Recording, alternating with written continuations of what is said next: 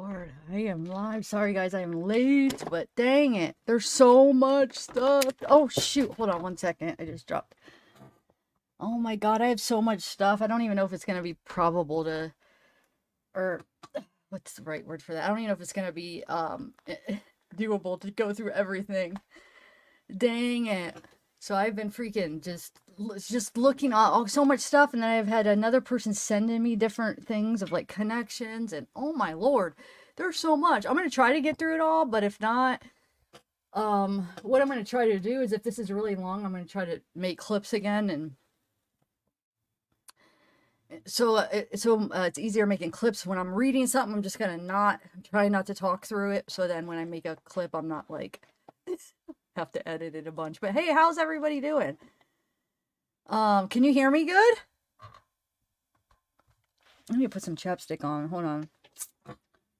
1 second. What's up, Peyton? Art of Deduction? Yeah, I don't even know where to start. I think I'm going to start with the Mclelands because that was the most recent stuff I found. And I was like, holy crap when I found it. Hold on. You guys might know about this. I don't know. Well, here's the thing. Hold on 1 second.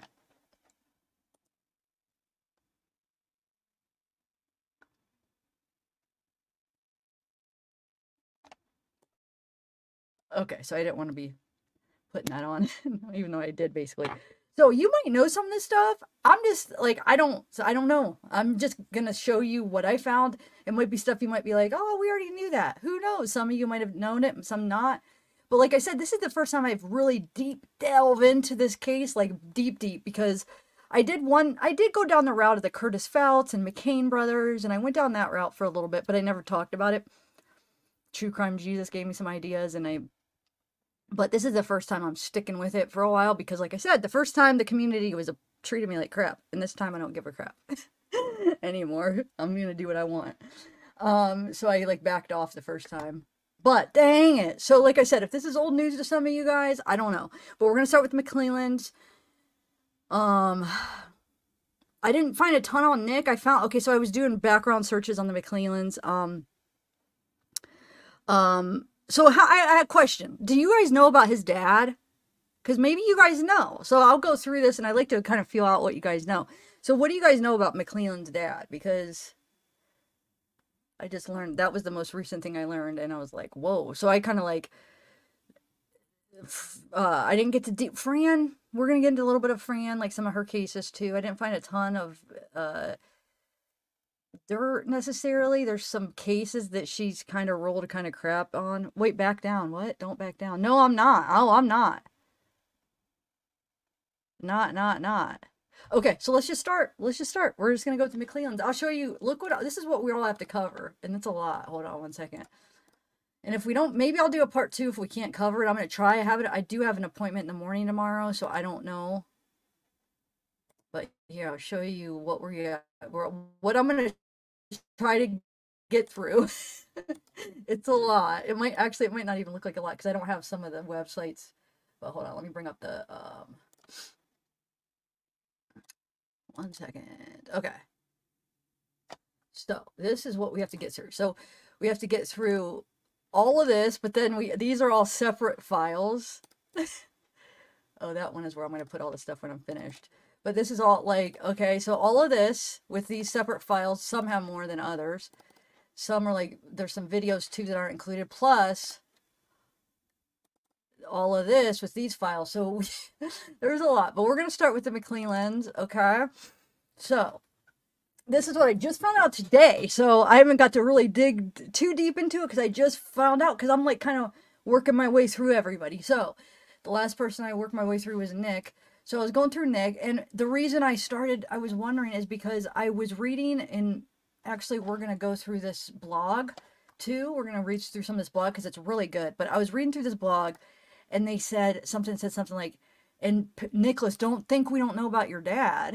Even though I was going to go through and search all through who, Nick and his family and stuff. But I did see that. I kept that in mind. And I'm like, I got to keep that. This was a couple days ago. I'm like, I wonder what's up with his dad. So when I came to him and I started searching him, I found out what they were talking about. Okay. So it could mean nothing. It could mean something. But we all know about the whole Stephanie Thompson, Stephanie Thompson dies in an arson, they think arson fire with her daughter, right? The Flora Fires, they think arson was involved. Guess who was arrested for arson in 2019? Nick's dad. Yeah. Isn't that kind of crazy? So, let's just bring it up real quick. First of all, right. So, and Nick's got a little bit of a record himself too back in those days, which like I said, we're going to go through his record. I don't have really much to judge because like, I mean, you make mistakes when you're a kid, but I wouldn't be myself if I didn't go through people's records. That's just the way my channel is very thorough. I like to dig into everything. So just to kind of like learn who these people are. Okay. So first of all, I just want to show you how this is his dad. Let me make this bigger. His name's Stephen Mcleland. You know, basically 63. He died in December. His residence, surrounded by family, loved ones, born September 22nd. Oh, I said September. Hold on. I meant he died in 2019. The arson, we'll get through the dates of that. Sorry, I quoted the date wrong. The arson was in 2009 that he got arrested for. I said 19, sorry. But anyway, so he was born September, which helped me get be able to verify, his birthday and stuff when I was looking him up. His children are Nick of Delphi and Nicole of Logansport and Nidra of Delphi. Talks about his parents, blah, blah, blah. Okay, so this is Stephen, right? Stephen. All right, so let's go. Hold on, let me go to his records now. Just wanted to show you that that's who that is first before we get into. Oh, you saw his middle name, it's Stephen D. Mcleland, and I basically verified it with his birthday and stuff. So this is him. And like I said, and that blog makes sense because they didn't say what it was. All they said was, Nick, don't think we forgot about your dad, what he did. Yeah. Okay. So, here is, oh, this is the one I want to go to right here. So here's the arson, okay? So it's from 2009. Sorry, like I said at the beginning, I said 2019. That was his death date. Just misspoke. But anyway, oh yeah, that's another thing, Crystal. Conflict of interest. So Terry German, so I have a little video I found that shows how they're all related. So it's kind of far removed though. I mean, they are related by, you'll see. I found a little clip of a video we are going to watch, but there is a relation between Mclelands and Germans. Yes. And so, people were asking about like, oh, isn't that conflict of interest? That's been, talked about and asked about, and they say, yeah, it could be, but yes, you're right. There is actually, but we'll get there. We'll get there. So right now we're just talking about his dad right now. So we see, but my whole point is we know there is some arsons taking place. So we know that we have Flora, we have Stephanie Thompson, we have whatever this one is, right? His dad freaking got arrested for arson in 2009. If you look, arson, resulting in bodily injury, break and enter dwelling of another person, burglary, okay, the arson. So this wasn't this was the big charge. Possession of marijuana hash, habitual substance offender, which we'll see in his other charge that he gets pulled over for a DUI and they find controlled substances on him. So that's his other big charge he has. But yeah, so yeah. So I thought that was kind of interesting. This is Nick's dad.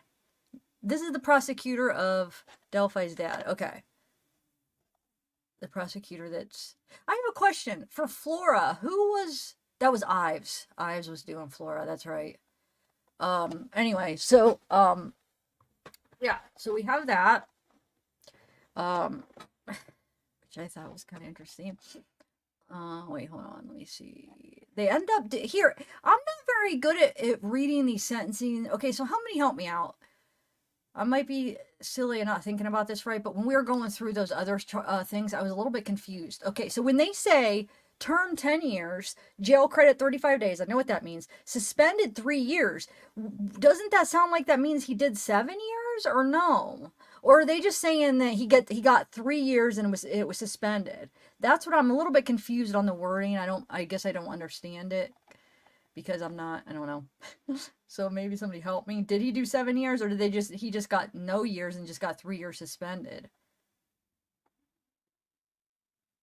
Does anybody know? And I'm sure he got out early before 7 years, if that's what...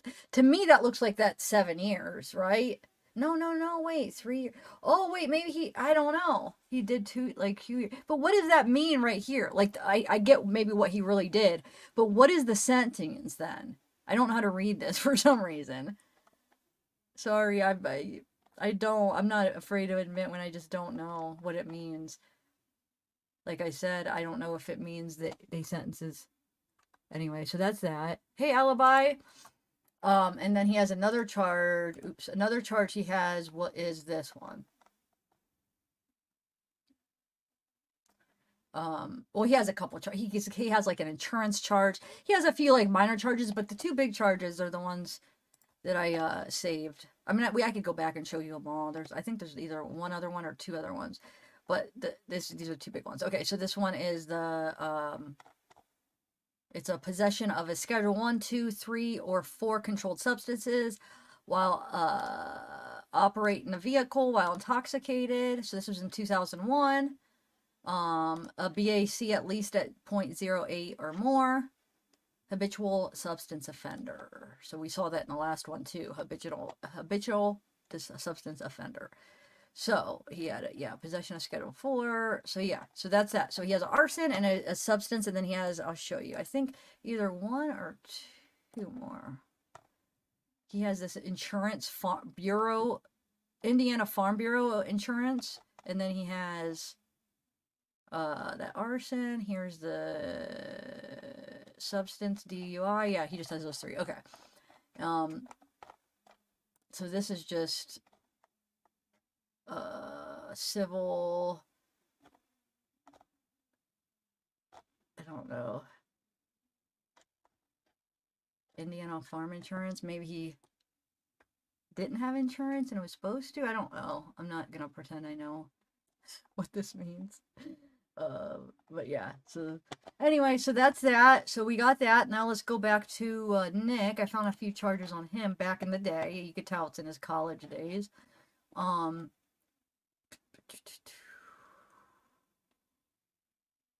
I never went back. Okay, so for Nick's, I didn't go to the counties to see like specific. So sometimes what I do is I'll do Truth Finder, find out like where they got in trouble, then I'll go to those counties.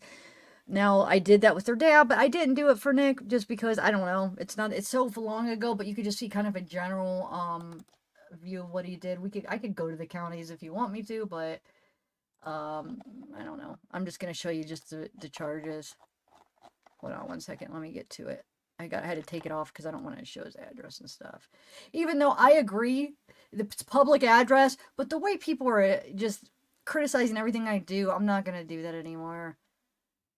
Everything's I mean, it is public. I mean, like I said, mine's public. It's all you gotta do is just look it up. It's not a secret. Nobody has any secrets anymore. But anyway, all right, so where are we at? So we have, oh, he does have an interesting one though. So maybe I will end up, like I said, this is the last thing I looked into today, so I probably would have, if I found it earlier, I probably would have ended up going to the counties, but I didn't have time. I wanted to do the live today, so I didn't have time. So I will, because I want to know a little bit more information about this one offense. So in 2000, he has illegal consumption of an alcoholic beverage, okay? And then he has, he's got public indecency, which I don't, wait, what is public indecency? Let me see what could constitute under that. That's what I wanted to kind of look into. That might not even, I mean, that can mean a lot of things, I feel like, right? Just want to see what it says if you Google it. Because it's only a misdemeanor, it says. So it can't be exposing. No, I guess that's what I was thinking at first. The act of exposing private parts.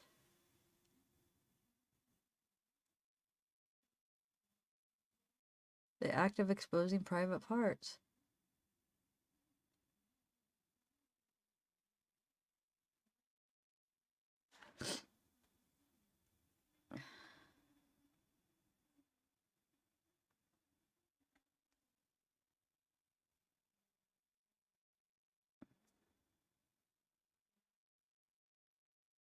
Yeah, he did, dude. He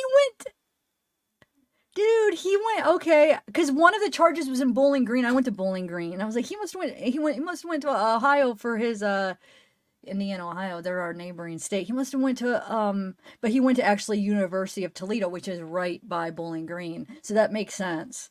But anyway, yeah, so that's what I'm saying. These are his college days. Dude, I'm surprised I didn't run into him. It looks like he was over there around my time. But anyway, Public Indecency, was in 2003, and then Bowling Green. See, like I said, that makes sense because he went to Toledo University. Disorderly conduct while with intoxication. So he's got one. Wait, what was the first one we had? Illegal consumption of an alcoholic beverage, which he was probably underage at the time. I'm guessing, right? Maybe. And then he has the public indecency, and then he has the disorderly conduct with intoxication. So he has one in 2000, one in 2003, and one in 2004. And this is in Bowling Green. Like I said, he went to the University of Toledo, which is right near Bowling Green.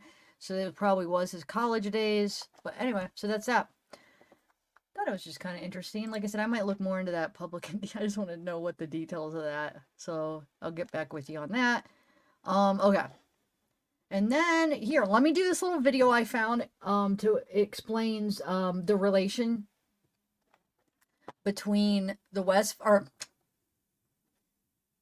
actually, while I'm finding it, let me play that little clip. I wanted to remind you the thing that Patrick Westfall says about Mcleland. You remember in his interview? I clipped that out in this file because it's about the Mcleland, it's about Nick, about him being shady. So I thought that was important. It's just like a minute while I'm getting the other video to show their relationship. So hold on one second. You guys, I have so much, like I said, this might be like a 6-hour live. I don't know, I'm going to try. All right, should I do it in 2 parts?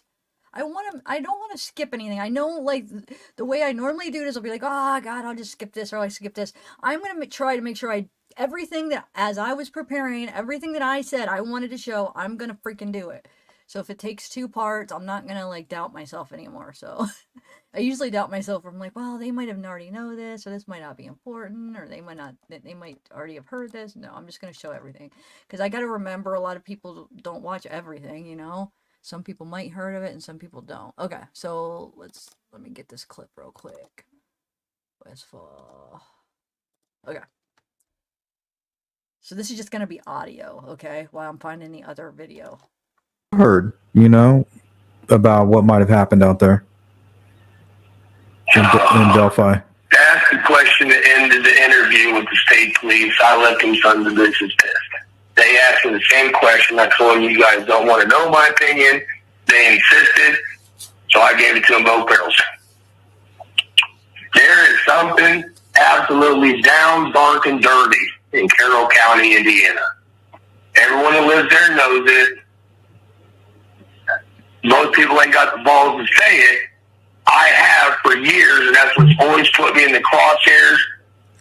This Nick Mcleland hates my guts. The law enforcement out there hates my guts. I've had to go to the mayor's office, the previous mayor, and the former police chief's office and tell them, you guys got goddamn cops that are constantly sitting across the street from my house watching me. Getting the hell out of here. I don't care if you like to do that. I'm telling you, it was a big ordeal. My opinion, with the dirty, sideways shit that's going on in the police department, Nick Mcleland is a dirty son of a bitch. He absolutely is a backdoor scandalous, manipulative human being. He's got people sitting in the county jails on no bond holds while he's in their old lady's DM trying to get with them. And I'm not kidding you. Wow. He has family in the police department. He has families in the courthouse. Then Mcleland's got a pretty good hold over this town. We've had a cop shortly around the time of this the Abby Libby incident. They pulled over a couple girls in town. And something in the lines of some sexual shit's going to go down if you guys want to get out of this ticket, basically. One of the girls was recording it. That cop was arrested on a Friday and had resigned by Monday, so he couldn't be charged with anything. That qualified immunity horse shit that prosecutors and cops have covered this dude's ass. Never made no big mainstream fuss or anything about it. We had a judge before Diener, and now, in my opinion, the guy had a good personality. He was a fair judge. He was calm, level-headed, and he kept Nick Mcleland at bay with his just excessive lust for fucking going after people in the courtroom. Also, Curtis Fouts. Now, I don't know if I'll get into Curtis Fouts because I actually did do videos on Curtis. I might have did membership videos on Curtis Fouts. That's a whole nother rabbit hole you could go down. Most people, I've talked about it before. Maybe in the future I'll get into it, but most people probably already know about that whole ordeal. He's saying that he liked him. He had a good personality, Curtis Fouts.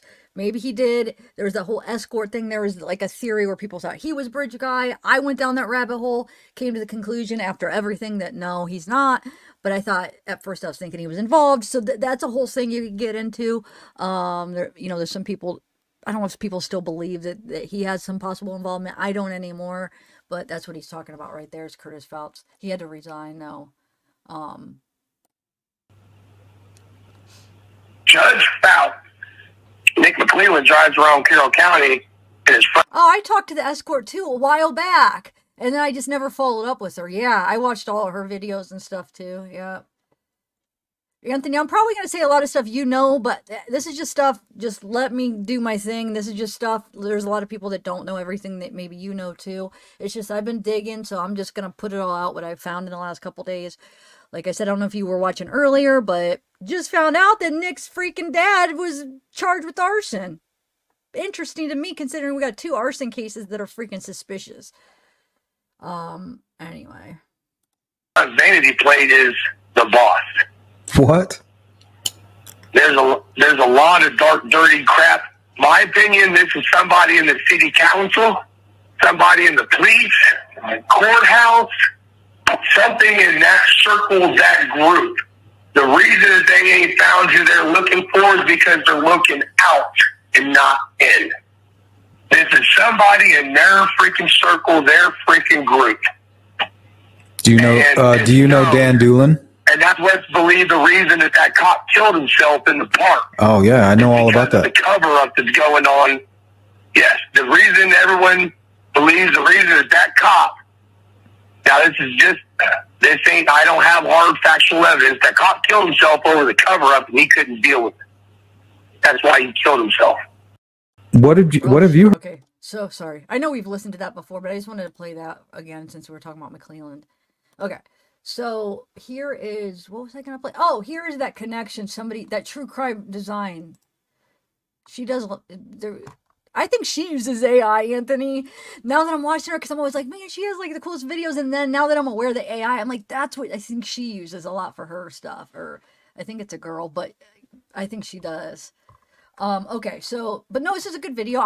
She has music, so I'm not going to play the music, but it just basically shows that connection between the Germans and the Mclelands, which she does a good job at.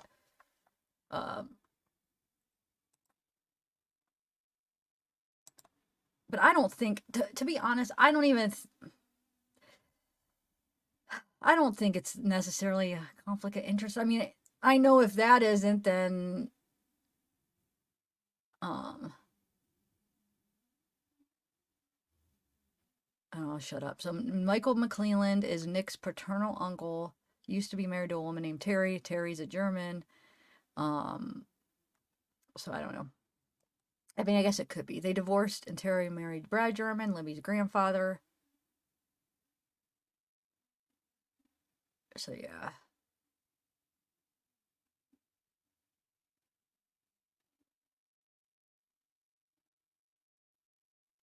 Brad and Terry. I'm not saying with this video, when I said the AI, I'm saying with a lot of her other videos, you could tell this one's not as obvious. But okay. So, yeah, so there is a relation, you know, by marriage. Because I don't think they had any kids. They got married after, so there wouldn't be any blood relation. But there is. I mean, a German's married to Mcleland. So it says Libby's obituary, Terry is listed as a paternal grandparent. But remember, that's not by blood, though. But she would be, or it would be, right?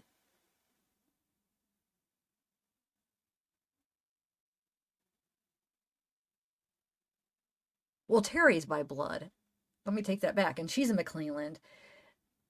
The Mcleland wouldn't be. So I mean, I guess, you know what I'm saying? It's not like they got together, had kids, then had, you know what I'm saying? That would be her true grandpa. You know what I'm saying? It was like Mary. Am I making sense? So, I mean, yeah. I mean, it definitely could be a conflict of interest, but I mean, they already knew about this a while ago, and I mean, and they chose to. This is what's going on. Wait. Prosecution. And oh, I didn't know that. Wait, hold on. I didn't even know there's an interview in this.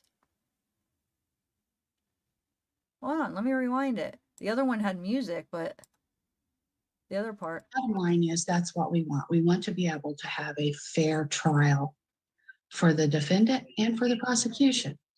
And if our prosecutor feels that it's necessary to seal these documents for the time being, then I believe in him. Becky tells me she supports the First Amendment, but she's concerned that internet sleuths and others will hurt the case even with redactions. So why take a chance of letting these people bombarding them?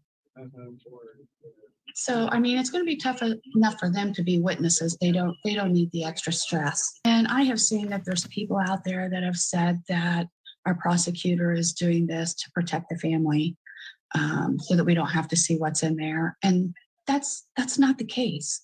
And he wouldn't do it. He wouldn't do it just for our feelings. This case is too important, and we wouldn't want him to do it.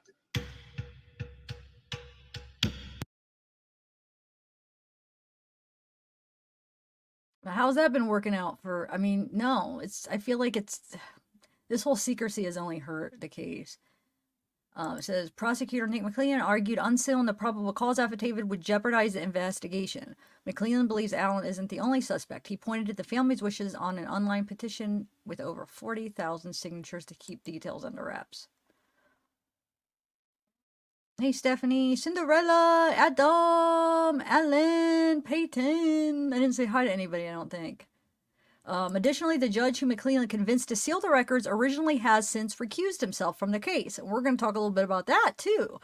Like, there's a little bit of, yeah, there's so much crap that it might be, hopefully I'll be able to explain everything, because there's so many little connections that I don't even know them all yet, but you guys, hopefully I'm not going to confuse you all. Is it fair, appropriate, or possible for Mcleland to prosecute this case even though it's connections to one of the victims and her family?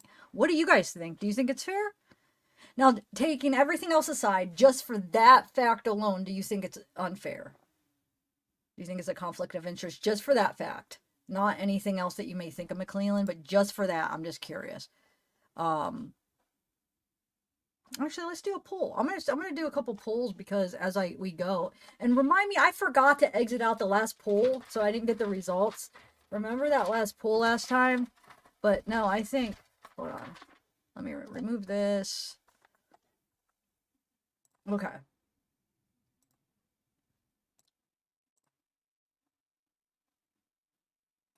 Let me actually, I'll just do a poll just on that specific. I'll try like throughout the, I'm trying to do them on what we're talking about.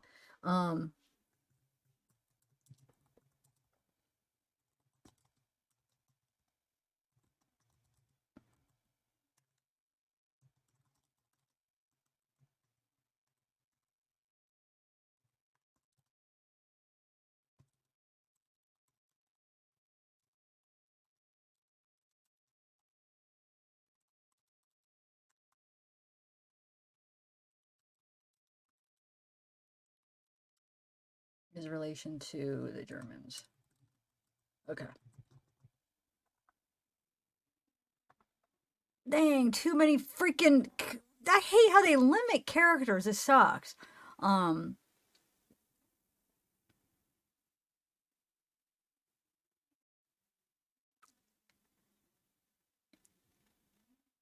on. I'll have to delete some of this stuff. Hold on one second.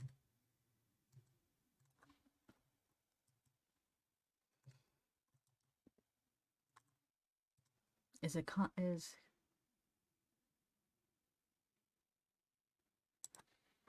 his relation to... Gosh darn it. I'm still 7 characters. Mcleland being a... Okay, I know how to shorten it up. Hold on. Sorry, guys. Is Mcleland... Okay, there we go. If there's mistakes in the wording, just forgive me. I just wanted to... I had to, like, erase a bunch so it worked. Alright, so we have that.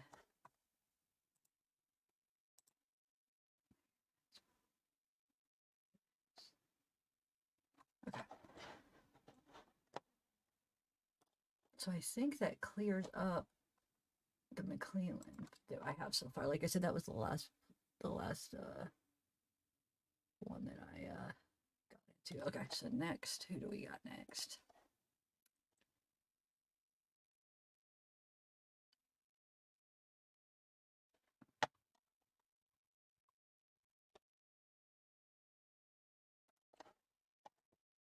I can't believe now, going through like groups and Reddits and everything, I can't believe how many people, and I'm not saying this is because it's ridiculous, but because I didn't realize how many people think that Ron Logan is one of the guys. Now, a lot of people with that theory think that there's more than one, but I'm realizing there's a lot more than I thought think he's Bridge guy. But see, I don't think...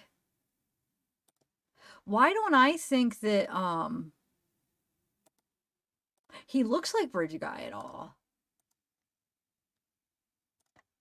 I don't.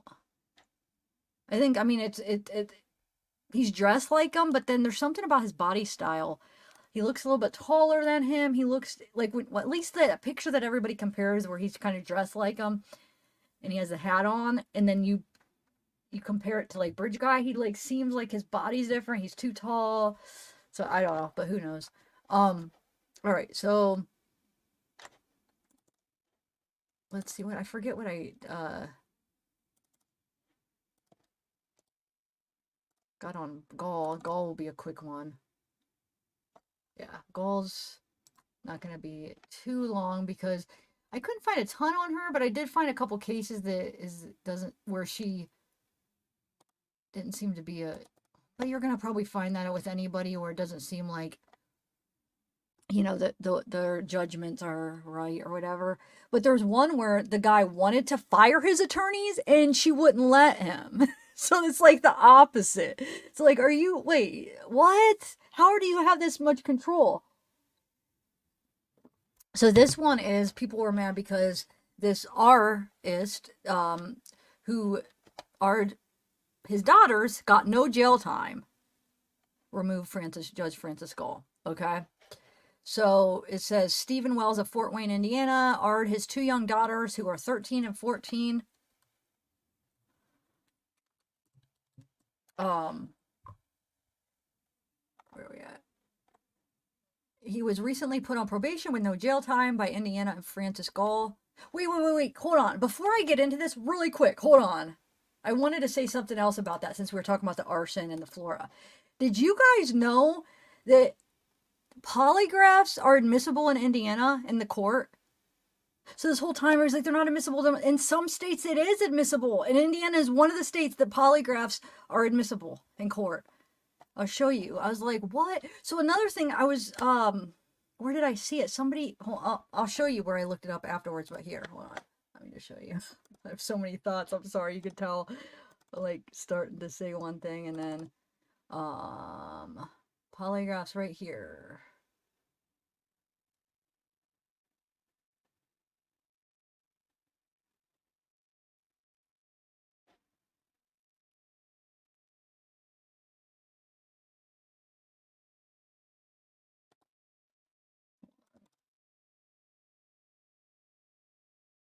thought I shared it, but I guess it doesn't. Articles and I guess we can just look it up. I don't know what I did with the... Oh, articles, that's where it is.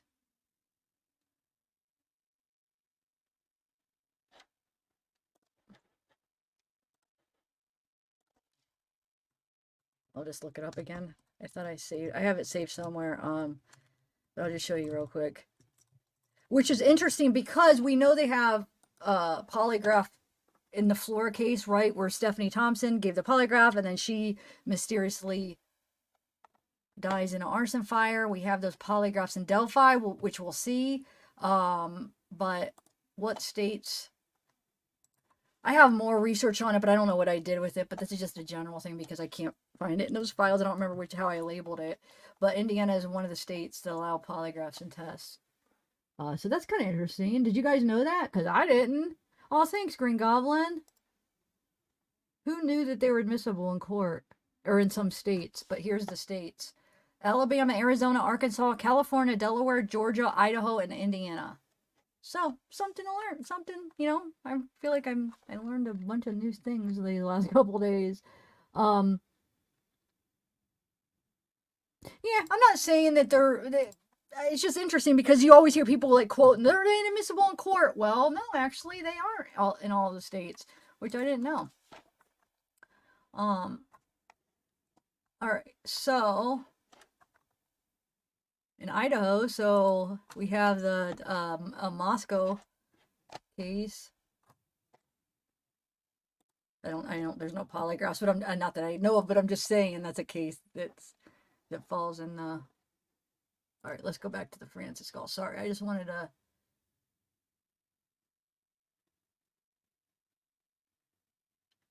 show you that. Okay, so where are we at? We were at Francis.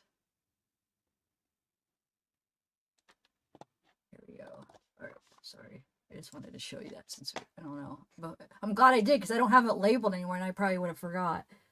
All right, so anyway, oh, this is the one we want to go. So yeah, so for this one, Art has two daughters, 13 and 14 years old. 2012, he was recently put on probation with no jail time by Indiana's Judge Francis C. Gull. One of his daughters is disabled, who has mental capacity of a 7-year-old. Dude. And he's R-ing her, and she gets no jail time. He gets no jail time. We need to protect the vulnerable and make this right. How would you feel if this was your daughter, mother, sister, or friend? Says that until the Indiana Code of Judicial Conduct in Allen County Superior Court, Judge Francis Gull just let a father who was R-ing her for 4 years, his 2 young daughters, go free with no jail time. Remove her from her position. Okay.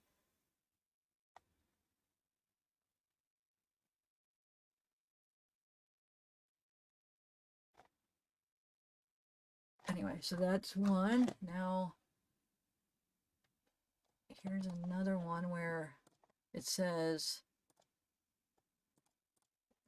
come on, why don't this go away? I don't know. Judge rejects attempt by Richmond Hill suspect to fire attorneys, which is so weird because it's the opposite. So it's kind of weird.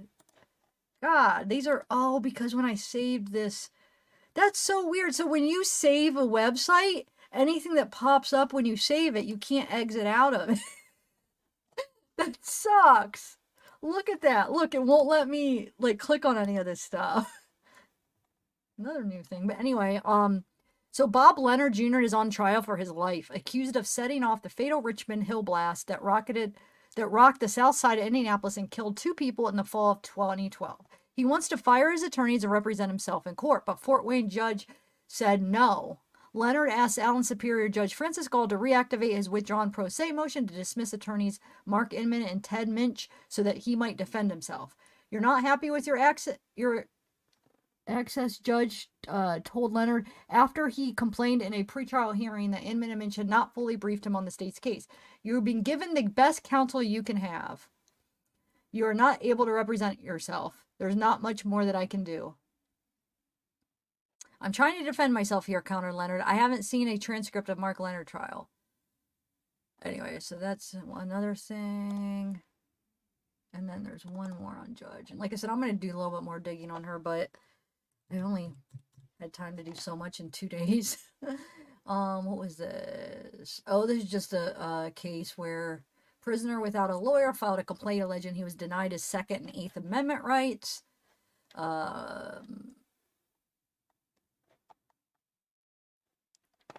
Prosecutor Tasha Lee and Judge Fran Gull violated his Second Amendment rights during his state criminal trial at the Allen County Courthouse. He also alleges Judge Gull violated his Eighth Amendment rights and when she sentenced him. Mendoza seeks to have his sentence changed and to have his state criminal case dismissed. Neither are possible because habeas corpus is the exclusive civil remedy for a state prisoner seeking challenge. Mendoza also seeks monetary damage, but they are not available. Either Mendoza was convicted or unlawful possession of a firearm, blah, blah, blah. So basically saying that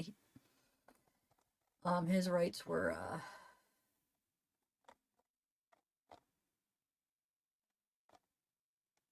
denied. Yes, the Second and Eighth. Okay, so we have that. And then actually I want to play a little clip from it was a press conference just like last week, okay, with Doug Carter, but he talks about the judges, which would be in Allen County. He talks about Allen, Marion, but he mentions Allen County. And I think it's just relevant here talking about Judge Gull, what he says about the judges and stuff. So hold on, let me just play that clip. Like I said, this was from, I think, last week. They had a press conference for, it was, I'll have to get you the title of it, but it was for like, they're talking about another case, and he's talking about like changing, you know, the system, talking about how almost a part of it was saying that they're too lenient on like probation and bail, and how like he wants to make some changes before he's gone. He wants to see some changes, but it's like I think it's like 30 minutes long, but I just cut out the part where I feel like it's relevant for what I'm talking about right now. So hold on, let me grab that.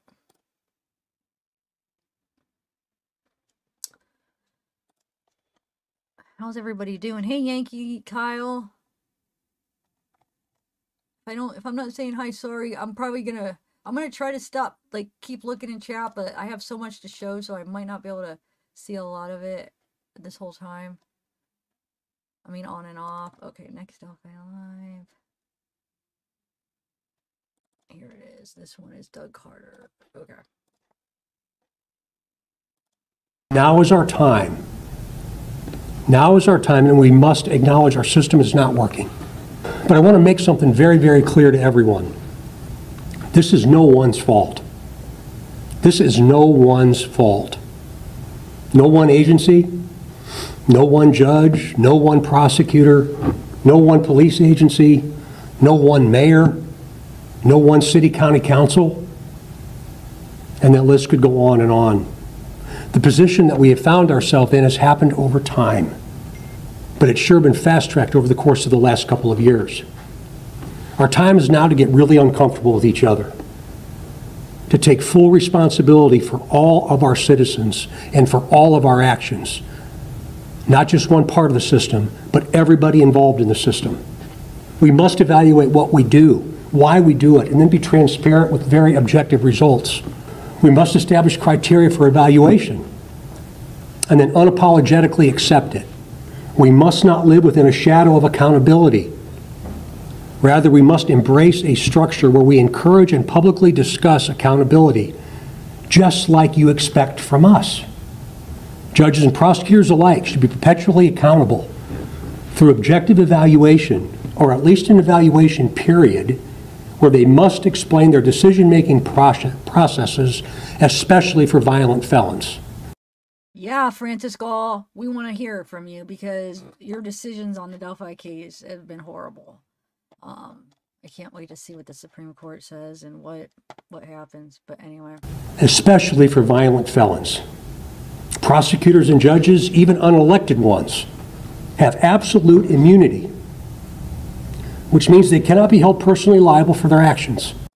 Francis Gall is not an elected judge in this. Yeah, you'll see. So, what did he just say? That's bullcrap. Let me rewind that. which means they cannot be held personally liable for their actions. We can and should do better. Ask them. We have nothing to hide, and we'll do the very best we can to do the right thing. Not always a popular thing, but we'll always try and do the right thing. We need the support of the system. If we don't, it's going to continue to go south. If you say the judges are unaccountable, aren't they accountable to the voters at the ballot box? Not in 4 counties in Indiana, not in Marion, Allen, Lake, or St. Joe, because they're slated judges. They're not elected judges. Ask them. We have nothing to hide, and we'll do the very best we can to do the right thing. Not always a popular thing, but we'll always try and do the right thing. We need the support of the system. If we don't, it's going to continue to go south. If you say the judges are unaccountable, aren't they accountable to the voters at the ballot box? Not in 4 counties in Indiana, not in Marion, Allen, Lake, or St. Joe, because they're slated judges. They're not elected judges. So there you go. So that's that. All right. So let's go on to...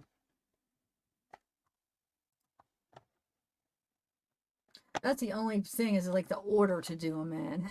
So I want to like try to like do important stuff at first, but then because I don't want to lose people, but then I feel like the Francis Gull stuff really there wasn't like some huge things. I mean, kind of interesting some of her cases, but so okay, so we did Francis Gull.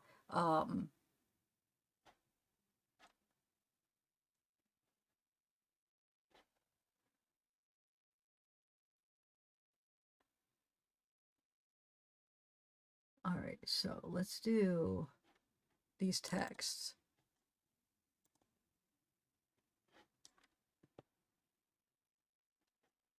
So not all of it. Okay, so not all of this stuff, like I said, is going to be like what the title says, the corruption and stuff. Some of it's just going to be talking about the case, like some of these texts, you know, like how I normally do, finding certain texts that are kind of interesting for the case. So these texts are... says this was February 13th, 2017. So how weren't the girls found? So you have somebody says, where is everyone searching right now? I have people to come help search with me. We parted ways, literally nowhere left to walk between Riley and High Bridge. Is anyone out there looking? It's been on WLFL, and our fire and police departments are picking up the search again first thing this morning. The search got slow last night. Michaela's phone is dead, but she's still out looking. 2 parties on both sides of the creek. They started at Riley Park. So it does look like, yeah, there was some people searching like late night. Because you'll see this one is like 2:30 a.m. that night. So, which is weird. I mean, I guess there's so much area. But, you know, people contemplate, were they there the whole time? Were they placed there after? How many of you guys think that they were placed there after? Like that. Obviously, I think they did die somewhere else. I don't know. Was it close? Or do you think it was somewhere like in a different location and then they brought him back? But anyway, so it says, Dear Lord, please let these babies be found. How did they come up missing? I just got home from joining them. Search continues. I'm sorry. Somebody says, and this was at 2:07 a.m. that night. So this is February 14th, which would have been that night. Somebody says, could they have fell at a bridge maybe? Praying so hard. How old are they? They're 8th graders. Michaela's phone is dead, but she's still out looking. This is 2:32 a.m. She's still out looking. 2 parties are on both sides of the creek. They started at Riley Park. So they still have a bunch of people out looking at 2:30 in the morning, which I didn't know. We just heard wasn't it Leazenby like around 11 said, okay, everybody stop or whatever. But I didn't realize that there was this many people still searching.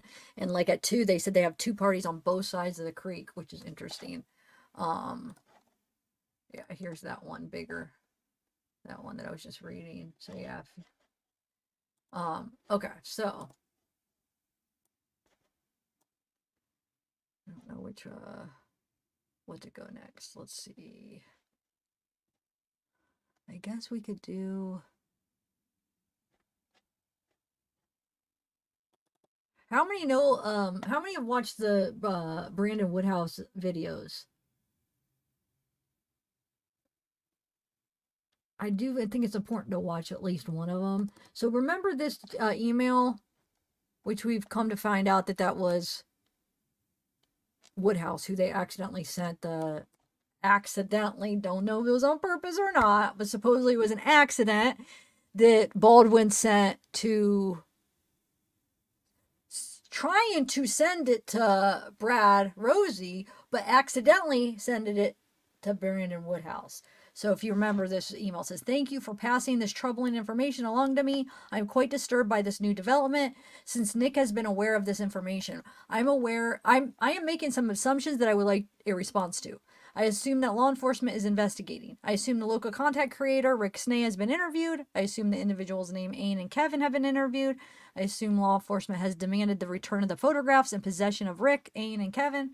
I assume that Brad and Andy have provided the name of their staff member and the uninvolved party to Nick for interview by law enforcement. I recall our communication back in December 2022 regarding an email from Andy to Brad, which contained discovery information, but was sent to the wrong Brad. In Andy's address book, he has that individual been interviewed, or has that individual been interviewed? Could that be the source of the leak? I am recalling a bill I received from Brad and Andy for duplication of exhibit by a vendor, which I can't even talk. By the end of this live, I'm not going to be able to. So, okay, exhibits by a vendor, which I disallowed. Is it possible the vendor is involved? So basically, they're saying, could that be the leak? Because you said that you accidentally sent something to that was supposed to be to Brad Rosie, and you accidentally sent it to somebody else. Could that be the source of the leak? So supposedly they did send it to Woodhouse, and it was the freaking discovery, the whole freaking discovery. So let's watch some of this here. He has part 1 and part 2. I think part 1 is probably more important as far as for this. But hold on, I actually have to share it as a file. So we'll watch some of that here. And then we'll talk about some of the stuff that with him. All right, 1 second. It's Brad Woodhouse. Okay, so we'll do this first part. Okay. And he's actually in jail now. So he went to a court a couple days ago, and he's took him to jail. So and he's there. Well, we'll get into that. Let's listen to this video because there's some stuff that happened to him that's really crazy. Hello, everybody. My name is Brandon Lee Woodhouse. For those of you that don't know me, and I chose to make a video tonight in regards to the Abby and Libby double homicide murders and how Richard Allen's attorney has got me in the midst of everything that's going on with the trial that's supposed to be upcoming in, I believe, the 2nd week of January. I'm not sure, but Richard Allen's main attorney, it would be attorney Andrew Baldwin, with Baldwin Defense, have been in contact with me in regards to testifying during the murder trial for the Abby and Libby case about the extent that Nicholas Mcleland, the chief prosecuting attorney, would go to in order to set somebody up and to put false evidence and fake evidence into the mix or the picture to create a false conviction, because I was the only one that he received any information on in regards to what Nicholas Mcleland had done to me in 2019 during the month of November at the Carroll County Jail when I was being illegally detained for a crime that I did not commit. He contacted me to ask me if I would be interested in testifying during the murder trial about what Mcleland had done to me as far as the sexual assault and the framing of the drugs and the syringes from the nurse's station, and what happened in the courtroom prior to my initial hearing, with the photos being passed out to Judge Diener and to prosecuting attorney Nicholas Mcleland before I was even allowed to go in through the door to sit at the bench to be addressed by the judge. And the reason that I know that the photos were passed out was because they were not being too cautious on what they were doing, because my girlfriend at the time was actually in the pews and was witnessing everything that was taking place. So not only did Nicholas Mcleland have me photographed with needles and heroin and methamphetamine from previous cases that were 4 years or more older from the evidence room that were just sitting on the shelves growing mold, but he also had me sexually assaulted by 2 jail male staff officers by the name of John Randall and Grant Baker. If you look both of those individuals up, you will notice that neither one of them now work for the Carroll County Jail because of their involvement in the sexual assault and the photographs that Nicholas Mcleland directed them to do to me. And that was the reasoning behind attorney Andrew Baldwin contacting me via phone during the month of December, roughly maybe November of 2022. It was during that phone call that we exchanged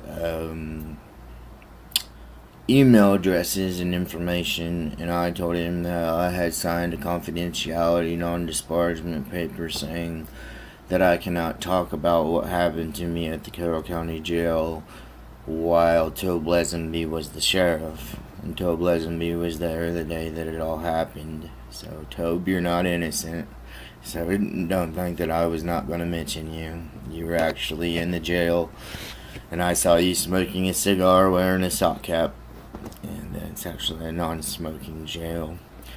But anyways, aside from that, I couldn't figure out at the time why everybody was so, I don't know, amped up to do what they done to me. And after doing a lot of reviewing and research, I was able to come up with why they had a party in the law library next to the holding cell where I was being held in the Carroll County Jail in 2019, when I was arrested on November the 16th and held until November the 20th. It was because Grant Baker and the other officer who I was forced to sign his resignation papers, who missed out on his pension. No, we could read the court documents. I just thought it'd be easier. We could have went that route where we could have read the court documents and all that stuff. But I just thought to actually hear him tell the story is a little bit more engaging. But no, he won the one lawsuit. Like, he won, was it $30,000, I think? This isn't BS. You know what I'm saying? There's some truth to this, because there's no way that they would have ruled in his favor for some of this if it wasn't. And there's like records of it all and stuff too. So this is all on record. So what would you guys want me to go through the records instead? I'm not going to do both because I have too much stuff to go over. Would you rather just want to listen to him telling a story, or would you find it more believable and credible if we went through the court documents? I mean, he explains everything pretty much in detail. I just felt like it was a little bit more engaging to just listen to his side. So no, it's not. I mean, maybe some of it, but I mean, for the most part, there's something to this. So yeah, in my opinion, I mean, it's on record, the court, you know what I'm saying? How they wouldn't have given that much money if there was nothing.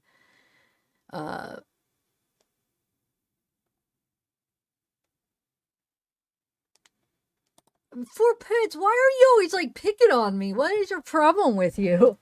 Like, I don't understand why you have this issue with me or whatever. Or what is your problem with you that you have with me?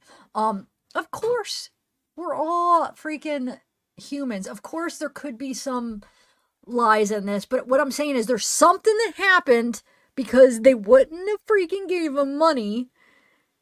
And he wouldn't have won. You know what I'm saying? There's no way they would have just been like, oh, this is all bullcrap. You're just lying, but here you go. Here's $30,000. I have to see the amount, but it was thousands of dollars. There's no way. So there has to be something to this. There had to be something that they did that was wrong. Now maybe there's some of this stuff that might not be. You know what I'm saying? You got to take it with how you want, but just like look at the bigger picture. There's something to this. I can't promise you that every single thing he's saying is 100% accurate, but we can't just throw it out because there is definitely something to this. That's all I'm saying. But I don't know why, Fort Pitch, you got such a problem with me. Just trying to go through this case. We're just trying to figure it out. And why can't we just all... I know I would love to speed them up, but every time I try to do that, I'll say people can't... That's how I would listen to it, but people can't follow it. I've tried it on other videos, so I don't know. For his involvement in the sexual assault upon me, their birthdays were within 2 weeks of each other, and one of their birthdays were actually on one of their birthdays was actually on the day that the sexual assault and the photographs that Mcleland had them take of me and do to me was on that actual day. So they were celebrating their birthday in the law library next to the holding cell. Meanwhile, No, he says that he's from getting beat and stuff. He said he has some kind of like damage, and that's why he's talking that way. I don't know. I don't know this guy. I never talked to him before. He got like hit. I think he got beaten a couple times at this point. But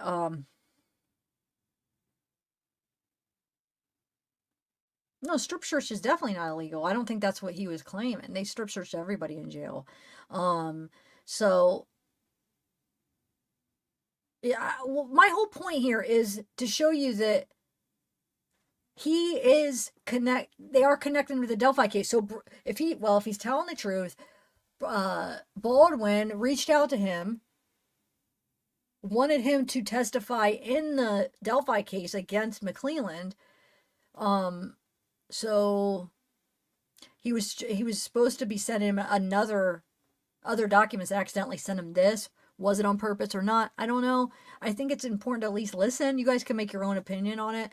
I don't know. I don't know if he's telling the truth or not. But what we do know is he does... Well, I guess this still could be... We don't know if he's telling the truth. But supposedly, that document, we do know... I mean, I think it's pretty obvious now that he is probably the guy that they sent whatever they sent on accident, right? They even admitted to doing that. He's saying it was the whole discovery. So... He has that. So he got to see all of the unsealed stuff. He got to see everything, basically. The discovery. He has. And here, he goes in. I guess they asked him to delete the email. He wouldn't or something. He goes in for this hearing, and they arrested him right on. So he's thinking maybe there's something to do with him trying to silence him because he knows everything about Delphi. At least he knows what's in the discovery. So, I don't know. You guys take it with how you want. I don't know. I don't know him at all, so... Epileptic, and I'm having grand mal massive seizures and being neglected and told that I can't have any medical help or attention, and the nurse only comes in once a week, and la-da-da-da-da, and there was nothing that they could do about me. I was just a poor sucker that was just gonna die, or I was gonna live through it, and, that's when I started praying. I started praying to the Lord, and I asked Him to have mercy upon me. I repented of my sins. I came close to know the Lord, and I accepted Jesus Christ as my... But yeah, that's an issue though, Freckle Joy. Why would they have taken pictures of paraphernalia like that? Why did they do that? You know what I'm saying? That makes no sense.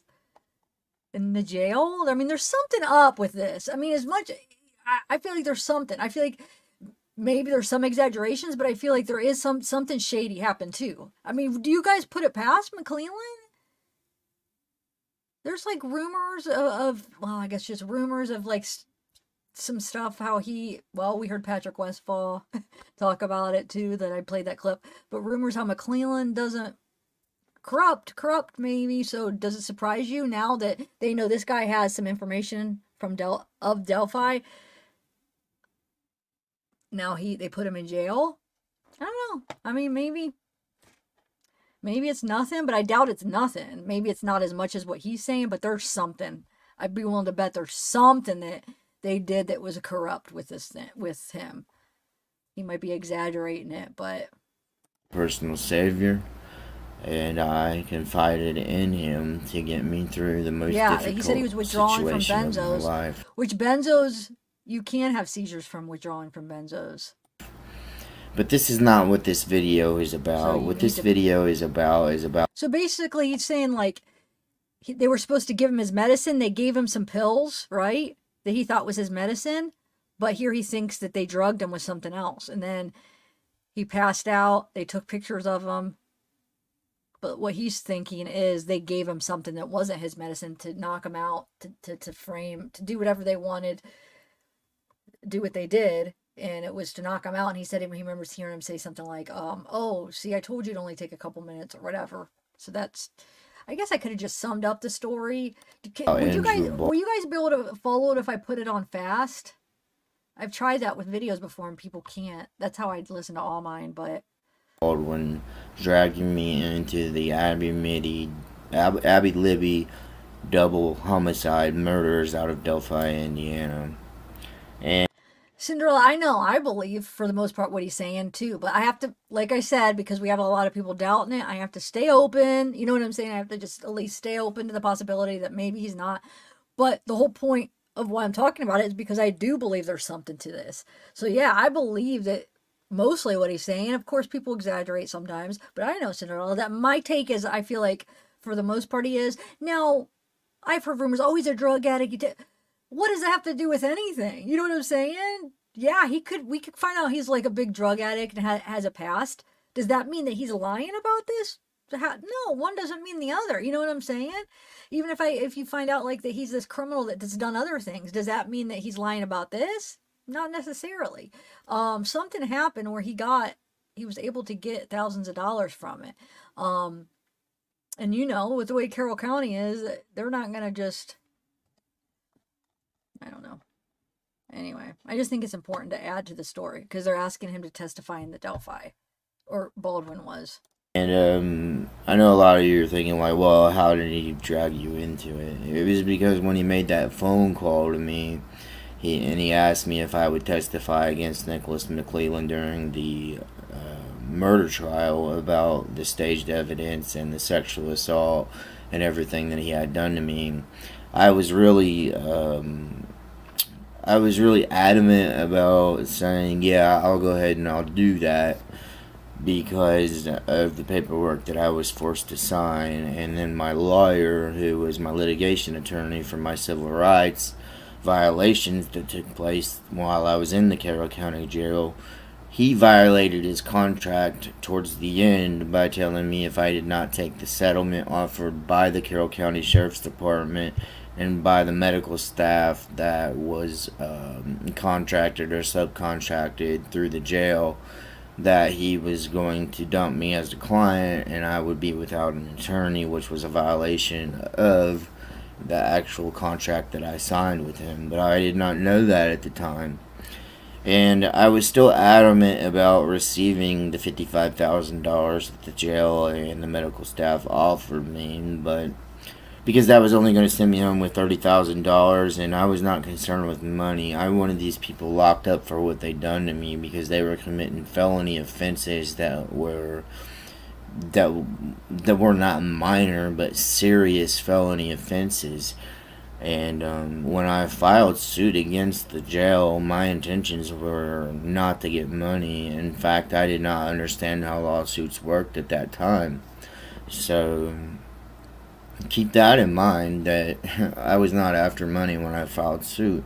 I was after justification, whether it was through a serious injunction or whether it was through an arrest of the people who sexually assaulted me and took photographs of me with narcotics that were not mine from the evidence room and from the syringes that they brought in from the nurse's station. They staged me 3 times for photographs. The first 2 times were failures because the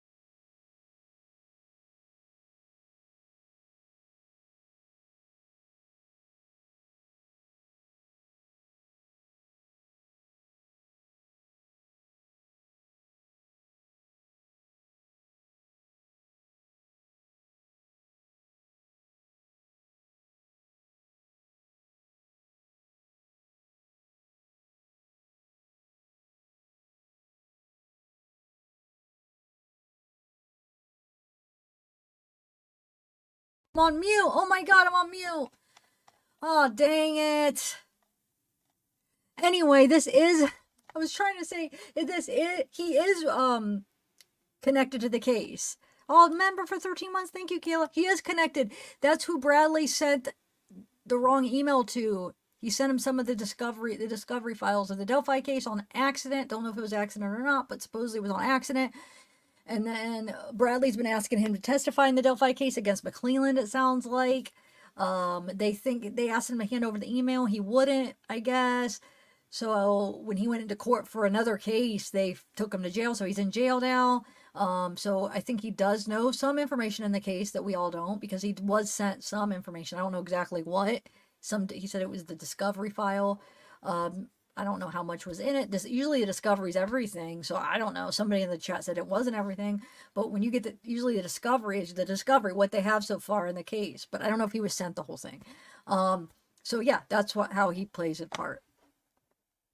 Otherwise, I don't know if, like, before that. Oh, in the mayor Shane Everett, the old mayor Shane Evans, and him both have the same baby's mama. They both have a kid. I don't know. I mean, it may or may not be important, but the mother of their kid, I can't word that right. They both have kids with the same girl, basically. All right. Bills that they gave me had not kicked in the first 2 times that they came in to photograph me. So I was able to cause a resistance again. No, we are going to go over. Okay, so he has put out a couple videos. They got taken down. So he goes on to say how Mcleland, he'll put up a video, Mcleland makes him take it down. But these other videos, I don't know. I don't know why he took them down, but they were like up for a little bit and down. And somebody sent me some screenshots of a little bit of it. I wish I had them all. I don't know if has anybody seen them all, where he was talking about some of the stuff in the case. So we are going to try to go through that, which some of it's pretty interesting. I wish I had more. I don't have many. I only have a few, which after this video, we're going to look into that. So he at least knows some information we don't all know. That's all. It's them from photographing me, but by the 3rd time that they came in to photograph me, and they put the drugs and the needles around me again for the 3rd time, I did not lose consciousness, but I lost my ability to ambulate. And what I mean by ambulate, I lost my ability to move my limbs, such as my arms and my legs. And that is when Graham Bagler waved his hand at me and all of that. What is going on? And also, Adam, it's because it's showing how Mcleland could be shady. He could be planting things. It just kind of like points to, confirms, or not it points to maybe his possibility that he does shady things in cases, okay? So I think it's very important, considering he's the prosecutor in this case, and there is thoughts of people thinking that he may have planted some evidence that the bullet might not be, it could be planted. So to see another case where he did some shady stuff possibly, I think it is relevant. I think it really is. If you don't see it, then that's okay, but to me, and it's other people see it too, it's relevant in my opinion. As soon as I said that, the driver of the vehicle, the first female, she turned the volume up on the radio so loud that she couldn't hear my voice to drown me out. And it was when I got up to the courthouse that I realized that when I went to go in the door, John Randall stopped the door and told the 2 female, I'm going to just go ahead and call them officers, told the 2 female officers he was still having a meeting with the judge and the prosecutor, and it was going to be a minute before Woodhouse was allowed to be let in. And what was going on during that period of time was Judge Diener. Okay, Judge Diener, he's the one that recused himself. And Circuit Court was flipping through the photographs that John Randall had taken of me, as well as the prosecuting attorney Nicholas Mcleland. He was flipping through the photographs as well. And his guilt was proven through... Alan, we've explained it a million times. It's so simple how they can. There's many different ways. That would be one of the simplest ways. I don't understand. We've talked about it a million times. Do I really have to go through how the few possibilities of how that could have happened? So many. I mean, you could think of a million ways. You know what I'm saying? It's not that hard. Either the bullet was there to begin with or it wasn't.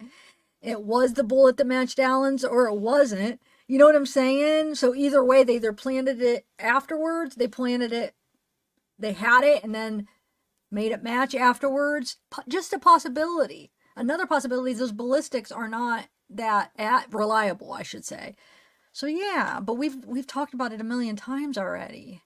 We could talk about it privately and I could explain it more in detail if you're really not understanding. But I do think you do understand because you're a smart person. Calls that were made to my litigation attorney when he started panicking and thought that my litigation attorney had copies of the photographs that were taken of me in the holding cell. Which, I didn't name him in the lawsuit at the time because he had pinned 4 or 5 felony cases against me. And if you look at my case and you go back to 2019 when prosecuting attorney Nicholas Mcleland came in as deputy prosecuting attorney, and then after the Delphi murders got the big... Yeah, that's a possibility. That's definitely one of the possibilities. Yeah, definitely. There's a bunch of possibilities. But like I said, this is just laying the groundwork for that Mcleland. You don't put it past Mcleland. Now, who's the one that contacted me? Or I saw it somewhere and I forgot to freaking copy it to just show.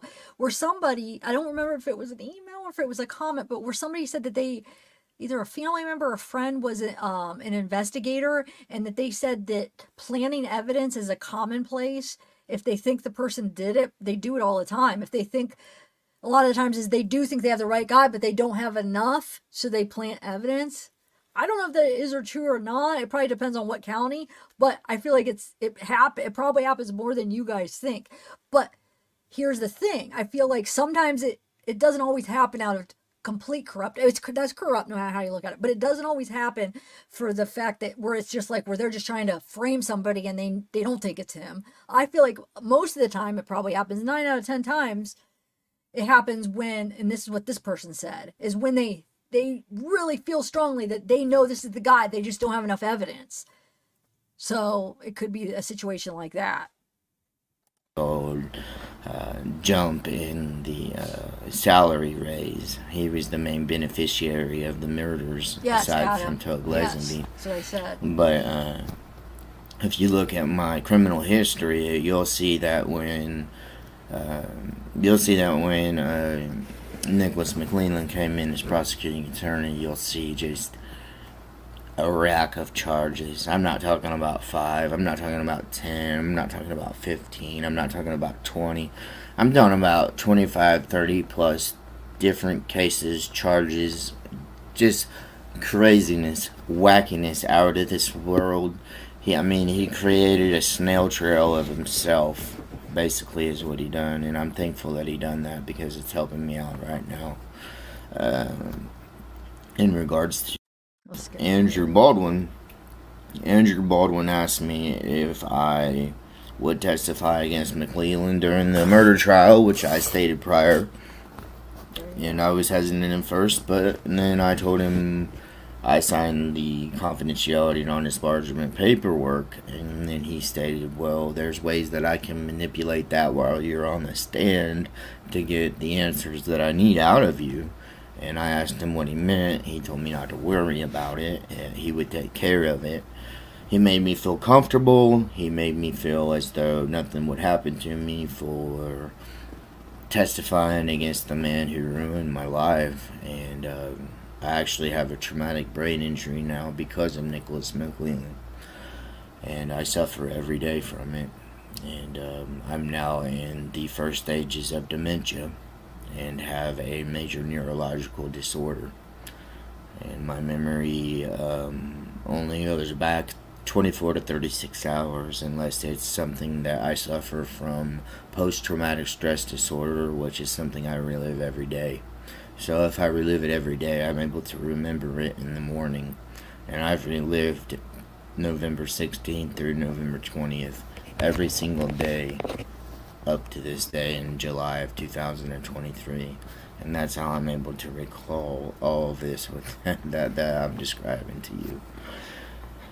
But after he told me that he had a way to protect me and he had a way to manipulate the words that came out of my mouth to get me around the non-disparagement and confidentiality agreement, I told him that I was up for doing it. He then asked me if he could get a copy of my medical records, and I asked him, what medical records are you requesting, Mr. Baldwin? He said that he was requesting the medical records that were pertinent to the case. In reference to that, I mean my medical records prior to the accident and after the accident. And I told him, yeah, I said I have the records, which I do. I have them on a thumb drive. And he said, great, can you send me the thumb drive? And I said, yeah, that's not a problem, but my civil rights attorney out of Indianapolis has a thumb drive, so I'm going to have to make a phone call to get the thumb drive sent to me so I can get it to you. Well, during that same period of time, he was communicating with his partner attorney from, I believe, another firm, which is Brad Rossi. I'm not real familiar with him or what he's about, so I'm not going to speak on him. But he was talking to Brad Rossi about the Richard Allen thumb drive map, which contained all of the sealed evidence of the Abby and Libby murders. And I do know that the other day, maybe a week or so ago, that the court said we're releasing sealed evidence to the public and whatnot. Well, they didn't release... I would say they released 1 to 3% of the information that was given to me by Andrew Baldwin through email, to which I still have to this day. And I will make another video of that, and I will show you that email and read it to you. But today we're not going to go through that. Right now we're just going to talk about the prerequisites to what got me to where I am today. Another astonishing thing to me when I received... Actually, I don't want to go... I'm jumping too far ahead. Let's go back to the thumb drive. He asked me about my thumb drive and if I could get it to him. But at the same time, within a 48-hour to a 72-hour period, he was talking to Brad Rossi about the Richard Allen thumb drive, which I believe that he got from the prosecution, the FBI, and everybody else, the Indiana State Police, the Carroll County Police, everybody else that was involved. I mean, I'm talking about the people who gave descriptions of the sketches, the people who done the sketches, the people who took the DNA, how they got the DNA. Just to give you a hint, they got the DNA from Richard Allen from a water bottle they gave him while they was interviewing him in the interrogation room by Steve Mullen. To give you another hint, the videos and the pictures that were taken of Richard Allen's vehicle from that day were taken from a small business by the name of Hoosier Harvester, where I used to work, where we put up slurry stores for cow manure and things of that nature. And they also have a storage facility to which they have cameras that protect from burglars or anybody from coming in and stealing things from the company.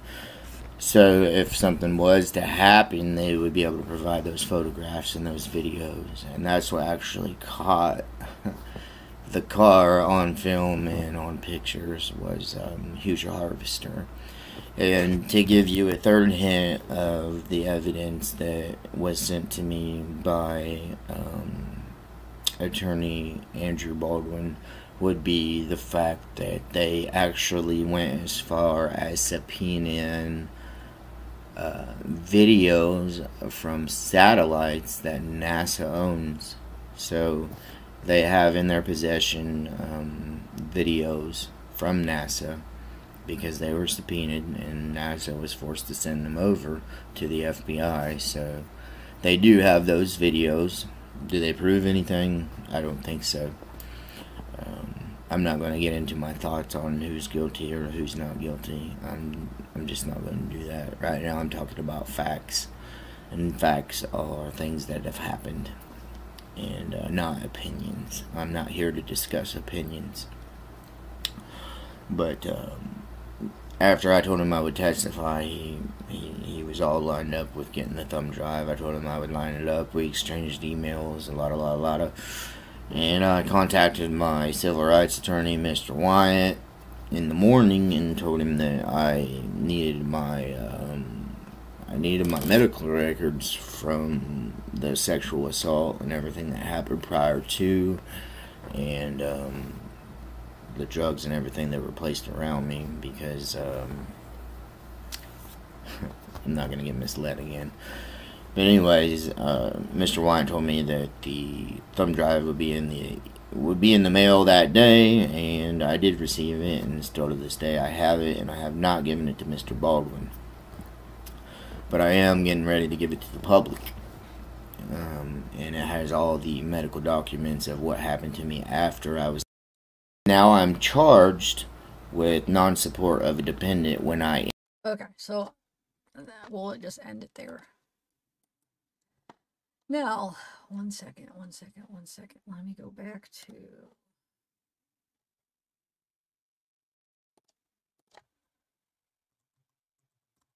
Okay.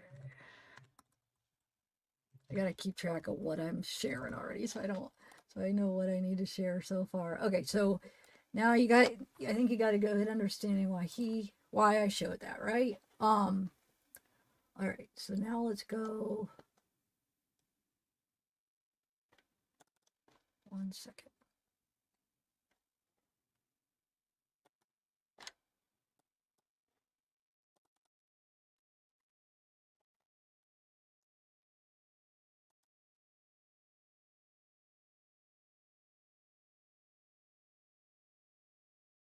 I'm not going to go there for documents because, like I said, I chose to just play the video instead. But here's some of the...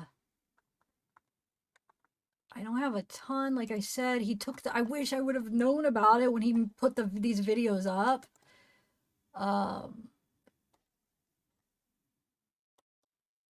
Now this one has been out, but hold on. So there's just some interesting. So, it was part 2. I don't even know what part 1 was, but yeah, I guess he doesn't have it up yet anymore. It was private, so I don't know if they made him. Okay, so this one's, I don't know who they're talking about, but he says he looks effing evil as F. He was talking with Libby online, exchanged pictures. Somebody says, holy F, bro. And he was seen walking at 300 around 4 by Sarah Carbaugh and Tara German.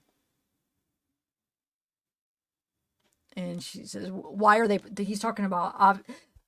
as you read the Tara German thing, you could grasp that he's talking about Logan Maxwell, which was seen supposedly at the bridge, or was seen there that day and seen by Tara German later, which...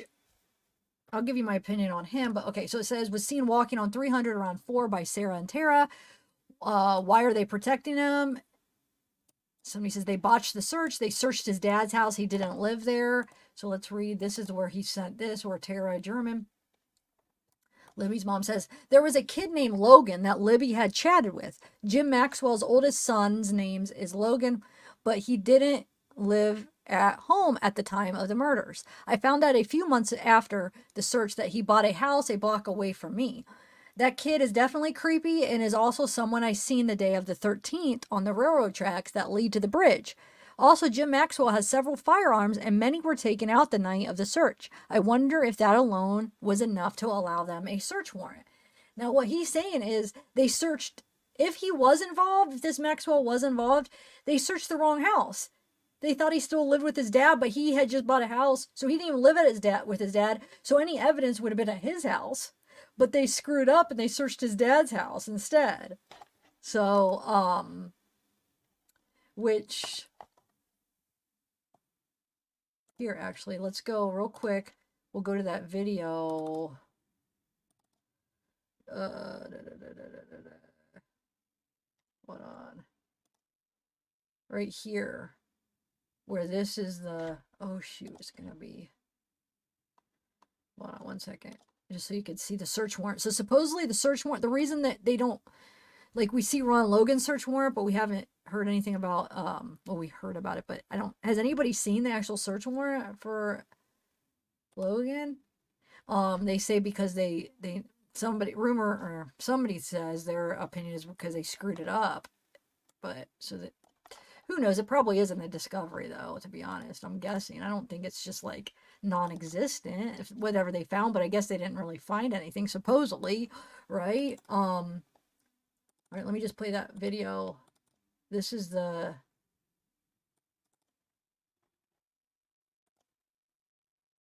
Wait.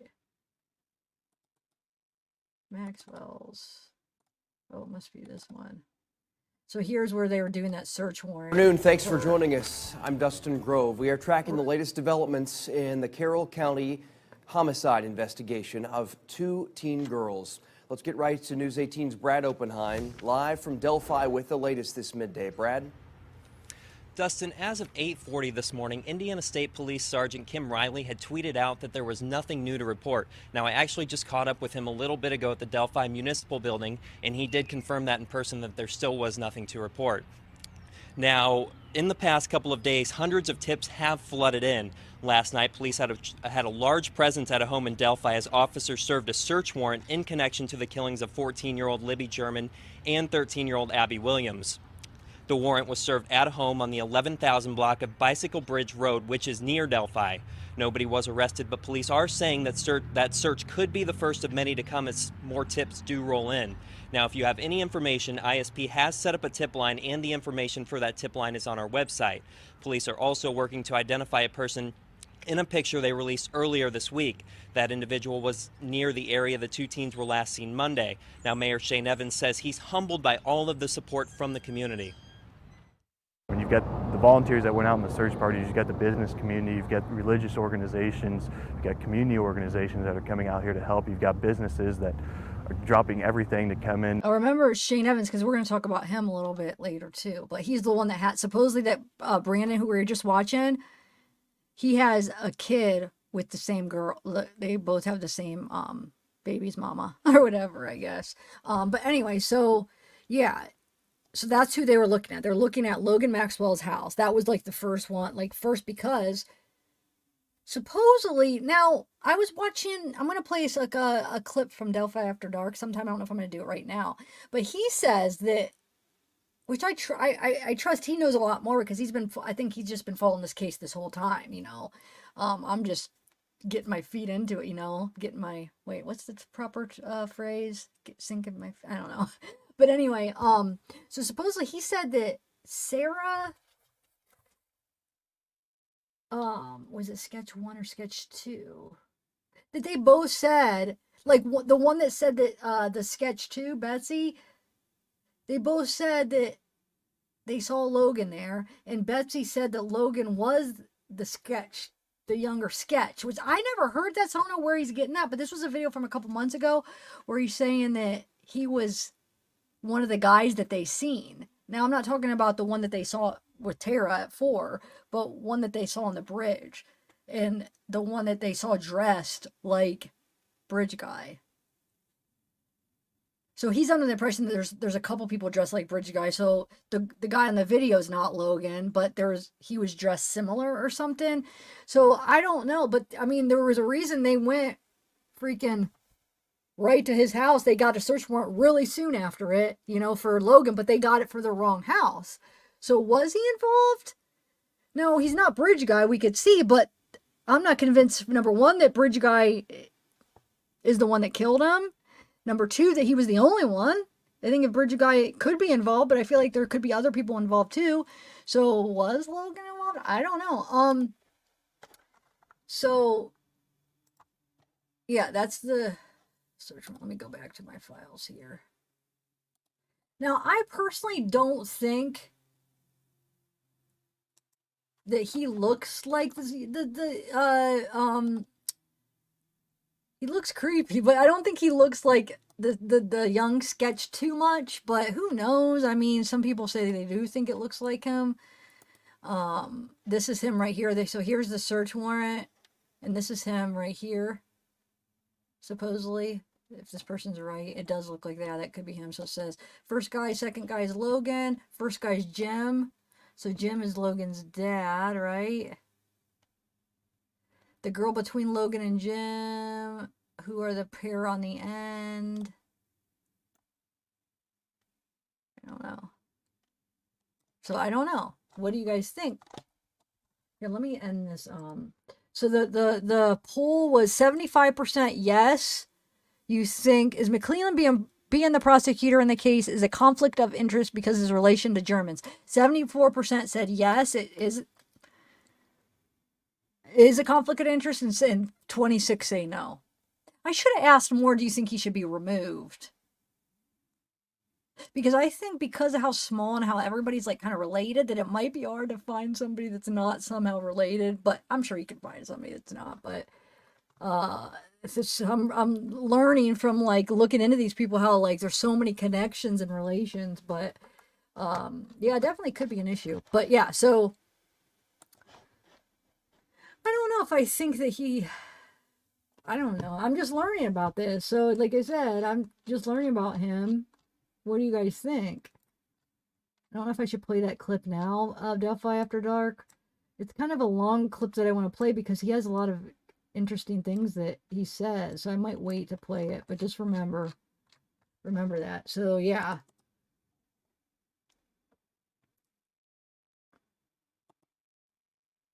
So that's him. I mean, it could look like him.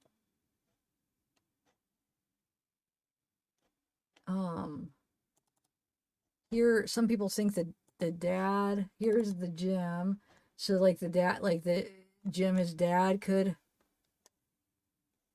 this is in 2017, that he could be bridge guy or he could be involved too. I don't know. They both can if there's two people. Oh, I thought you were saying I'm muted now. Okay.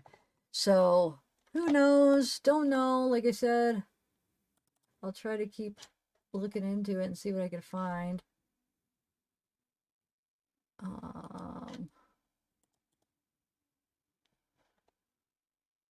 All right, so, and then we have, what do I have here? What do I have here? Oh yeah, here's, so about the Maxwell family. Supposedly they're a pretty prominent family in Delphi. So it says the Maxwell family is well-established, hard-working family in the Delphi, owners of Maxwell's Glenwood Farms, LLC, and a few large properties. The Maxwells also have friends and mainly family in law enforcement, the prosecutor's office, city council, and more. That said, Logan Maxwell is a hellraiser, kidnapper, child abductor, drug addict, and he's now 31 years old, and recently in June of this year, public nudity, appear in a state of nudity in a public place. Dude, that was him! Oh, dude, okay, so I was trying to figure out, there's a couple Logan Maxwells, and I was trying to make sure I found this record of one of them, and like I said, I wasn't going to talk about it because I wasn't 100% that it was the right one because I couldn't find his birthday. It's October 91. Can somebody, I can't find the date to put it in to verify, but there is a Logan Maxwell that's from Indiana, but there's 3 Logan Maxwells from Indiana. Okay, so I don't know if it's the right one. That's why if this person's right, they're saying it is him. Dude, he's got so many charges if this is the right one. But I don't know for sure. So like the way I am, I'm a little bit leery on and going through it, if not knowing. Unless somebody could tell me what his birthday is, and then I could say for sure. Like I said, I know it's October of 91. I have to find the date. Anyway, so there is a Maxwell that does have these charges. So if this person's right, public nudity, he has a lot of charges. Battery against a public safety officer, criminal trespasses, resisting law enforcement, knowingly or intentionally forcibly resist, intimidation where threat is to commit a forcible felony, battery against a public safety official, resisting law, criminal trespass. Says it's lengthy and consistent from 2012 to 10 days ago. The Maxwells making sure his name is not connected to the Delphi murders was also by design. The Maxwells are related and intertwined with Mclelands, the Kingerys, and the Germans.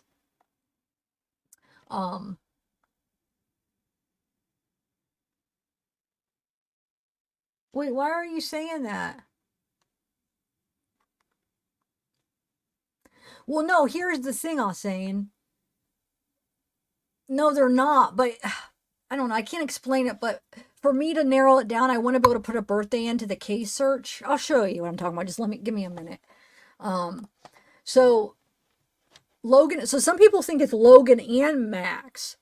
Isn't that crazy? Logan Maxwell, Ron Logan. So Ron and Logan together, some people's. So this is Ron and Logan. In my opinion, in my heart, I feel Logan Maxwell and Ron Logan murdered those girls. They both knew each other. Tara German said that Logan Maxwell and Libby have chatted together. Tara also says that she saw him on the 13th near the railroad tracks. Now, going in one in his favor, if they saw him on the railroad tracks at 4 o'clock, he would have been covered in blood. That would have been after the murder. You know what I'm saying? So that's another reason I'm thinking, wait a minute. Was he involved? Because how wouldn't he have had blood all over his clothes and stuff? Unless if, like, he did do it with somebody else. Unless if they didn't kill the girls until later. And Ron took them somewhere. They took him somewhere. Or he, I don't know. So, yeah, that goes in his favor because if you see him at 4, you would think... But a lot of people think there's something to it. But anyway, as many have suspected, Ron probably didn't do it again, or do it alone. And he didn't. And then the search parties began looking for them. They were being held by Logan Maxwell. Knowing that they would need an alibi, Ron left at 4:45 and went to the tropical fish store, got a receipt, and came home. Was approached by some neighbors about the girls missing and said, go right ahead. He didn't offer to search for the girls and help. As sick as this sounds, I apologize for being too real, but when Ron Logan told news reporters that after he went back inside, so I fooled with my tropical fish the whole time the search was going on. He met Abby and Libby.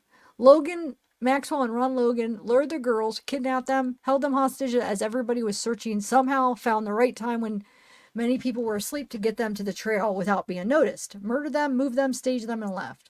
I'm not sure. It's not one of my top theories, but like I said, I'm just learning about this Logan Maxwell, so I don't know. Because, like, I don't know. It says the bridge guy. When I see the bridge guy, he's wearing jeans, Carhartt jacket, and hat, and fanny pack. The bridge guy's clothes are frumpy, probably on his 2nd or 3rd day. Nothing is ironed on the man, and if you think bridge guy is wearing a long brown shirt, watch him move it and you will see the fanny pack remains 3D the entire time, and you never see any brown on the right, even with the sun on his left leg.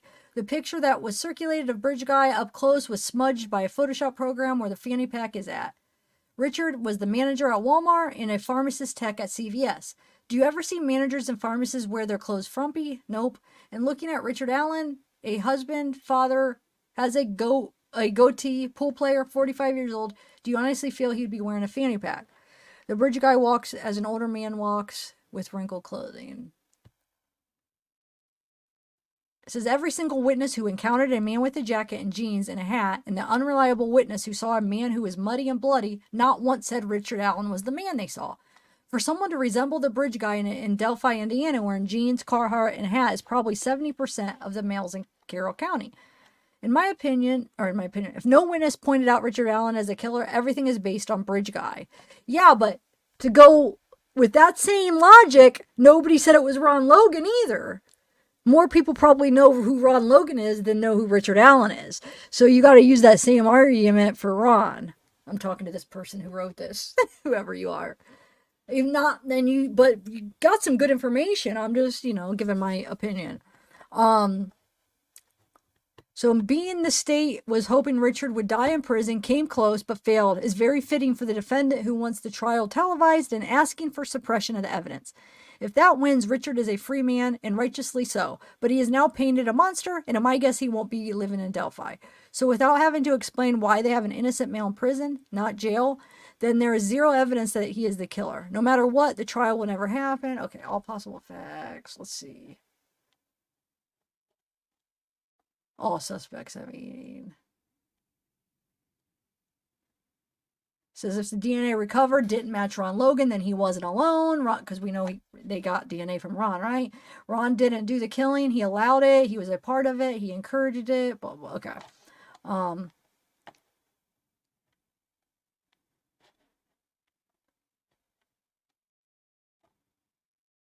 All right, so that's that. Now let's go back to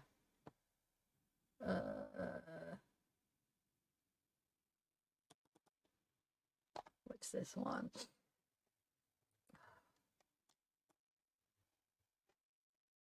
So this is talking about the warrants. So it says, I first opened up a can of worms and I let the cat out of the bag, yet no results. Now I have been forced to open up Pandora's box. On 2/15/2017, search warrant A was served at the home of Ron.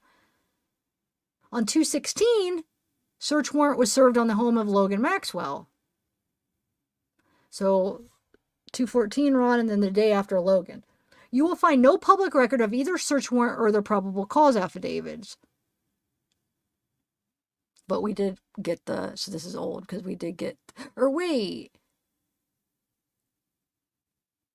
Now I'm thinking the search warrant, because there was 2 search warrants for Ron, right? Let me just finish reading this.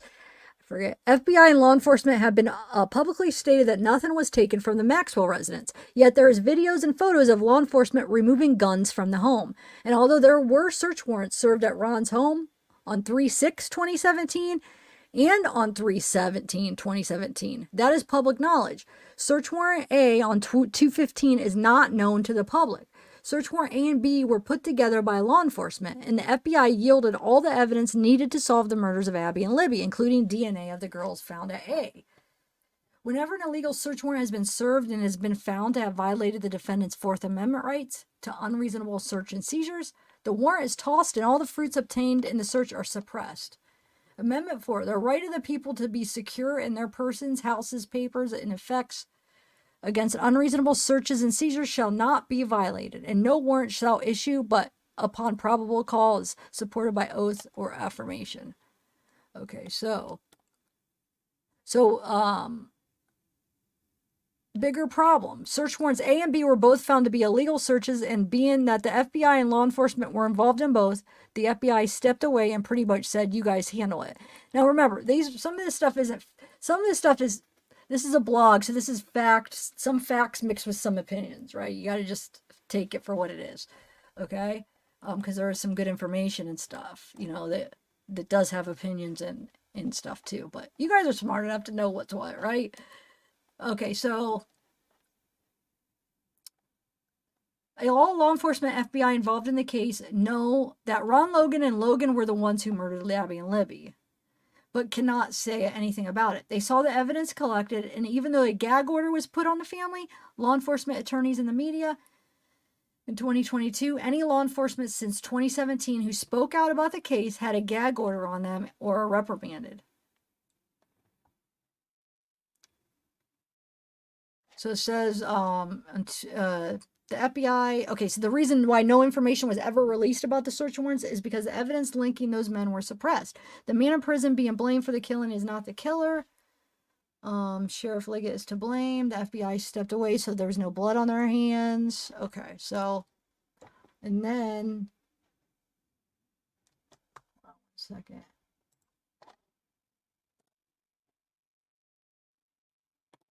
Let's go back to Brad.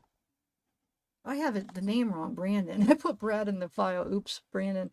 Let's go back to those texts. I got sidetracked because I wanted to show you who Logan was. But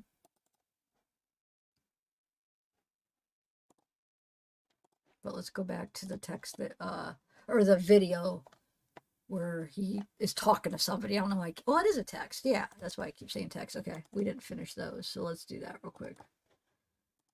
Okay, because there's some interesting stuff in this. And then there's some stuff that I can't read, and it drives me crazy. Okay, so, wait, where are we at?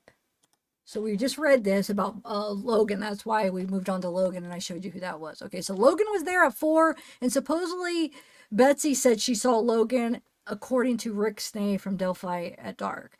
He says that Betsy and Sarah both said that they saw Logan Maxwell there at the bridge or around there, and that sketch 2 was Logan. He said that Betsy said it was Logan. I don't know where he's getting that information, but he seems to know a lot of information, so maybe he talked to Brandon that got this information, you know what I'm saying? And who knows, but he seemed to say it like a fact, and maybe I'm just the one that's behind and it's known. But anyway, but if that's the case, and he's saying that at least that sketch 2 is supposedly Logan, then remember what Betsy said about sketch 2. She said that this guy was acting kind of shady and suspicious. He was acting weird. And a lot of people, when they're describing Logan, they say he's just like this weird, like creepy guy, you know, like he's just like odd and creepy, right? And if these charges are his, if it's the right Logan, he is, yeah, he's creepy from his charges. And we'll, like I said, we'll go over those.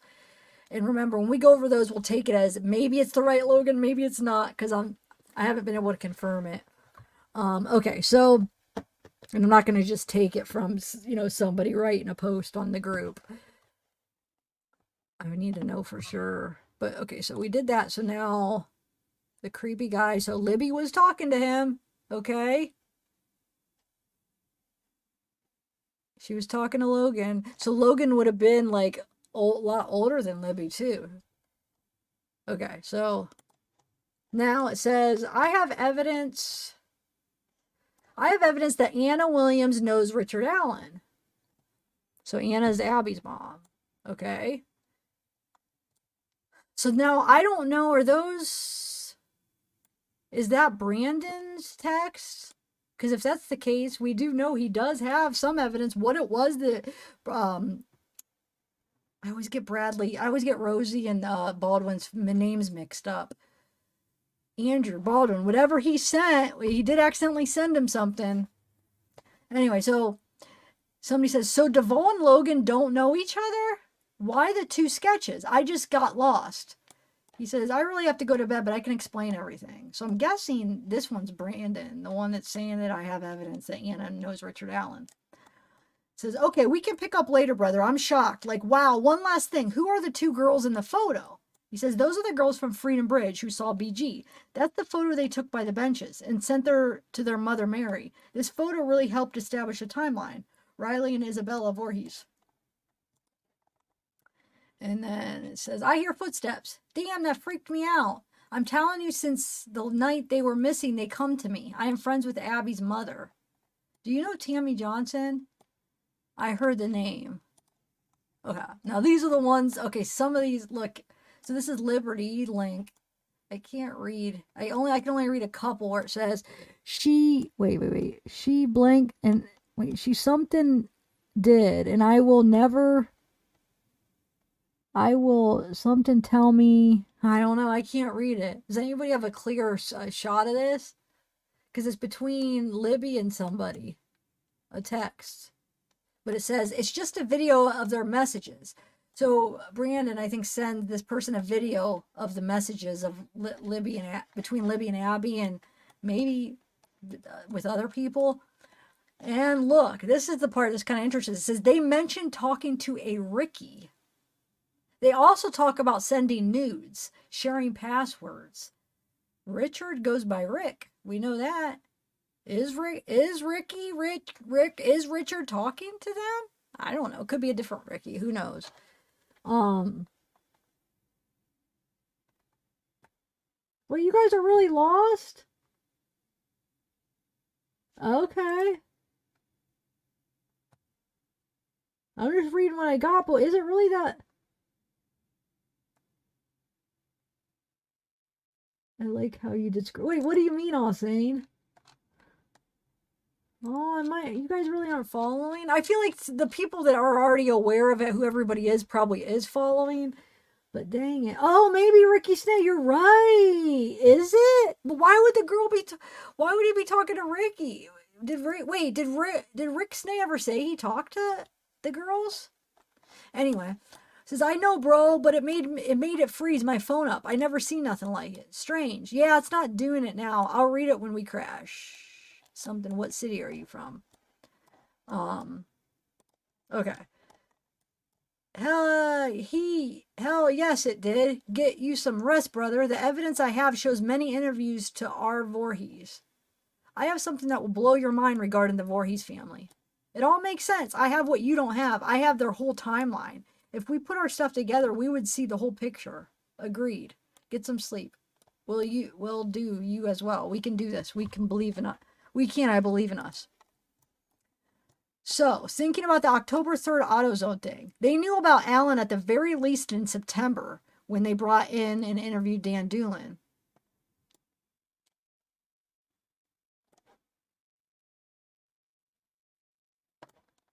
Wow, that's insane. Alan knew Anna. So then once again it's saying Alan knew Anna. So I don't know. Have a good night, brother. It's Brandon. Okay. And this is a text within a text. It says, this is from Kline when he was chirping. So this is Kegan Kline, okay? Quick question, guys. What was Kegan's girlfriend's name? Wasn't it Holly? Why do I remember Holly as being one of the girlfriend's name? Does anybody remember who his girlfriend's name was? Because look, so this is Kegan talking. It says, I know that you will be a star. So Kegan is the gray, okay? So this one, it says, I know you will be a star witness for the prosecution, and it showed that you are a good person and you did the right thing. The truth will come out. And Kegan says, I'm not a witness. I have nothing to do with that case. Please leave me alone. And the person says, do you still talk to Bart? Bart is Kegan's brother, okay?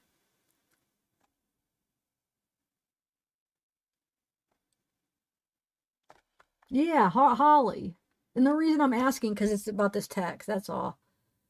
I know, I thought it was. Well, who was she? Wasn't it his girlfriend? Okay, so it says, do you still talk to Bart? He's been working out a lot, and I don't think you would recognize him. He's ripped. And Kegan gives a phone number and says, it's Holly's number. If you or anyone wants to contact her, she knows a lot about Richard. No, I don't talk to any of my family. You're weird. AF, bye. So is he talking about Richard Allen? I don't know. I have so many questions. Because if he is talking about Richard, there's the connection between Richard and Kegan, right? But I don't know if that's who they're talking about. And it says, this is from Kline when he was chirping. Who is Bart? His brother. And Holly, his girlfriend. Oh, it does say his girlfriend, but it says in quotes, he meet after something in 30 minutes at a night at a hotel. I wish I could read this too. Look. Dang it. It says, I also asked front desk because it was him. Same build, same hair, same walk, same style. No, he was alone. And yes, his brother is Bart. And he didn't turn around. He just kept walking. So I don't know if he's talking about Kegan or who was kept walking.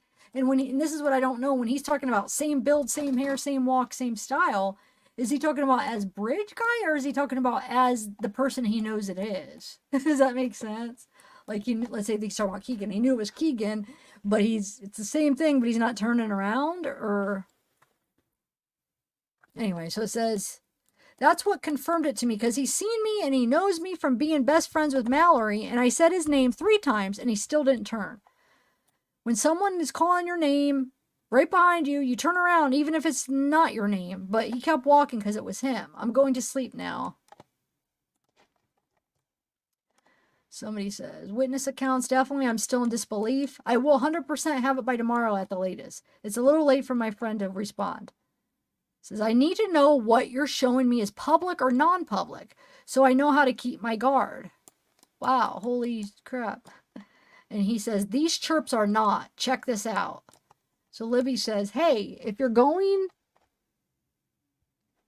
to practice, she says something like there's no practice. There's another one that you could see it clearer.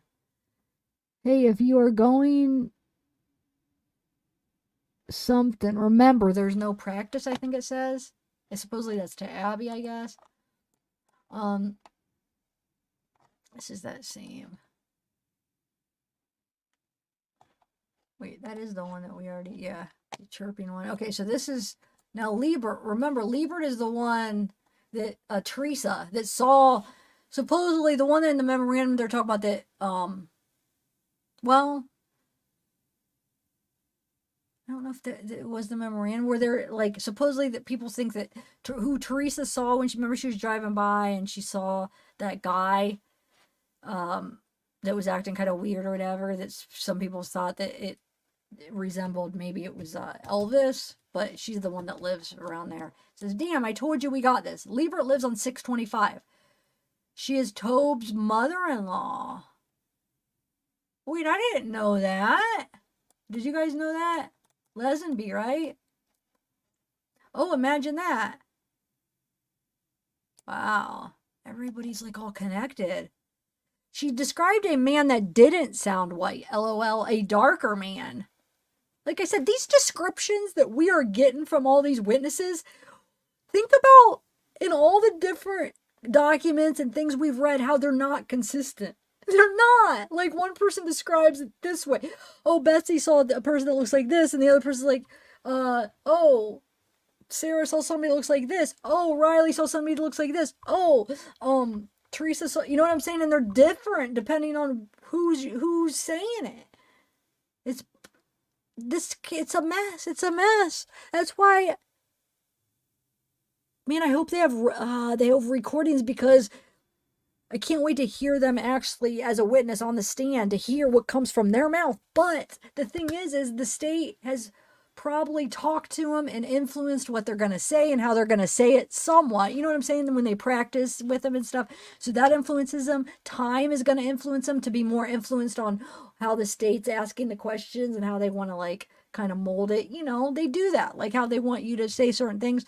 So they try to get you to, like, say it in a certain way. That's just the way trials are a lot of the time. So now it's been how many years, so their memory's not going to be as clear. So I just hope they have a freaking video recording of their first initial descriptions of these people, right? Do they have recordings of this? I hope, because I would like to hear that. How, when they said it way back, I don't want anybody somebody writing it down in their interview and what they remember. I want to see, because we can't trust anybody, it feels like. I want to see what them say it, you know? See how they describe this. See how Teresa describes the man she saw. See how Betsy describes it, right?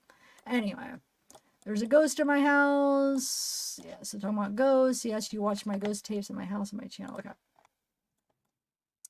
Last messages between Abby and Libby. See where it says Ricky? Is a man named Dan Howard anywhere in there? That phone number is Alan's. And I would love to be able to press play and watch that. So they're basically, this person is insinuating that, saying that they're talking with somebody named Ricky, and the number matches up to Allen's. Ricky Allen, Richard Allen. Crazy. But can't press play.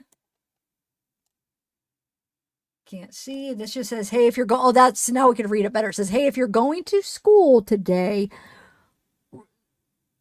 I remember there is no practice, or remember there is no practice, with a laughing face. Then somebody, I can't read what that says. And it says, no, laugh, laugh. So that's between Abby and Libby, supposedly.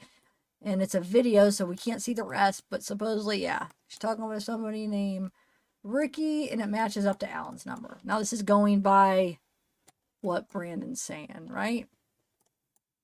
It's just a video of their messages. So it's a video of their messages. So and if this was maybe a part of what he got sent, I don't know. That day, on accident. So I thought those were kind of interesting. All right, so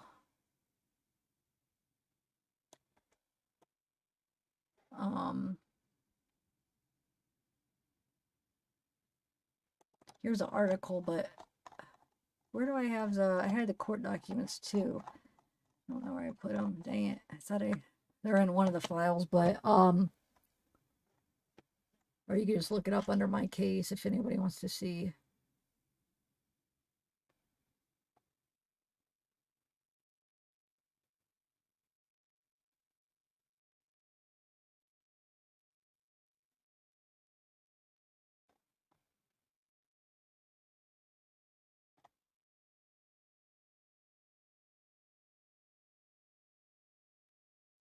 Okay,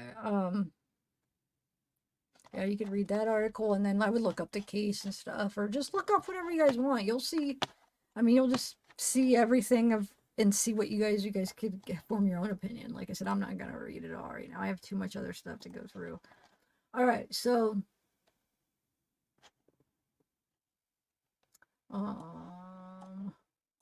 let's go to, wait, I could put that in a finished document, right? Just so I could, yeah, we finished enough of it. Okay. I think we did that already too, right? Oh, so now we're talking about witnesses here. This would be a good time to play this. Oh wait, here's another witnesses. Hold on a second. Yeah, we'll here, let me read these texts. These are some of the witnesses, and then I'm going to play this video that's interesting about the witnesses. Okay, so let's start here. What about, which maybe you guys knew about this, but what about the guy with a mask? I didn't know that there was a guy with a mask. Now, this is February 15th, so I don't know if it's of that same year. I think it is. I think this was like a couple days after. So somebody says, saw a guy with a mask or something right before the girls got there, but have already alerted the police. That's great. Thank you, Winnie. That could make a huge difference. You never know what a small bit of information might help. Prayers they find the sick guy that did this. So what's up with the guy with a mask? I don't know. And then this person says, the most I can remember is he looked maybe 40-ish, but I didn't get the best look. And it wasn't anyone I could recognize like Max or Chase. I wish I remembered more, but I don't. Hopefully you can all find something to solve the case, but I'd appreciate it for you to not mention me. The messages get overwhelming. This is February 2017. Okay, wait. So those, I don't know about the mask guy. Like I said, that might be a common knowledge in this case, but first I've heard of it. So now let me play this video real quick. Hold on. Now this is a video by who is it by? By a channel, Something to Say.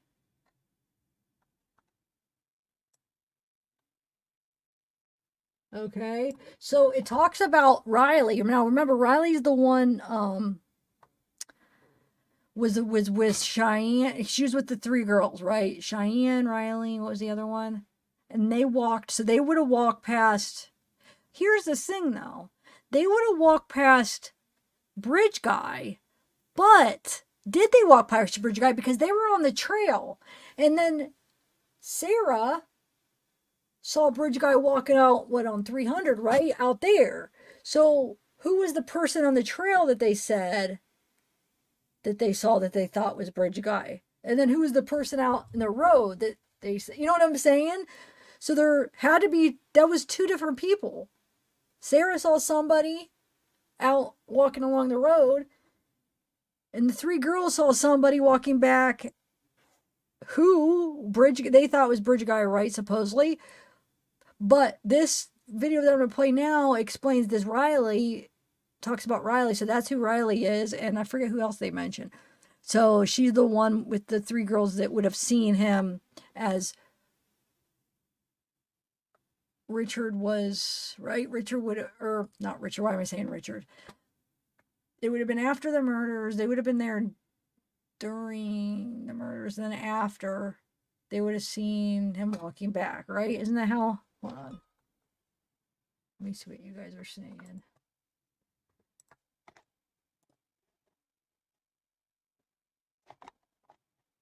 Let me delete this.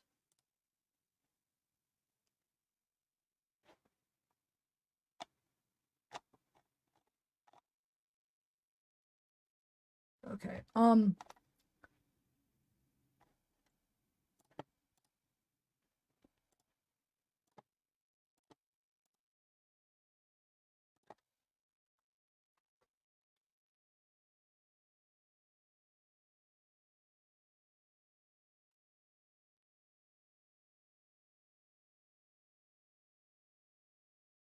Yeah, but wouldn't it have been when... Hold on a second. Hold on 1 second. Let me play something while I double check something. Let me find another video. And I'm going to play that other video in a minute, but I want to play something else because I want to double check make sure I was accurate when I described that. as far as what, well, we don't even know. The thing is we've gotten so many different accounts, as accurate as we can be, right? I want to play, here, I'll play that a quick Logan Maxwell video that somebody made while no, this is what I'll play. I'm going to play this part from Rick, Delphi After Dark. There's this part of the video that I think is kind of important. This was from like 2 months ago. I'll play that while I'm looking up the other information real quick. Because the other one's interesting. It's from like a, it's somebody talking about, I think it's the mother of one of the witnesses talking about like what her daughter saw. And they're like it sounds like they're like at a meeting or something. They're all talking. It's like audio. So yeah. All right, let me play this part first, and then I'll look that up. Because he gives out some a lot of information in this part. All right. Also, well, let me start where it starts. I just those names just kept. So Maxwell's, Allen's, and Blair's. So remember, Logan Maxwell's the one where they had the search warrant on a couple days after, and the one that they saw him. Well, Tara saw him at the railroad tracks with Sarah, and then you'll see what he says about it. Going in my head, and I just thought Maxwell's and Allen's and Blair's. Oh my! So I thought. Let me skip it. Anyway. Hold on 1 second. Okay.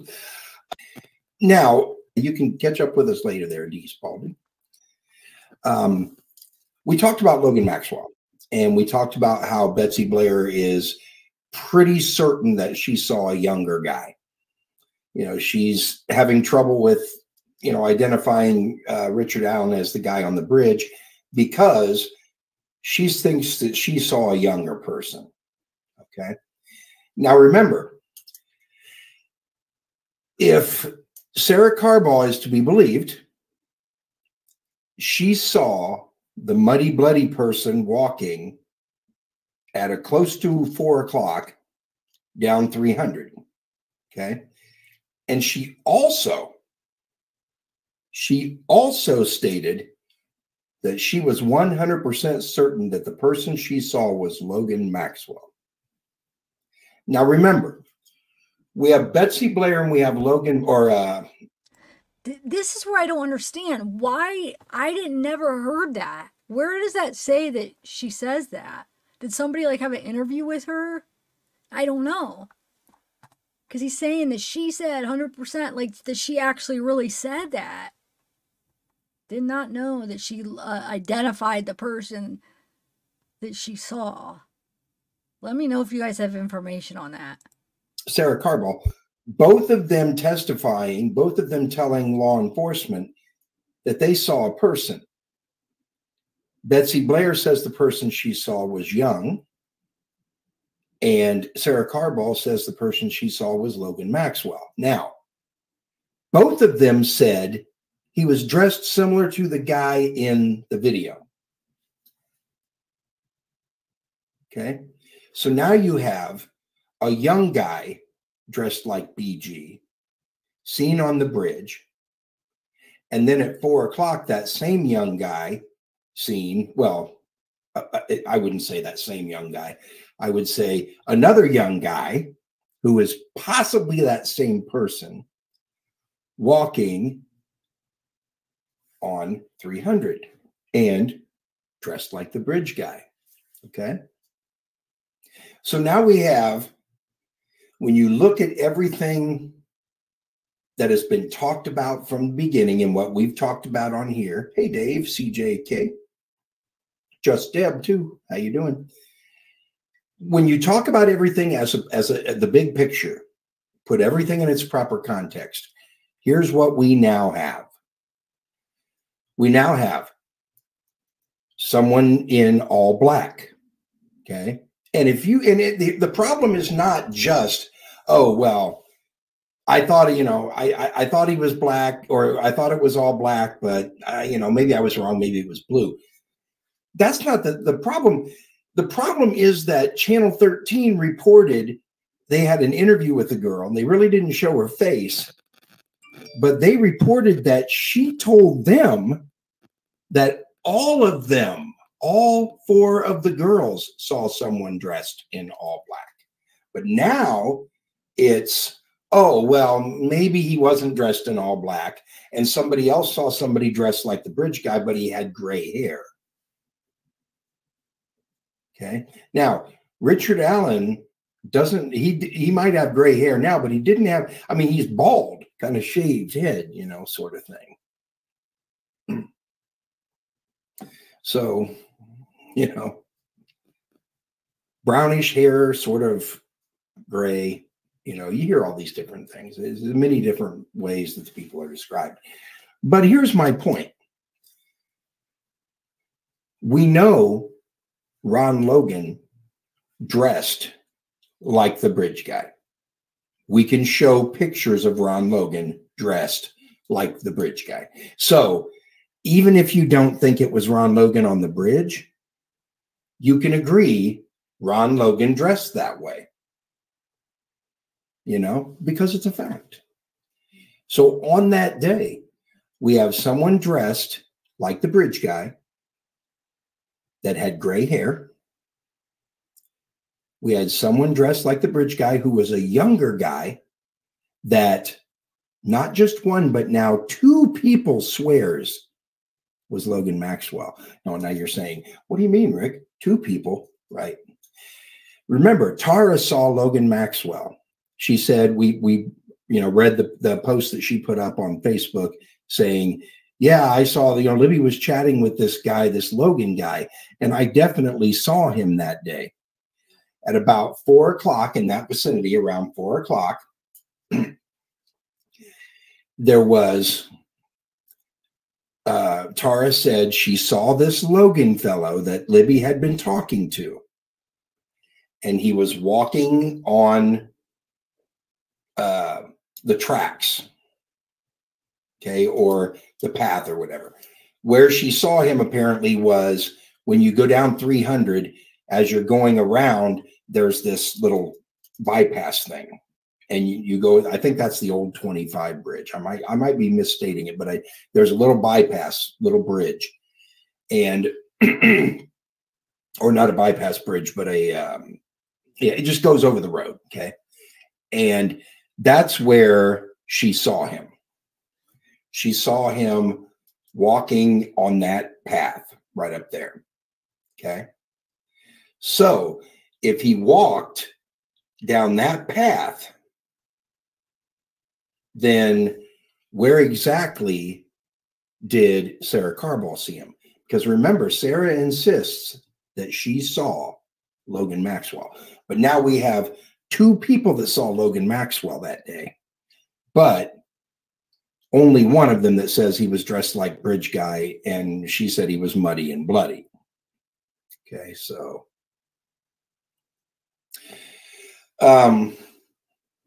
Jacqueline Keeley, how's it going? Lockwood Sparrowhawk, that's an interesting name. How you guys doing? There's Reggie Dunlop. Why didn't Richard Allen report seeing a man in all black? Because he was there at that time, yet Richard Allen saw no males.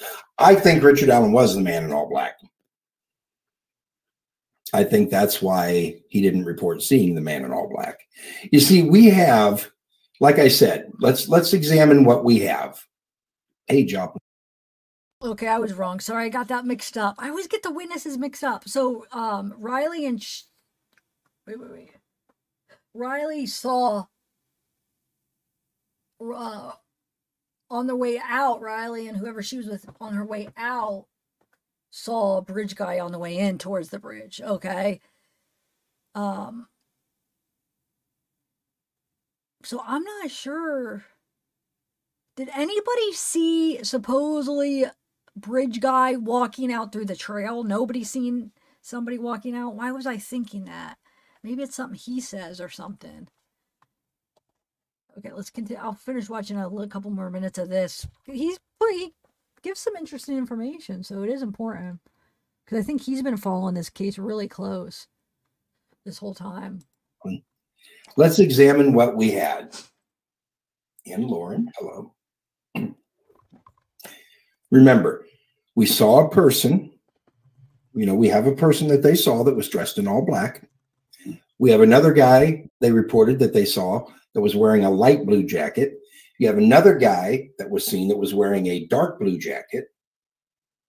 That's the guy that was described by the girl as dressed like the guy in the video, Libby's video, but he had gray hair. So you have a guy dressed like BG that's got gray hair. Let's say he's old BG. You got a guy that's dressed like BG who's young. So he's young BG. See? Then you have the guy on the road that a woman is identifying as Logan Maxwell. Logan Maxwell seen by Tara German, but she didn't mention that he was dressed like Bridge Guy. Now, getting back to that theme, who else do we have that was dressed like Bridge Guy that day? Well, apparently, Jim Maxwell, Logan's father, was dressed like Bridge Guy that day because he's on camera at the marathon station dressed like Bridge Guy.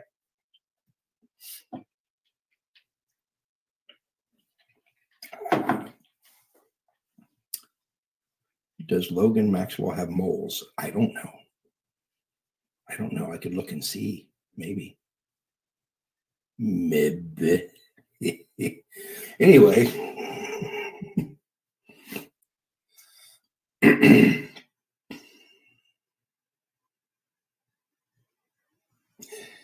Kimasabi says the trail condition at that time was so narrow you could reach out and touch the person walking by. How could they not be able to locate or to ID Alan?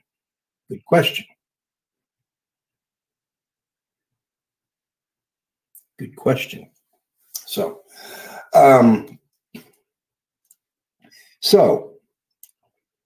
everybody dressed like BG that day. We know Ron Logan dressed like BG. So was it some kind of murder dress code? Everybody dressed the same and no, they won't be able to identify. You know, you couldn't have confused law enforcement more than you did if you had planned it. Because if it was a random thing where all these people that seemed to be sort of connected somehow all showed up dressed in the same clothes, blue jeans, jacket, hat, you know, did they all show up dressed the same way on purpose? Or was it, you know, is it just because that's how people dress in the Midwest or whatever? But see, the problem with that is that Logan Maxwell is not an old guy. He was a younger kid. So, you know, why would he be dressing like an old man? You know, if that's the way all old men dress in Indiana. I don't dress that way. I'm an old man. I live in Indiana.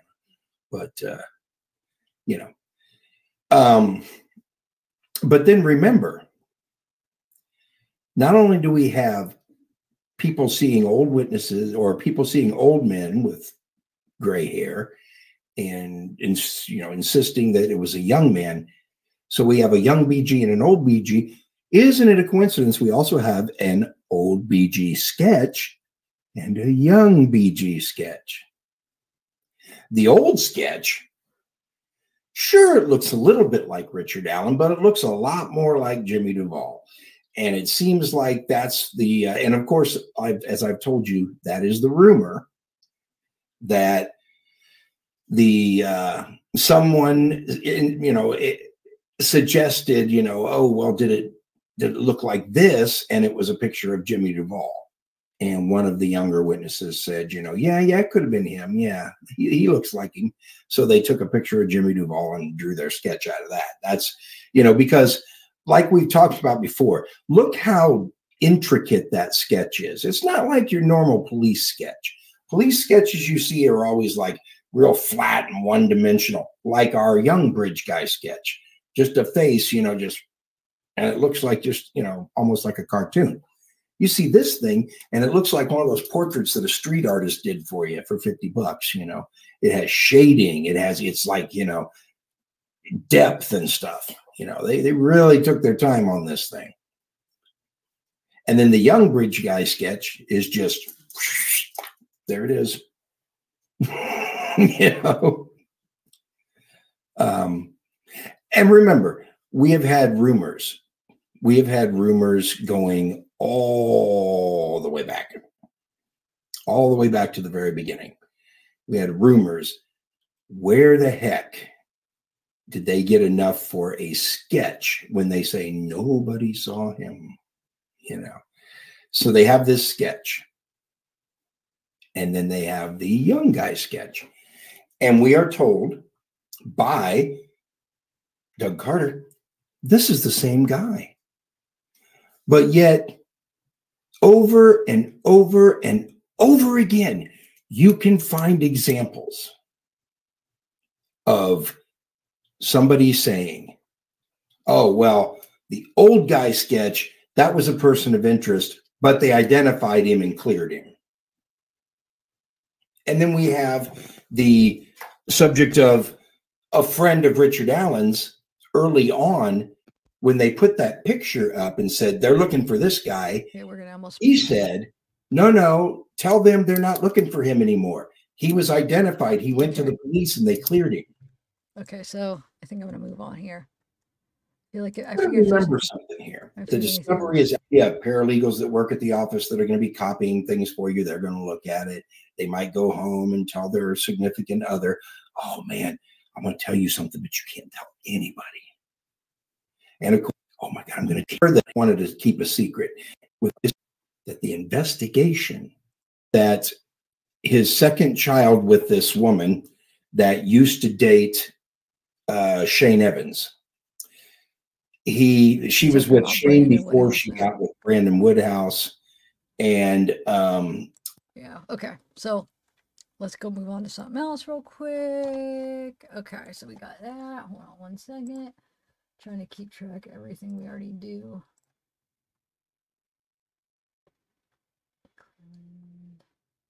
Okay, so now we're going to watch that witness. So it talks about Riley. So Riley's the one, like I said, that saw BG, he was on his way in.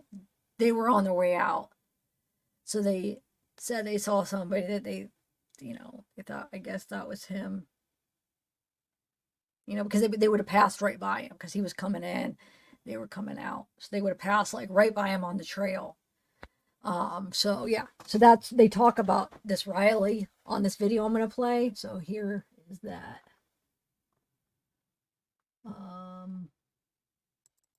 Okay. So this is by a channel called, Something to Say. If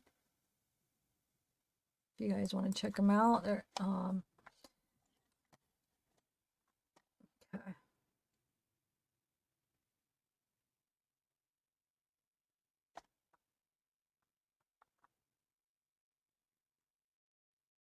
Oh wait, somebody has like, do you think Kelsi knows more? I just saw a video just popped up. It says does Kelsi know more? I don't know. There are some things that, like, I guess they bring up a couple clips in here. There are some things where it's like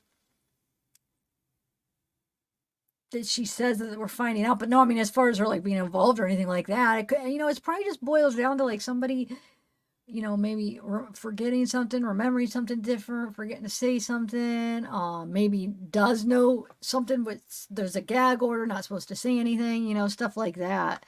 All right, so I'm going to play this video. Oh, wait, hold on. Let me.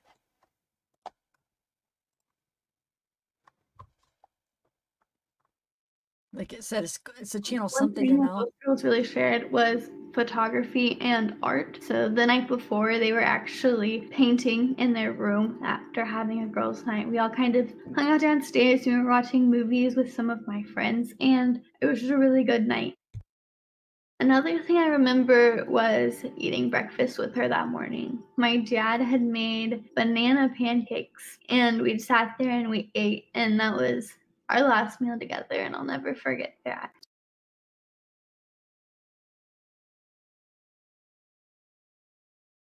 Okay, real quick, I'm going to run down and get some coffee. So I got 6 minutes. I should be able to come back up. So it's, yeah, in May 2023, YouTube creator Fig Solves published a never-before-seen documentary featuring Hannah Shakespeare, who went to Delphi in early 2019 to investigate the murders of Abby and Libby. All right, so like I said, well, this explains everything. Let me get ready so like when I go down, I should be able to make a cup of coffee in 6 minutes. I just don't want another video playing after because I just have it on the YouTube. Okay.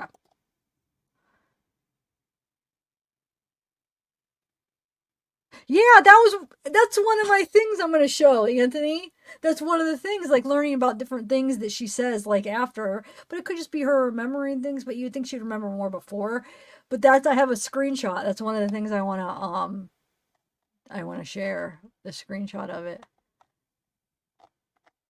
Well, I'll be back. I'm going to go get some coffee and a snack, and I'll be watching. Hold on, I want to get my stuff ready to watch, so when I go down. Okay.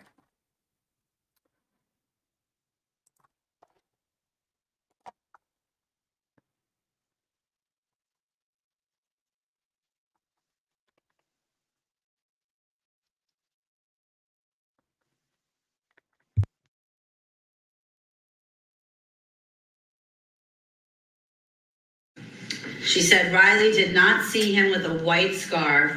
She said that he kind of had the lower part of his face obscured, but it just looked like he was overdressed, not actually hiding. And so I said, so therefore it didn't concern her that much. Did Riley say therefore it didn't concern her that much? Did Riley say he's the sandy-haired guy that I keep hearing about? Also the weird quotes about not blue eyes. That just seems an odd statement. Do you know where that came from? And did law enforcement speak to Riley? Offer a photo lineup of a PO. 4 times. Riley. Offer a photo lineup of a PO. 4 times. A person of interest. I'm sorry if this is all too pushy. Thanks for being open, blah, blah, blah, blah, blah. Was Kelsi on that trail earlier that day? Because she had said that she had seen Kelsi, so I thought it was on the trail. She writes, reason Riley even noticed him. She had said hi to a dog walker earlier and he said hi back. This guy just gave her a look. Riley said yes, reddish hair, and remembered nothing about blue eyes or not having blue eyes. That must have come from someone else. Law enforcement did speak to Riley the night the girls were found, and the time is when she sat with a sketch artist. They did not offer a photo lineup of a person of interest. I think at that point they didn't have one. They have not contacted her since. Kelsi was not on the trail. Riley saw her at Kelsi's boyfriend's house. She is the brother. She is the brother to one of Riley's friends. Now, she didn't know that I knew.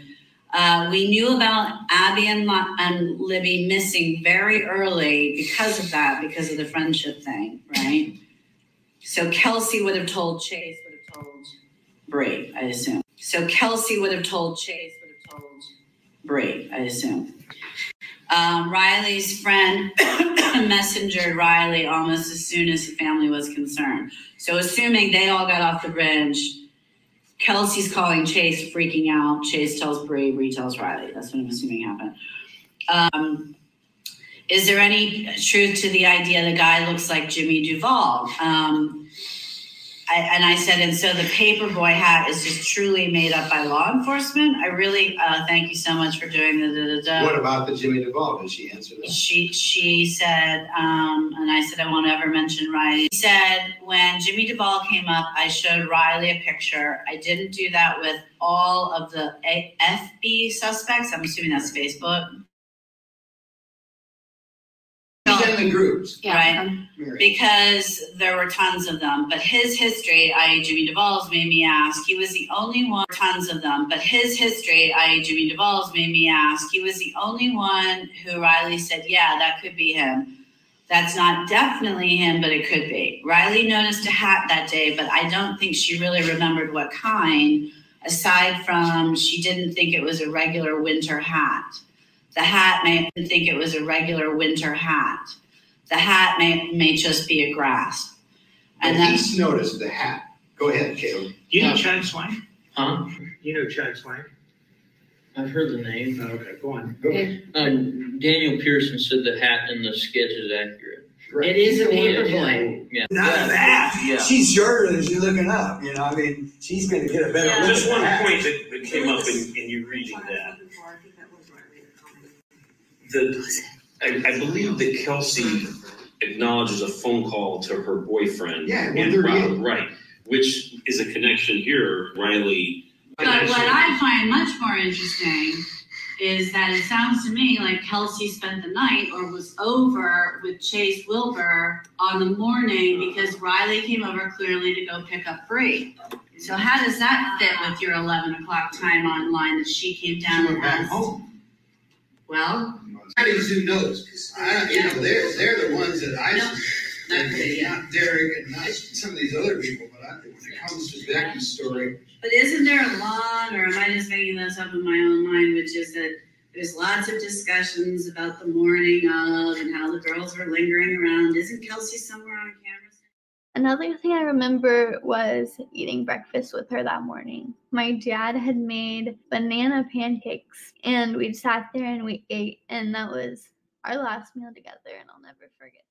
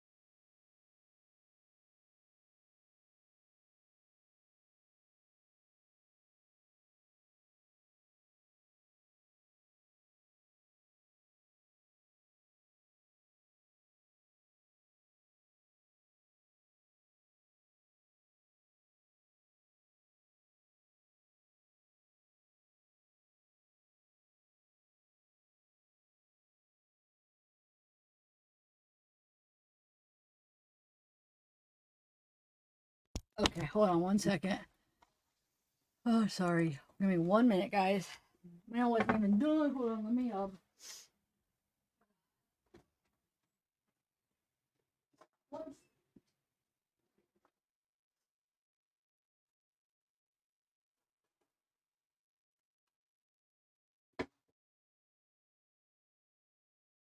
hope you guys can still hear me, but kind of suspicious, not suspicious in the sense of like, I think, this is gonna fall on me. No. Okay, can you guys hear me? 1 second. I need to put on my earphone. Okay, so it's just weird that, you know, hearing like maybe some of the things with what Kelsi, we're hearing about Kelsi that might not match up. It just, I'm sure it's just something little, because I mean, obviously, I mean, what was the options? Like, she didn't drop them all. You know what I'm saying? Of course she dropped them off. I don't know what, I think maybe they're trying to say she wasn't there that morning. She just went and picked them up. I'm not sure with that issue. Okay, so what did you guys think of that? So, the blue eyes, what'd they say, the scarf, the, thought it was kind of interesting. What'd you guys think of it? All right, so next, let's go with,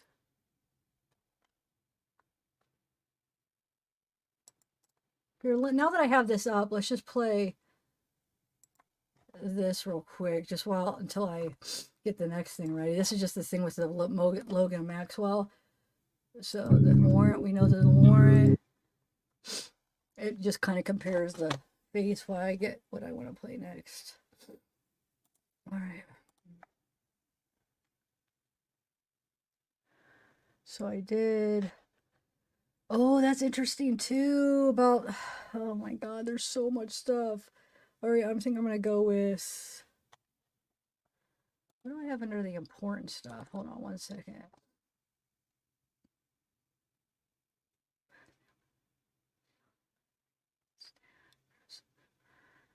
I don't know. Some of the stuff I feel like, which is more important?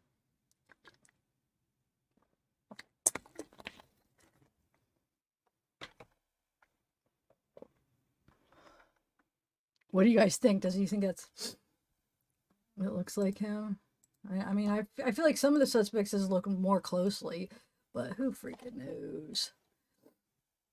All right, so let's just go through some of this, try to make it through some of this stuff. So this was kind of interesting. So this says,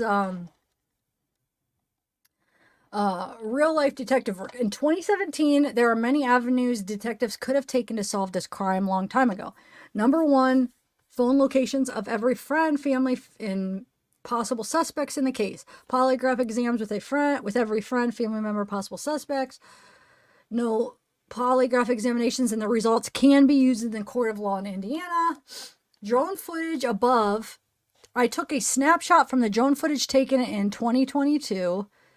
What you are seeing is directly across the creek to where the bodies were found. Not saying it means anything, or it might not even be set up like that in 2017, but it's still strange nonetheless. So it does look like, you know, they have, like, maybe they're having a little something. Might not be anything, but I mean, I could see this be like a little, you know, ritual. I know where the whole ritual thing, I don't know if I'm thinking ritual, but you know what I'm saying? Just something where they're doing something out in the woods. Just thought it was kind of interesting. Oh,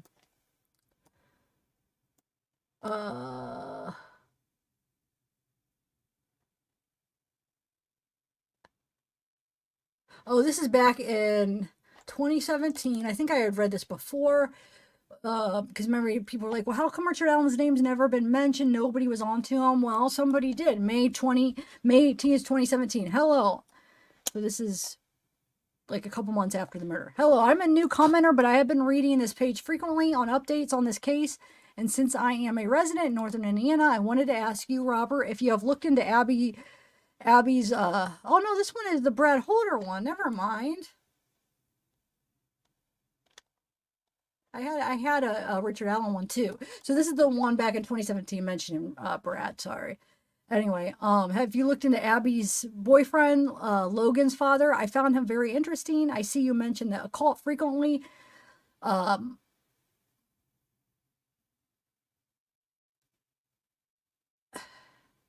Logan's father is a pagan worshiper, Odinism, who worships the Northern and Germanic gods. I don't know if you have seen his Facebook page, but this dude is a straight freak. He takes creepy pictures and talks about sacrifice on his page. I thought that what was especially sketchy, though, was even when you go to his page, his pictures in between late January and all of February are blocked off dates and times posted, but he also took a picture of an injured ankle around that time of the murders. Now I'm sure the police have probably looked into him, but in my own opinion, he definitely seems to like a person of interest. Has anyone else seen this guy's Facebook? Okay.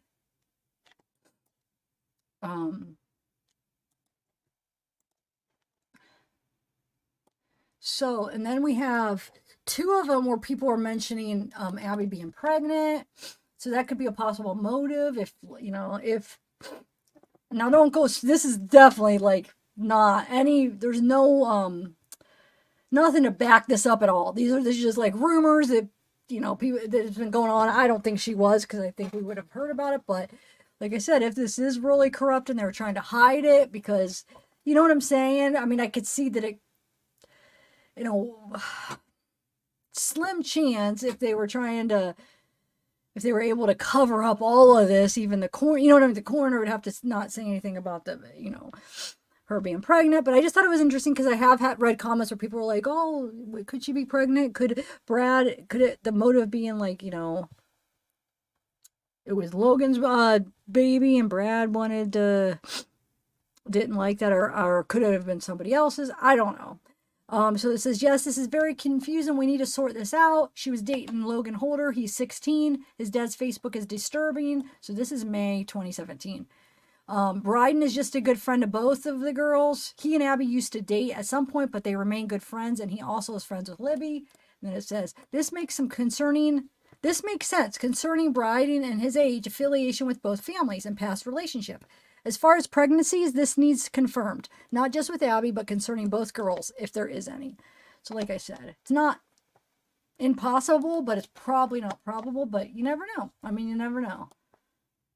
Because it depends on how deep this corruption goes, and if people would, you know, more people would want to cover it up for some reason to hide the killer and the motive or something where we haven't heard about it. Or, like I said, this has been all like, there's a lot of sealed stuff. So maybe it is in the sealed stuff and they just didn't let that get out. That's also a possibility because we don't know a lot of information.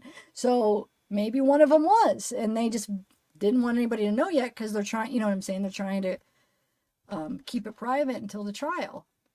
But anyway, does anybody know anything more about that? Here's another one where it says, I have a question because I don't remember seeing this anywhere. Did one of the girls become pregnant?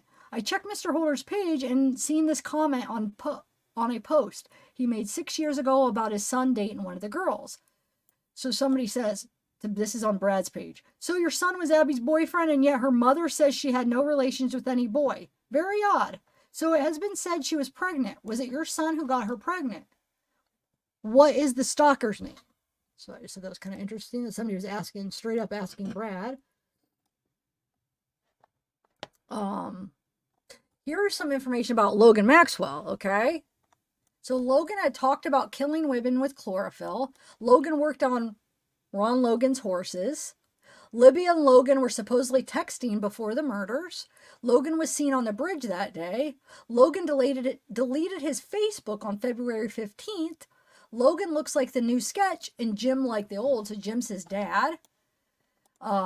Jim wears the same clothes as BG, so Jim is the person that, I don't know if there's anything to back it up, but he's the person that Rick from Delphi After Dark was just talking about how he was dressed that same way, caught on a gas station supposedly, or something, where someone said he was dressed the same way that day. Jim was caught speeding with a gun in his car February 16th. Jim was confused to be an RSO under the same name in Indy. Ron Logan was staying at the Maxwells that week. The search dogs might have led to the Maxwell house. The names Jim and Logan were possibly said on the Libby tape. I don't know where that, I don't know if there's any truth to that. The Maxwells own a white sedan, like rumored to be parked by BG at the trailhead that day. The Maxwell family used to own land near the bridge. Now remember, some of these posts are from a while ago. You know, you just gotta remember that these aren't all new. And then this is kind of interesting. This is February 26th. So this was just a couple weeks after the murder. So this is before anybody knew about the Anthony Schatz profile, right? So it says, okay, I'm weirded out. This is probably just a sign that I'm paying too much attention to this case. But I went to Liberty's Instagram yesterday and noticed that a really strikingly attractive teenager, I think it's Anthony Schatz, to be honest, had liked a couple of her posts. I back searched his profile photo, and it was of an old photo of a male model, not a real person, as he was claiming to be, but he claimed to have just moved to Lafayette. His profile was private and a typical fishing profile, but he only had like 50 followers. Today, the likes from him are gone, and either his name is changed or he's deleted his profile. I'm sure the FBI has already read all of their social networking interactions, but I just really wish I'd saved his profile name or emailed it to the sheriff or something. I said it was interesting that somebody saw that way ahead of the time.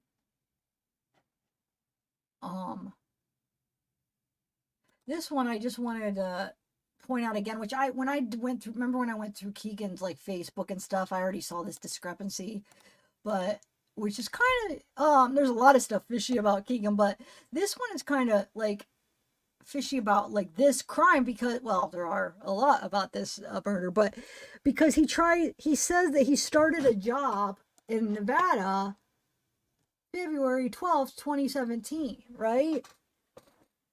But we know that's not true. So it says February 12th, Sunday, Kelsi picked up Libby from her friend's house. Later, Abby's mom picked up Libby and they practiced softball at park. This is from, what's the channel's name? I really like him. I forget his name. So I didn't do this timeline. He did it. Dropped them off at Libby's sleepover. Kegan posted on Facebook that he started a new job as the table games dealer in Vegas. Kegan told HLN that he and his father watched WWE pay-per-view wrestling the night of the 13th, but my research revealed that that event was February 12th. So, well, you know, what was he doing the night of the 13th?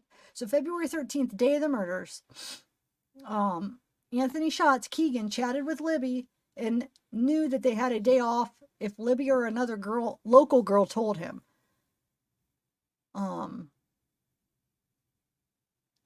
Had the day off if Libby or another, so Kegan knew they had the day off. Kegan said he was with his father all day in Peru, then grandparents, then home watching WWE, which he said he already looked. No, that wasn't. That was the day before. Kegan told law enforcement February 2017 went to grandparents 12 to 2 or 12 to 3, and then you came back home.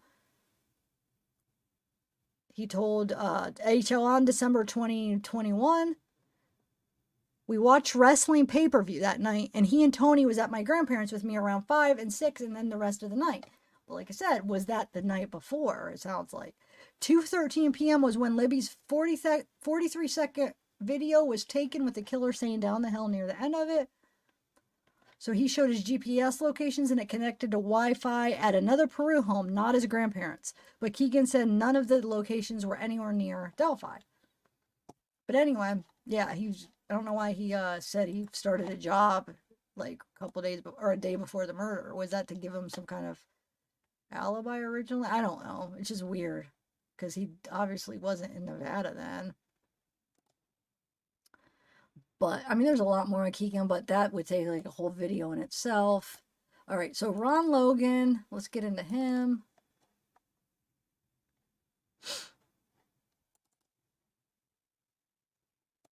Okay.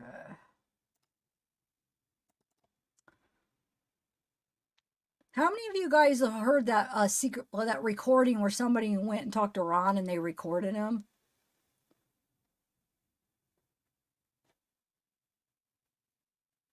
Actually, you know what? Before we get into that, I want to get into something else real quick. Hold on. We'll get to that, definitely.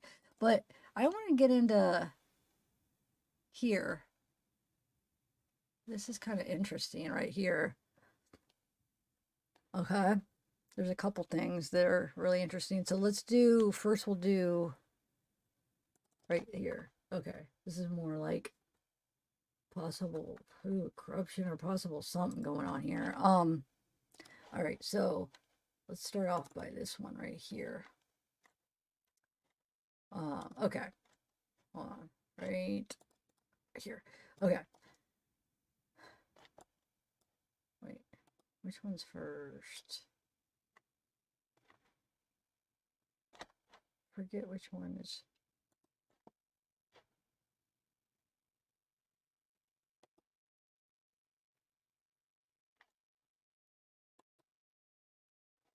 Okay. So it says, obviously, Benjamin Diener being married to Abigail Diener. Okay, so Dennis Randall would later resign from Indiana as the lead investigator on the Flora arson.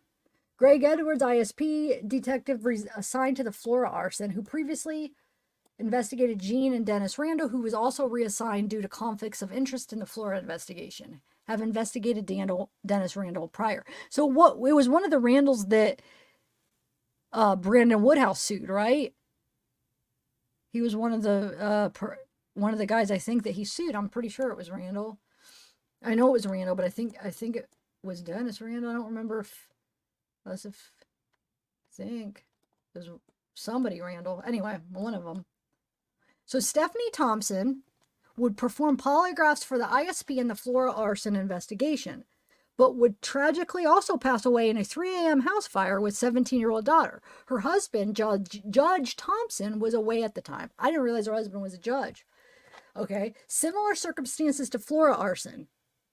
Or question mark. The power went out prior to the fire. The fire occurred around 3 a.m. Male was not home at the time. The victims of the fire were found upstairs, extremely close proximity to Flora Delphi. So these are all the similarities, which is odd. The fire was ruled undetermined due to the degree of damage. No origin can be clearly identified. The ATF estimates that half of the undetermined fires are in fact arson. Here, is there some connection here I'm missing? Wait, hold on. Here's what the interesting thing. Okay. So, was Stephanie or the judge Thompson targeted in this? Does this possibly explain Benjamin Diener's fear for his family or have any significance pertaining to his recusal from prosecuting Delphi case?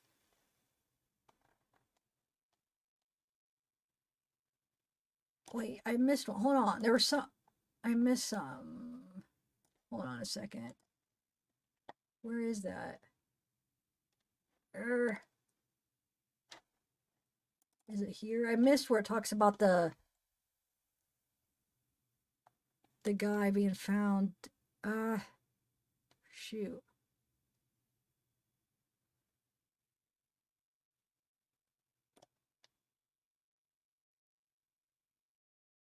Anyway, all right, let's just continue. I feel like I'm missing one that I wanted to.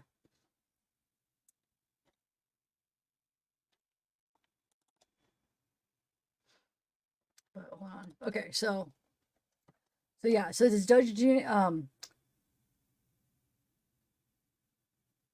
where are we at?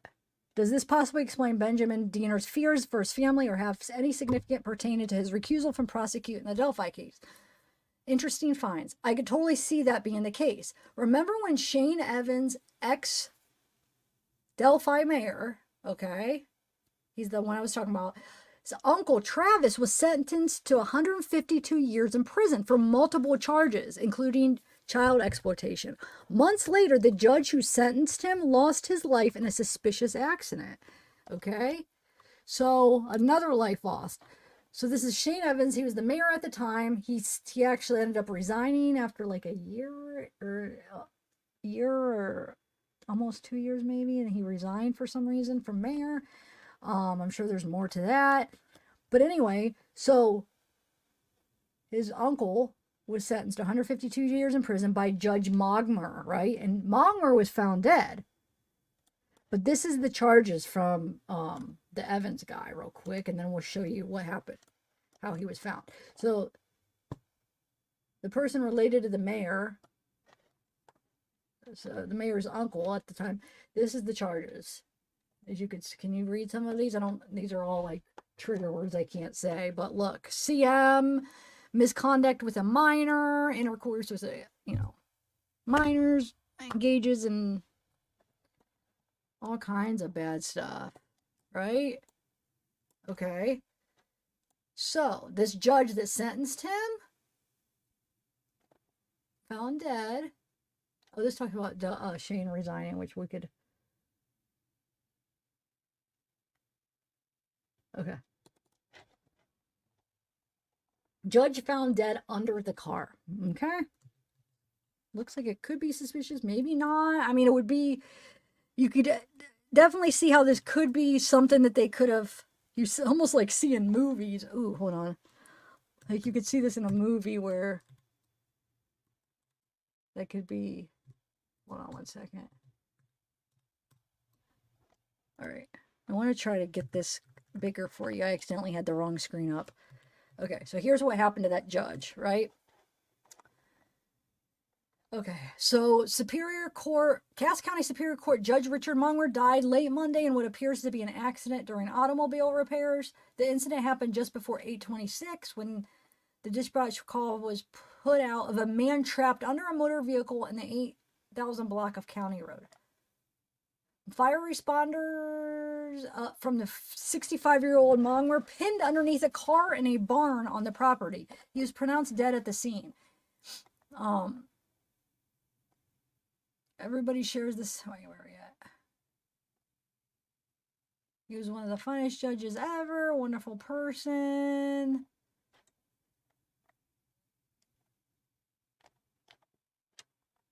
Could just be what happened, or I mean, you guys, I'm sure you guys could see that it could possibly, there could be something shady to it. You just never know.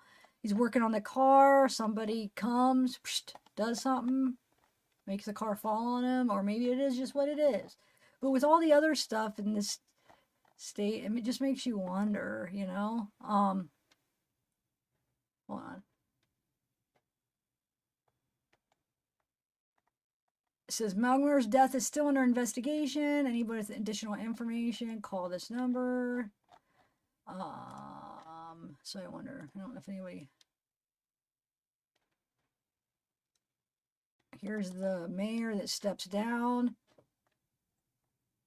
Anyone wanting to be the next mayor of Delphi has until noon, August 13th, to file paperwork to replace Shane Evans, who announced his resignation Monday.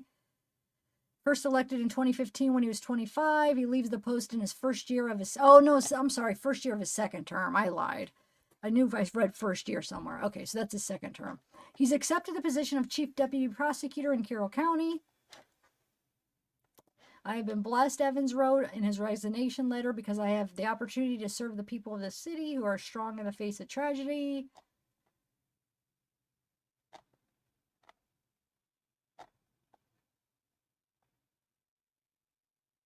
Evans begins his duty as Chief Deputy Prosecutor August 17th, and he was elected as an independent. The Delphi City Council will select his successor, he said.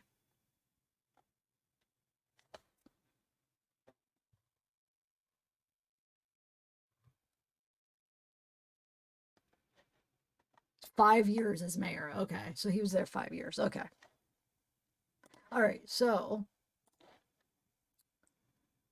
here's his uncle.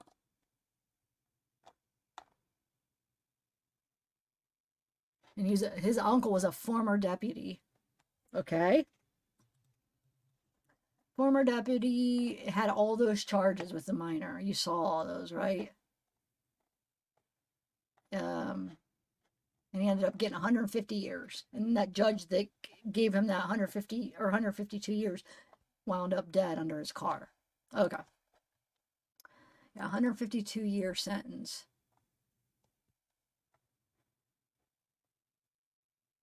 Okay. All right, so that was kind of interesting. And then we have, which you guys are probably aware of this. I wasn't. I'm sure it might be new to some people, but I did not realize that Becky Patty appraised the Flora house a couple months before the fire. Might be old news to some of you, but like I said, I'm just diving into this and I'm learning stuff I didn't know. So, but I'm sure there's some people that didn't really know that. But, what do I have here? So we have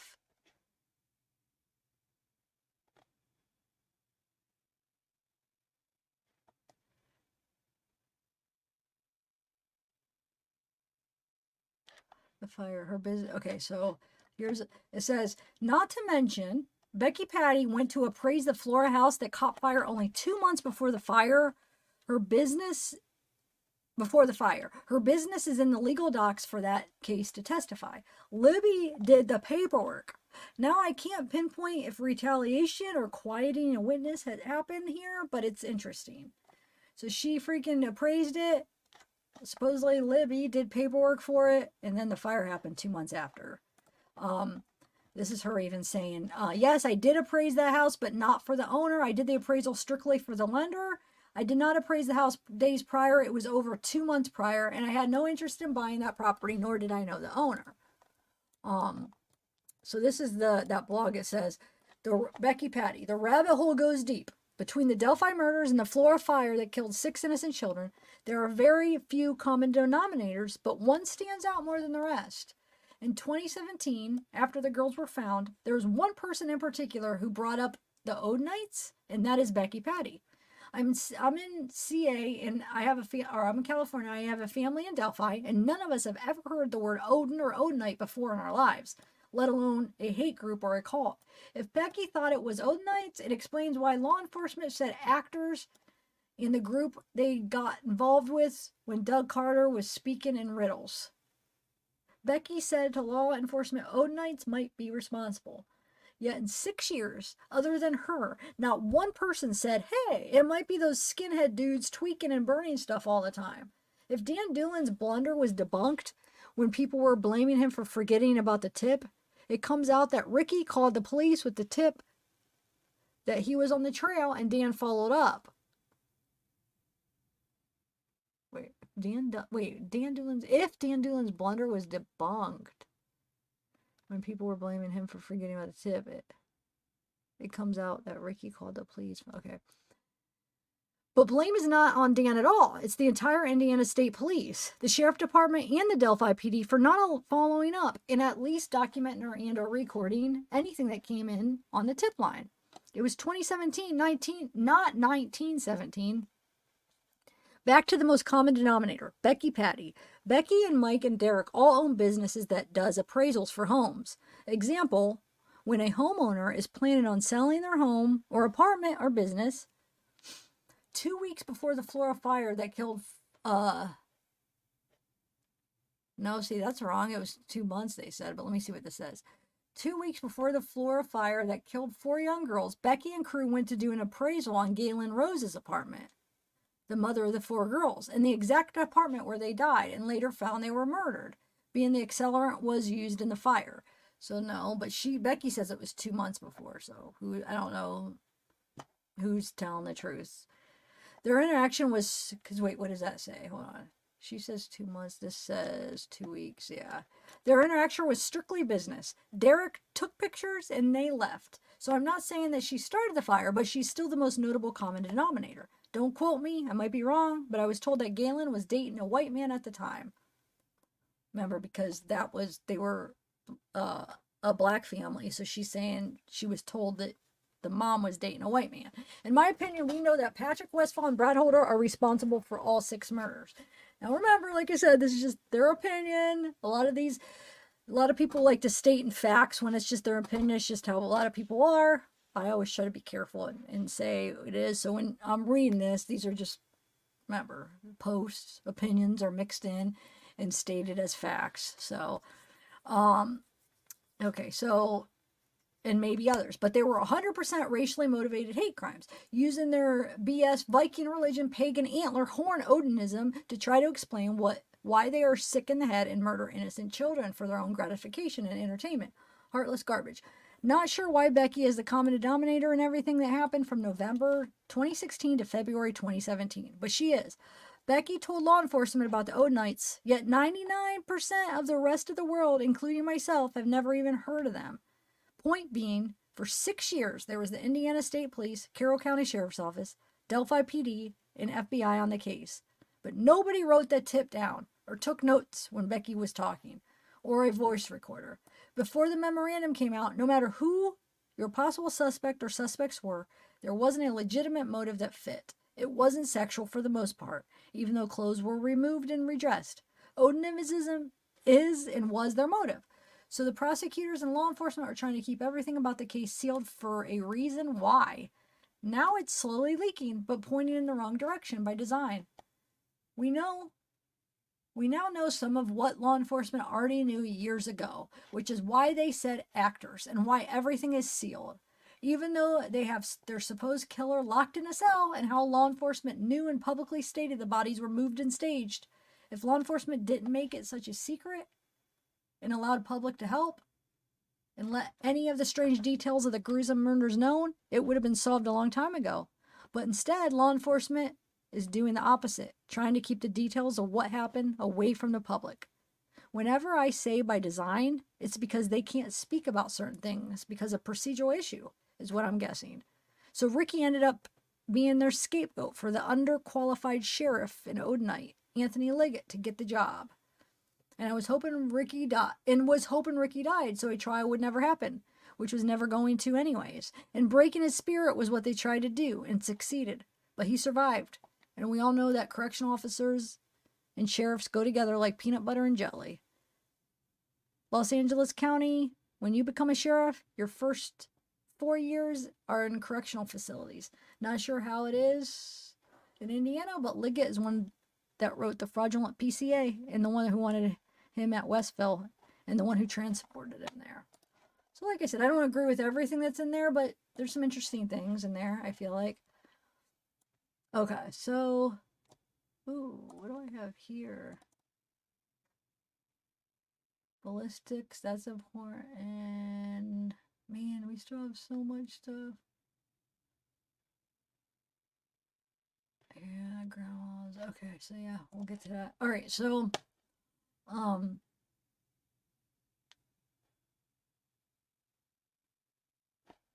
let's do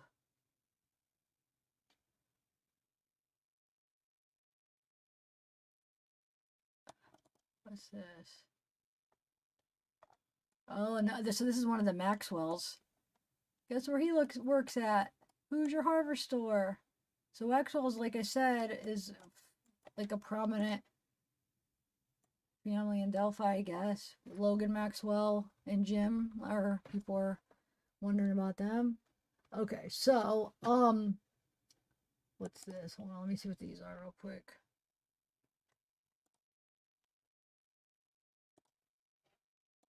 Oh wait.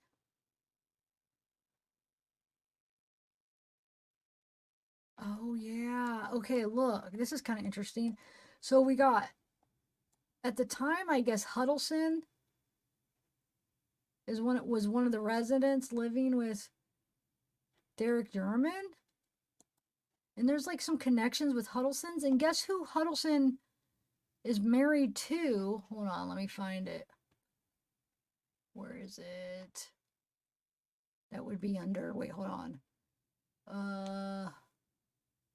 Dang it. Anyway, there's a Huddleston that's married to Logan's mom. I think I got it right. Hold on.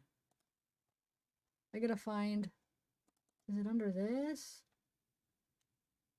Dang it, where do I have it? Huddleston, where do I have it?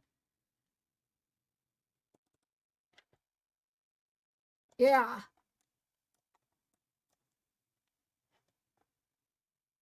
So Brad's ex-wife, Logan's mom, is married to a Huddleston, and the Huddleston, I know there's all these connections. There was a Huddleston supposedly living with German at the time. Supposedly that was at the time of the murder. That they were living at that. I don't know. I got to figure out like what. Figure that all out, but I just thought, I don't know, there's probably more to it, but yeah, so that's kind of weird. It just is like a link, another link to, because we know Abby and Logan were supposedly, well, they were dating or whatever, but then now that links Libby somehow in a weird way to hold her, but it might not be anything. I just thought it was kind of interesting to mention. Okay. So let's go over, what is this? Oh, we still have some of the newer documents from the last couple days that we could go over. I'm sure you guys have already looked at them, but we'll do those kind of last. All right, so here's this article that says, so this article was from May 8th, or May 8th. This article was from May 18th, 2022. So, and it says, wait, I mean, I guess that could make sense, but it says that, I think the main reason I wanted to read this is because, here, I'll show you real quick.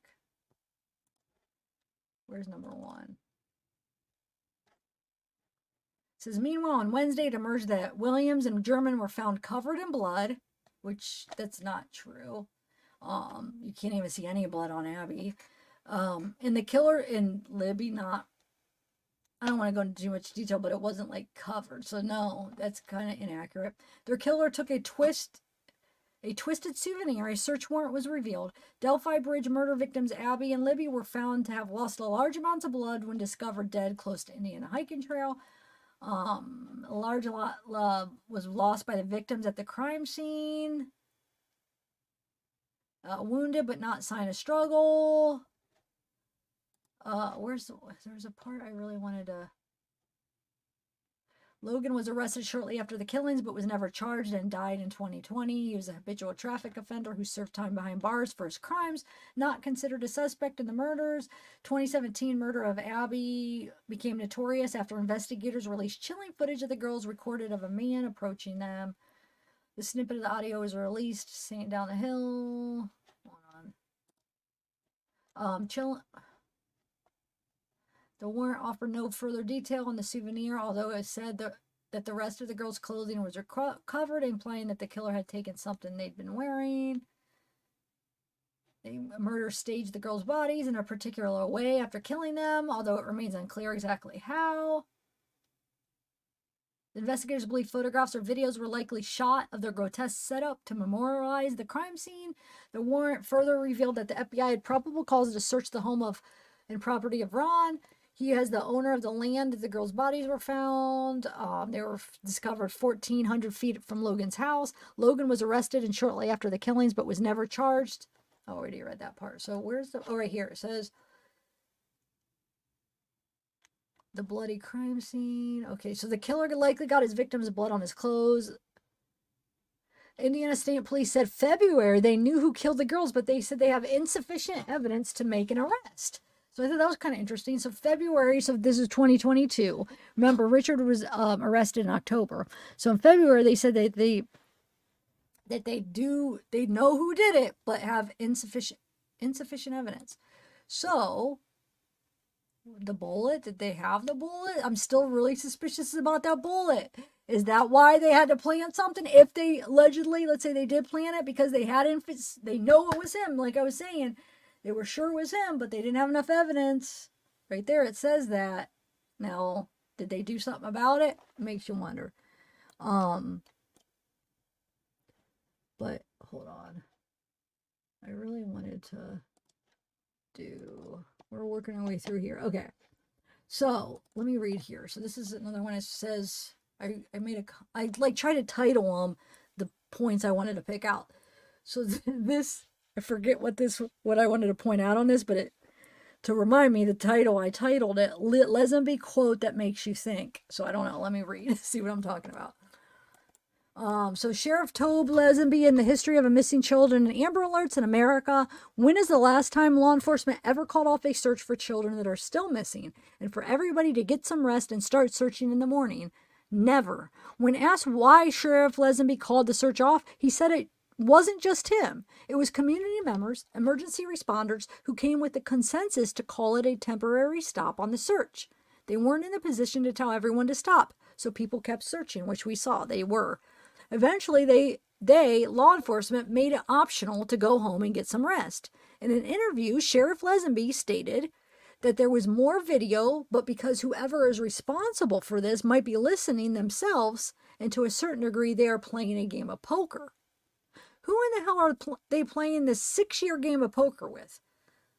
Leazenby says, we've had our share of double homicides, but this one got a whole new twist on it that even I, as a 30-year veteran, have never seen. What sets this homicide different than any other one, Tobe Leazenby? Or they're saying what sets it different than any other one?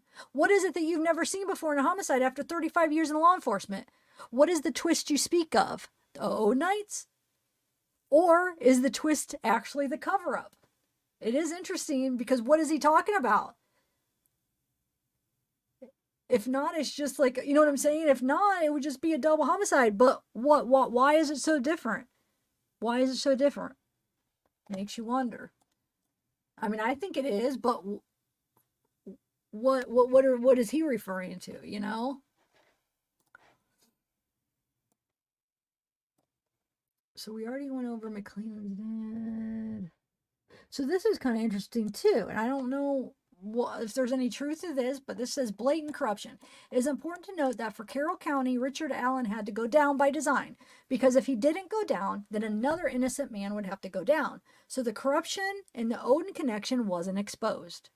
Because if it was, then a lot of people would go down instead of just one. Eventually, a cold case team was going to get a hold of information Mcleland wants to keep sealed so bad and figure all of this out. 6 years later, fresh out of the trailer park, and then a correctional officer, Anthony Liggett was running for sheriff. Guess who won after arresting the pharmacist at CVS for the murders? Sheriff Liggett. He wrote the obviously fabricated PCA. He arrested Rick. He searched Rick's home. He later transported Rick per his own request to house him in Westville. Tony Liggett is a fraud and established Odin. Sheriff Leazenby didn't work on 2/13/2017. So the day of the murders, they're saying Tobe didn't work. Remember, Libby was going to tell Leazenby something. Leazenby and Liggett orchestrated the cover-up down to being sure Ricky was transported to Westville Correctional Facility, where the Odinites run that prison. And even more powerful than that, the highest-ranking correctional officers in the E Squad are Odinites. If Richard Allen lives, he's a survivor, because that is not part of their twisted plan. Corruption. Leazenby's, Liggett's, Mcleland's, Patty's, Ayers, Germans, Odinites, Mendel's, Holders, Robinson's, Jones, Fields, Maxwell's, Kingery's.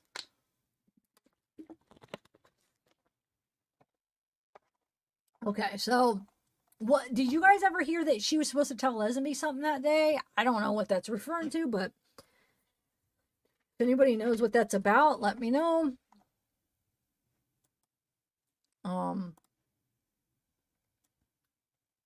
We'll get into Logan. I'm going to save that till a little bit because there's kind of a lot on that.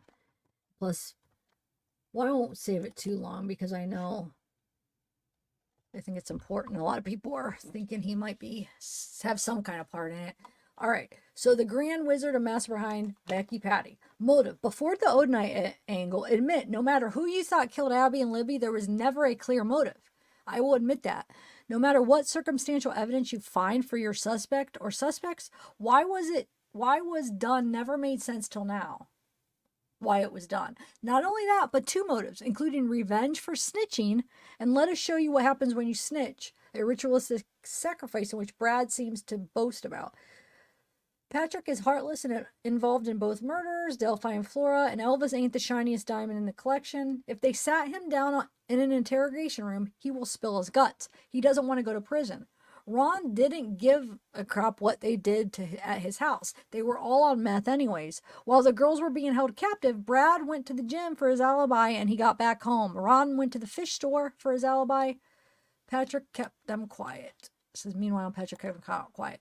So this says meth deal. I can tell you that the meth deal happened from a very solid, reputable source of mine, that the FBI was there that day. That being said, this means that Becky Patty, Mike Patty, Derek German, Cody Patty, the Indiana State Police, Carroll County Sheriffs, Delphi PD, and FBI all knew about this meth buy. Nobody put two and two together. Are we to believe that we have a bunch of inbred, tarded people working in law enforcement in Indiana? I highly doubt that. The guys who were snitching to the FBI had a little niece and daughter that was missing and ended up murdered that next day. The niece and daughter is Libby, because Cody is her uncle. He's her dad. So, they're saying there's some mess deal the day before. That basically, that Cody and Brad's, Brad, they snitched on the people, like set it up. So it was like FBI was involved. They snitched on somebody. And then that was like, that's the motive and payback. Oh, they killed her daughter. I've heard that motive more than once as looking into this case. That it could be like Derek snitched and it was like a payback.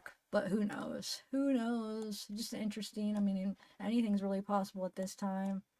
Oh, shoot. I accidentally put one that I wasn't finished. Hold on. Oh, yeah, I did. Okay. So does anybody know what the Leazenby Libby thing was? And then I didn't realize that Tony took a polygraph. Am I the only one that didn't know that?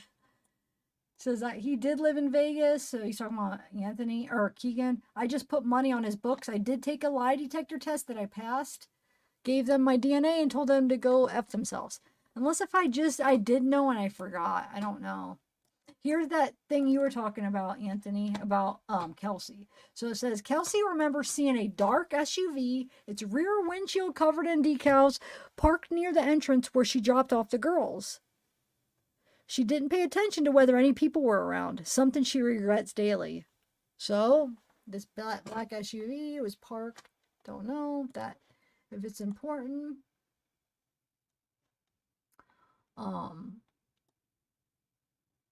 Here is that I made a short on this. It talks about how with Judge Gull, how it says the Indiana Attorney General's office declined to represent Gull or the Carroll Circuit Court in the filing. So Gull has Indianapolis Attorney Matthew Anthony told me how to pronounce this and now I forget. Gutwain. I don't know. I'm just going to pronounce it how I did before, but I pronounced it wrong. Gutwain represent her according to the filing. The Attorney General's office represents the state officials and prosecutor's office in legal actions, including appeals and lawsuits. So why, if they normally represent these situations, does anybody know why that they refused to represent her? I'm glad. I mean, I feel like she needs to answer and be fair, but I don't know if it's something they normally do and they're refusing to represent her. I wonder why. I mean, does anybody know more information on that?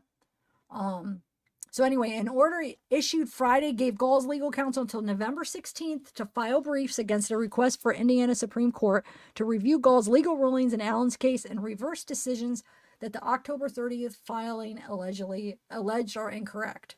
So we'll see what happens. Don't know what's going to end up happening with that. I hope they let her keep. I hope they recuse her but I don't know. They're going to be running out of judges, and then let Richard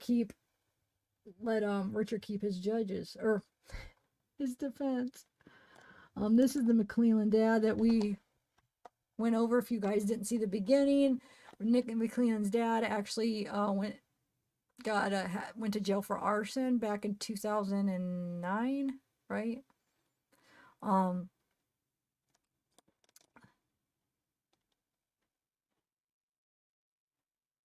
So this says, Stephen Mcleland, Carroll County Prosecutor Attorney Nick Mcleland, the underqualified lawyer, doing everything in his power to put a gag order and seal every last document and evidence in this case, and keeping this pointless facade going, when everybody knows he does not have enough evidence to get a conviction on Rick, because he never did.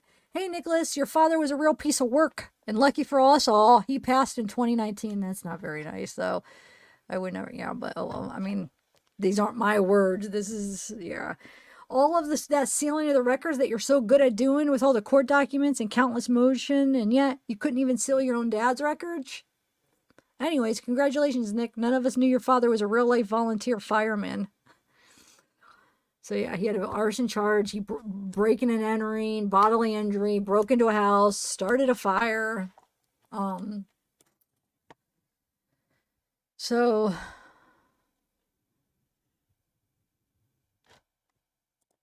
yeah. This is the polygraph or admissible, which we already.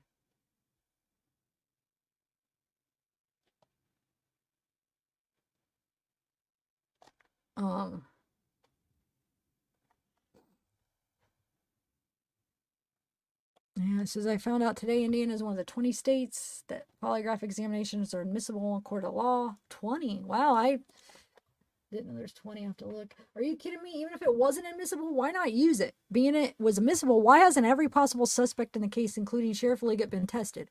It's amazing to me that the amount of tools that ISP, sheriffs, and FBI have and had in 2017, why wouldn't these be implemented in this case or any cases? DNA testing is expensive, but polygraphs are in-house. There's no excuse for the many lies that have come from law enforcement showing us that there will never be justice for Abby and Libby. And then in 2022, the gag order was put on the families, law enforcement, and attorneys in the media. What nobody knows is that any law enforcement that had anything to say about the case that was against the grain had gag orders. Okay. All right, so we got that finished. We're going to do Ron Logan, but I just want to see something real quick. I just want to see what I have to go through here. Okay, Marvin. Oh, this is the Kegan. This will go along with the Kegan Kline. So, when this came out, this got leaked or whatever. I don't know if you call it a leak, but it was, I don't know, a couple weeks ago, right? I think we saw this. But it shows some of the evidence. So we have, you know, Allen's vehicles, 2004 clear report, Carfax history report, Allen's Ford Focus. It says empty. Ford Focus empty. Ford Focus empty.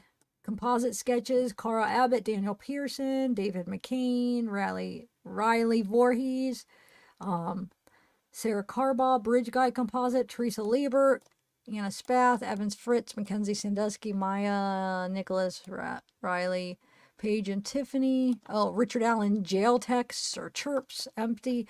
And then it says, Betsy Blair, Sarah, Betsy, Sarah. So these are all interviews, so that's good. Hopefully we'll be able to see the interviews. They're not just written down. Hopefully there's like audio or video, right, that we could actually hear or see. So we have an interview. Shoot, why isn't there... Shouldn't there be... So sketch 2 is Betsy. Betsy came... I thought Betsy did hers pretty soon after... Why is Betsy so far after... Oh, wait, hold on. There should be a Betsy Blair interview before that somewhere, right? Anyway, Kegan Kline. So what does Kegan Kline have to do with the Delphi case? I mean, we think that there's something involved, but... Or Kegan. I think it's Kegan. I hear people saying it both ways, but well. So, but according to law enforcement, there's no connection, right? Not really. So if they're going to use this as evidence, is there something? Is there like some link with Richard to him or something, I wonder? Or like the oh shoot, I just ripped this. Oh yeah, I forgot I have this other camera view. I got 2 views. Might as well use it. I don't know. You can see my mic. Anyway, yeah, Kathy Allen. So I just wonder how we're gonna, what that connection's gonna be, you know. All right.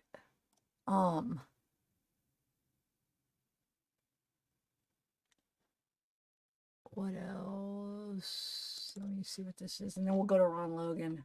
I still have a couple videos. I still have those articles. Yeah.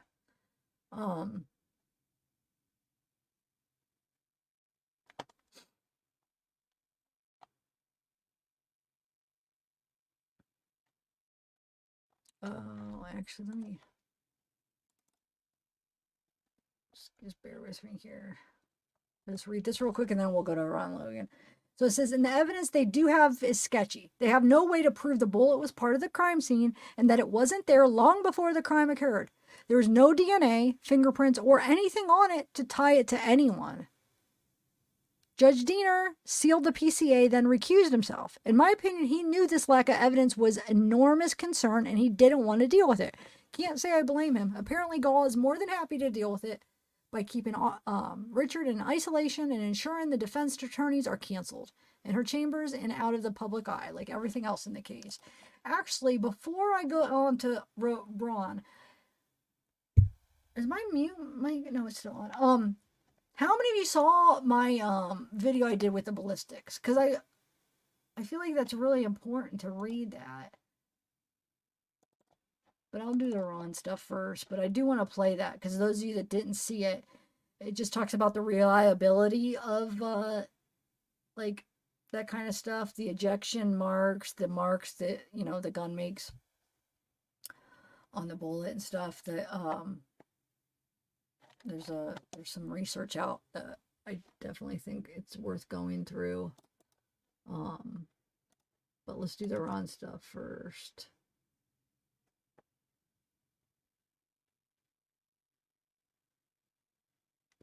Yeah, here's another reason I don't believe that that Ron's bridge guy, because this timeline that the person that puts this together, dude, I forget his name, but I feel like he's really good at research and like he's very you could trust, like he's good at what he does. He has a channel and I can't think of what his name is. Dang it. He doesn't do many videos, but he does Delphi. He's done a couple. But he's very good. He's very accurate with this stuff. But anyway, so it says timeline on February 13th, 2017.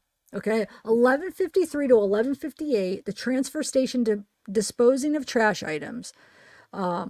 Approximately round trip if he didn't go elsewhere.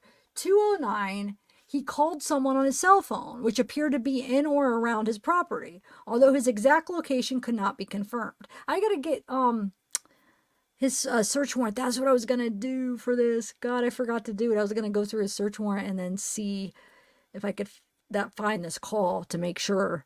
But it says he called somebody at 2:09. The tower data showed his cell phone was in the Delphi area and the area of the Monon High Bridge trail. This was from the warrant. 2:09 was 2 minutes after Libby posted the Snapchat photo of Abby. Okay, so that means he's calling somebody 2 minutes after that photo was taken and 4 minutes before he encountered the girls. He's on the phone. Now that's when the call started, supposedly, by what he's saying, right? Like I said, I didn't match it up to the actual search warrant. I do trust this guy's research, but I did want to confirm it, and I forgot. I didn't get around to it. But so 2:09 when it started, how long did the phone call last? It could have lasted 10 minutes, 15 minutes, 2 minutes, I don't know. But it's saying he called 4 minutes before he encountered the girls, right? So 4 minutes before the video that Libby took of the bridge guy, right? People say it takes 7 minutes to slowly walk across the bridge. So that I don't see Ron picking up the phone, calling while he's walking on the bridge. I don't see him making a phone call as he's walking on the bridge. I just don't. The timing doesn't add up unless he called someone while he was on the bridge and the girls were looking at him. Also, how many minutes did phone records show he was on the phone? That's what I wanted to look. I'm going to write a note. I want to see if it shows. I don't know. Is it on the warrant? I don't know if it's in the warrant, if it shows how long he was on the phone. Because we might be able to. What if it says like 15 minutes? Then right there, we know he's definitely not Bridge Guy. Because Bridge Guy wasn't on the phone when Libby was recording him. So, Ron Logan, I want to take a note. Ron Logan's 2:09 phone call. How long? I have the warrant somewhere in one of my files, and I gotta find it, or I could just look for a new one. But if anybody has it offhand where it saves me time, I don't have to look through my files or find it, send it to me, email me. Okay, so if it was more than 5 minutes that he was on the phone, it's highly unlikely he was the man on the bridge, unless he left his phone on while connected to someone, but left it in his pocket. Sounds unlikely. 5:21, a receipt. Oh, it's going over his timeline. I just wanted to point out that, but I guess we could read that. A receipt from Aquarium World in Lafayette was found in Ron's home on March 6th. The store is 22 miles, 30 minutes away. Okay. But anyway, so yeah. 2:09 phone call. Don't think he's a Bridge Guy. And I don't even think he looked like I said, the build doesn't look like him. He looks kind of taller than Bridge Guy. He almost looks like he has a different body build, like the way he's shaped too. I never thought he looked like him when you see a full body of Ron. I don't. Now, if you just look at like top up, but when you see him like lined up, like that one that everybody uses to compare to, that says they use it because they think it looks similar. I think that's the one that makes him look least like Bridge Guy. But anyway, I don't know though. What do you guys think? But with that being said, I do still think he could be a part of it somehow. He could be involved somehow. I don't know how, but I do think that that's possible. So, dude, I keep ripping my thing. I keep pulling on my thing and it rips my coat. All right, so, deep dive, wait, 105. So we have that. Let me see what this one is. I do want to play that recording. How many of you have saw that record? This isn't the one I'm talking about. There's another one, but even there, it doesn't look like him, I don't think. He's got too big of a stomach. This guy doesn't, like, the Bridge Guy doesn't. He has something in his coat, but look how much thicker I feel. Well, I just think he has, like, a bigger stomach right here. And plus, I don't know what year that's from, though. Is that 2017? Okay, so I don't know why I even included that. That's not even... All right, so let me play this recording. real quick. So somebody like recorded, they went up and they were talking to him and they were recording him. It's kind of interesting though, I think. How many have seen it? Or heard it? Well, let's do that real quick. Yeah, I still do have that like 5 or 6 websites articles too that I put for interesting. Okay, so Ron and Logan.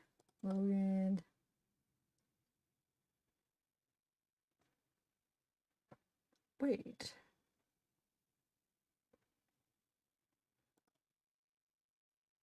Ron. Oh, I'm clicking on the wrong thing.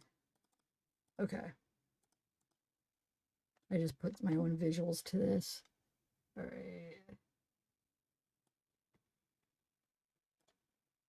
All right, here we go. It's 10 minutes long, about 9 minutes, but... Turned up. Huh? Their investigation. What'd they do? Concentrated on people who didn't do anything too much. That's what you think? I know it's what happened. They were going to pin it on me. Well, you weren't home that day. They didn't find out. They didn't care. You don't understand. Nobody knew that until later. They didn't care. We need to solve this and you're it. And you were in the hot seat. I was in the hot seat. And when they found out there was just too much against them, pinning on it, they gave up. But they spent all that time pissing around on a driving without a driver's license and all that shit when they should have been looking for murder. Right. Yeah, you just had... Yeah, they wasted all that money, millions of dollars. You went to the dump site that day. You went to the dump site. What the Lafayette? I was in Lafayette when it was going down. Right. Crazy. Oh, you're getting wet, aren't you? No. I got a faucet problem. Uh-oh. My pressure tank went out. I just replaced it a little bit ago. I got a brand new Moen faucet. Brand new, $100 and some. It's all plugged up with crap from the dirty water. Rusty water. Oh. Some of the plumbing in this house is... Well, there's some beautiful homes along here. Yeah. I need you. This whole area is beautiful. You're from Fort Wayne, huh? Yeah, we walked the trails a little bit. Yeah? It's beautiful. Yeah. It's absolutely beautiful. It's a shame what happened. I'm not surprised. I thought this would happen. What? Not the murders, but when they put up those trails in the middle of nowhere, I said, you're going to have all kinds of drug problems and all kinds of crap from this. This will draw every deviant in the world to it. I mean, we walked it a little bit. I was a little scared, because it was just us two. Whoever did it long gone. They're not going to do it again. Not here, anyway. Do you think they're from here? I was part of some kind of family for a long time. Did you really? Really. Why did you think that? Because it's too damn close. They can't see the forest from the trees. Right. Looking right at them, but the person who done that could have been on the search team to look for him when they were missing. Right. I mean, they had people out here in my woods that night that they were looking for all over that place. They couldn't find him. Now, why did they not find him then? Yeah, I find that surprising too. And if that is a crime, with hundreds of people in my woods and walking up down the creek, tromping all over everything, what are you going to find? Right. Destroy it. Who found him? Huh? Who found him? The neighbor over here, Pat Brown. It's a she or he? Pat? Yeah, Patrick. Was he on the volunteer fire? No, he's a neighbor. Yeah. Living for him. And he found him. There was some other woman with him. Supposedly some people on the other side could look on my side of the creek and they saw clothing. So they called up, said, hey, there's some clothing down there, go check it out. So he went down over the hill and he saw them immediately. And they're right out in the open. I don't understand why they didn't find them the night before. Why did it take them? Do you think they were there the night before? Well, according to all the law investigators, they were. No one thinks it's a dump site. Yeah. be closed session. I have no idea. It's the craziest. Now, can you walk back there or no? Can you get back to where it happened? It's not real easy, no. Oh. No, that's why it's such an odd. Okay, this where the bodies were is about 80 feet below where we're standing, and that side over there it goes down into a big valley and a big. Deer Creek's way below us here. Yeah. Quite a bit. Yeah, it's a big drop. Yeah. Elevation. You would have to. I don't know how you get there unless you make them walk there. How you gonna get them there? Right. I don't know. How do you make two 14-year-old girls do something they don't want to do? You know what? I was a teacher for 10 years. I don't know. Somebody in authority that they'd have to listen to. This is somebody in the family. Or family, someone they knew. Or authority. Yeah. No, I don't know. It's pretty crazy. Now, what messed them up, what brought all the pelvic down on them, I mean, they really crafted their white hat, is when they completely turned 180 degrees down. 2 years later, they're not looking for an old guy like me. They're looking for a young cop. Right. Now, wait a minute. You're going to just look at me and say, oh, sorry, Ron. Sorry, Ron, for all the shit we did and pulled on you and all the false reports we made. Send you to prison for not driving without a driver's license. Who goes to prison for that?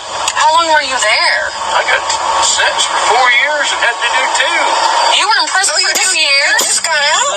The people raised so much hell they can't even let me out. Come home for house arrest last year.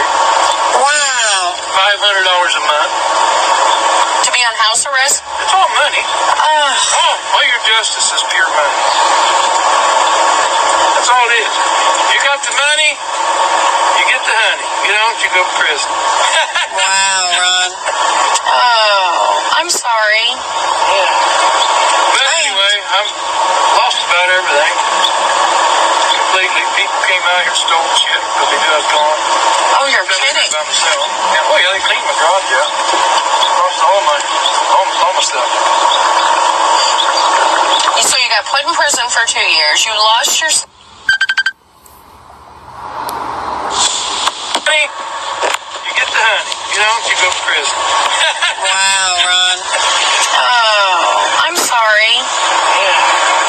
But anyway, I'm lost about everything. Completely. People came out here and stole shit because they knew I was gone. Oh, you're kidding. By myself. Yeah, oh yeah, they cleaned my garage out. Lost all my stuff. So you got put in prison for 2 years. You lost your stuff.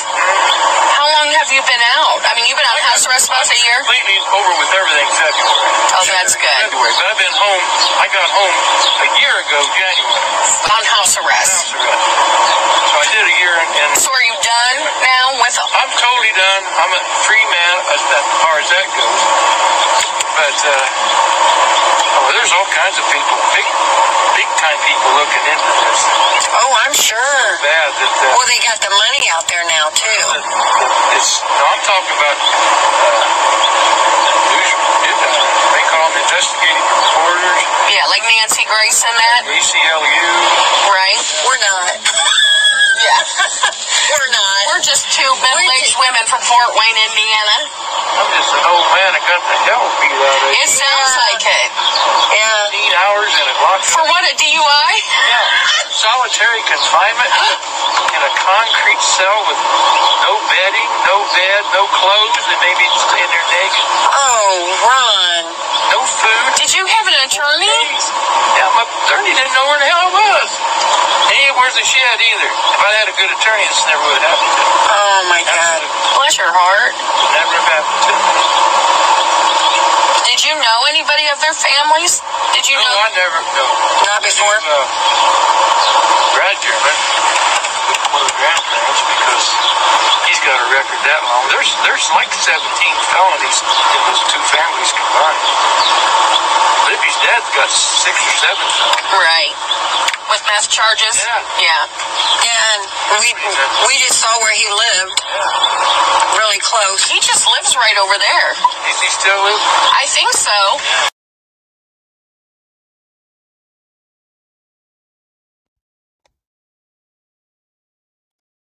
Okay, I was trying to find that Plunder. You said Plunder has it. Is it a recent video or no?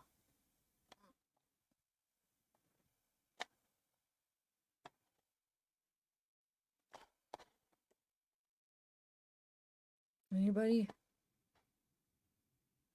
I was gonna take this off. I don't know.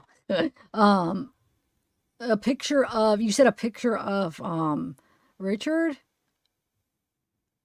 I just want to see. I just want to, maybe I'll show it. I want to see if it's something I have or what you're talking about. Hold on one second. Is it a short or regular? All right, so next. I know. No, I mean, that's the land now. Is that simply what the case close? He put himself there, Ellen.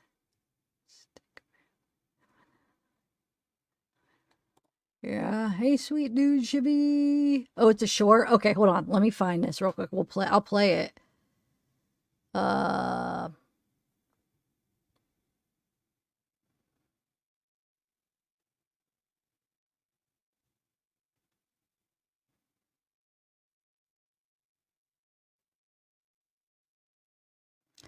I don't. Hold on.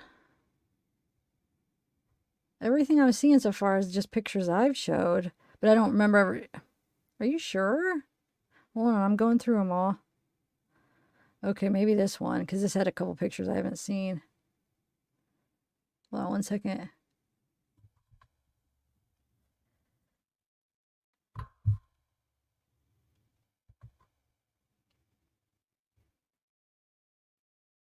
So this is from yeah.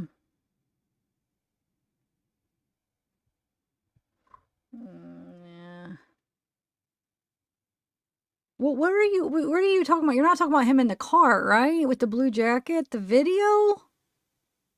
Or sitting in...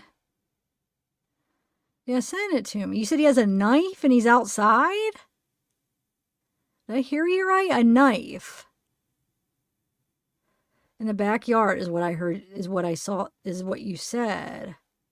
I've never seen it. Oh, here we go. I found it.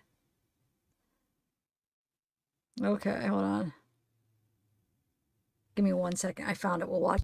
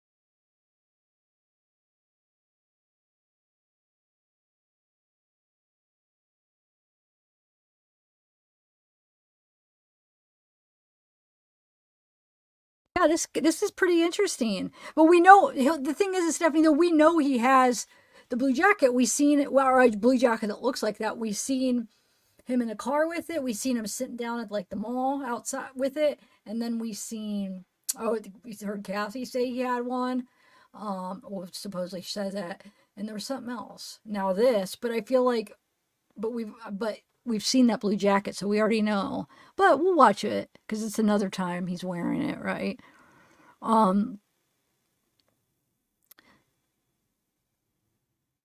like I said, oh shoot, okay. Like I said, I'm not saying that that's not him on the bridge. I feel like I'm not convinced if he is involved that he's the only person. Like, I do think it does look like him on the bridge, but I don't know if that's because now we're told that, and then you look at it like before, when they originally said it and they made the arrest and we were told that, and then you look at it and then you have like your mind does that where it's like, oh, you do see him.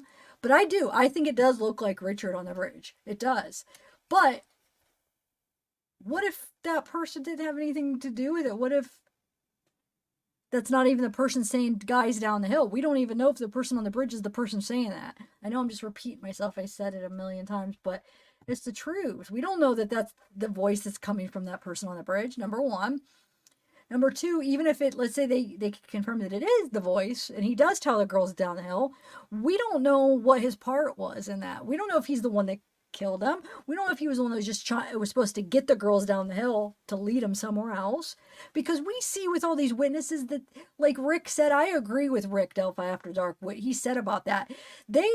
I think the reason there's so many discrepancies of what these witnesses saw is because they're talking about different people.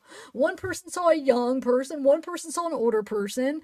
There might even be more than two, but for sure there's two different people that they're talking about. I'm sorry. There's two different people, 100%, I feel like. I feel like that you can't even argue. Like, these witnesses have seen. So there's two different people on the bridge that are unaccounted for that the witnesses saw. Possibly more, though. Like, who was the person Teresa Liebert saw? We don't know. That might not be neither of the people that the other two witnesses saw. That might be a third person. But that was earlier that day. But that could be somebody else that was casing out the place, The person that was walking that was supposedly bloody and muddy was maybe, I don't know, was that one of the same people that the other two saw? But I think for sure that there was two. Okay, so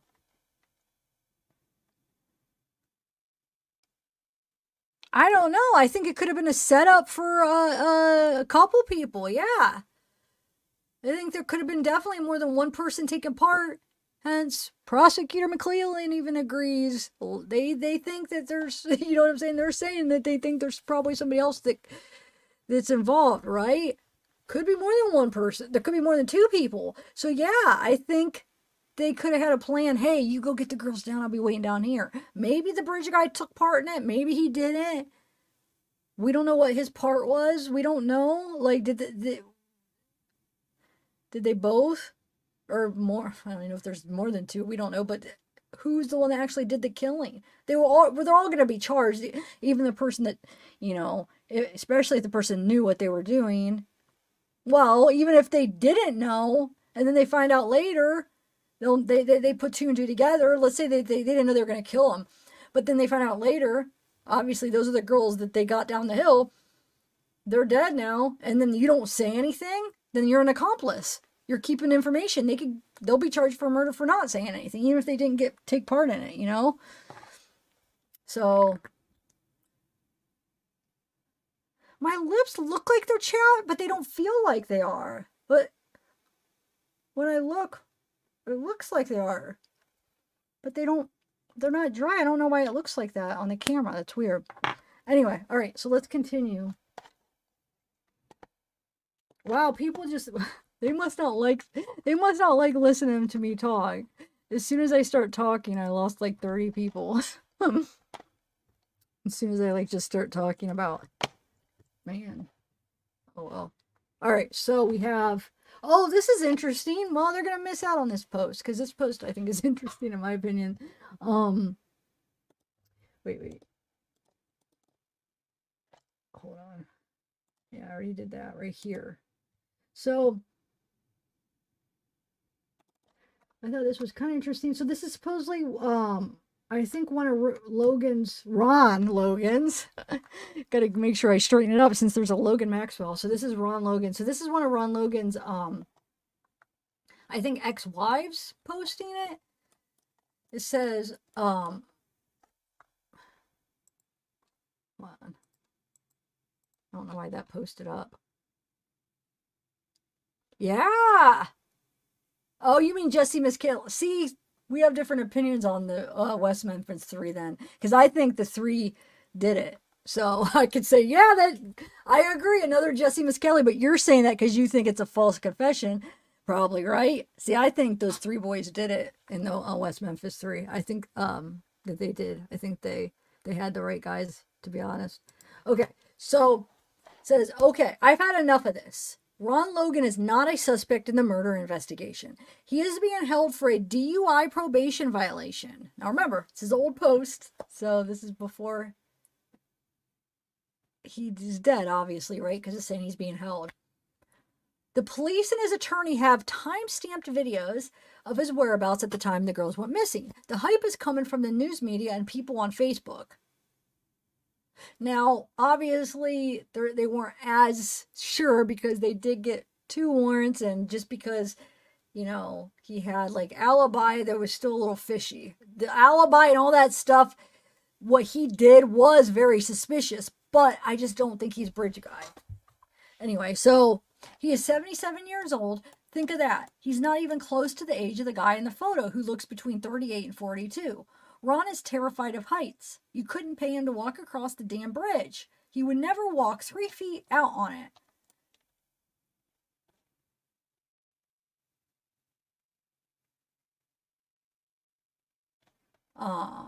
Somewhere, I'm trying to think where it says, because somewhere I read when I was reading this that this is actually from one of his ex-wives or something, but I'm trying to think where I got this. It's obviously somebody that knows him, but it did say somewhere where, okay, where are we at? Okay. So he's saying, Ron is terrified of heights. You couldn't pay, here, I'll go like this. You couldn't pay him to walk across that damn bridge. He would never walk 3 feet out on it. The voice is totally different. He's not the guy. The police are using him as a diversion because they have nothing. If they had DNA, they would have it by now. They can rush things through Quantico when they need to.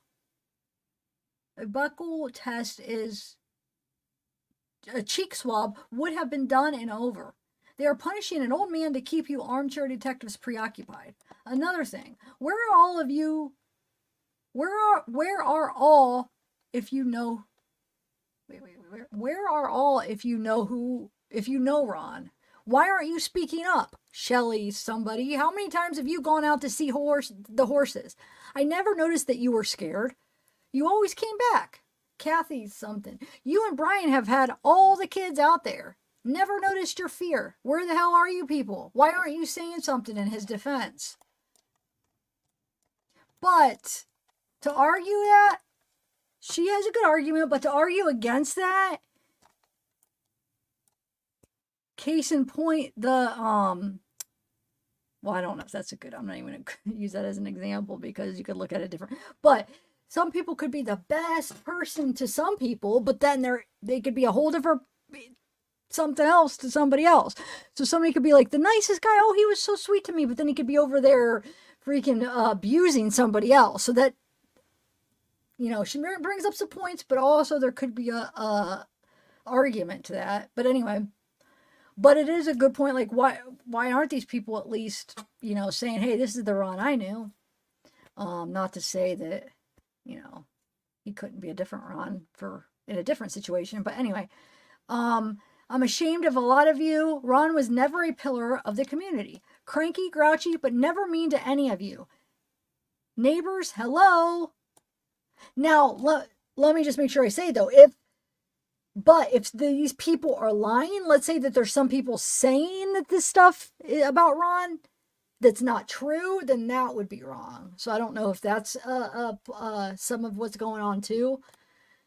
Anyway, it says, Sherry Blank came to Ron in a panic when he found a guy cooking meth at the cemetery. The guy had pushed Sherry. Ron went right down to defend Sherry. I have more reason to not help him. Or she's saying, I have more reason to not help him. But even I know this is BS. I talked to him for 4.5 hours after the murders. He was so upset. He nearly cried because he just couldn't imagine anyone doing this. He's lived here over 50 years, and now you think he's some mad lunatic. Shame on all of you.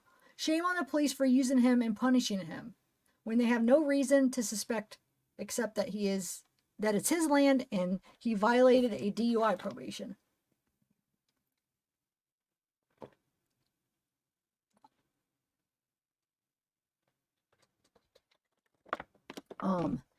His life is ruined because he did something stupid, but it wasn't murder. I know what they were looking for at the farm.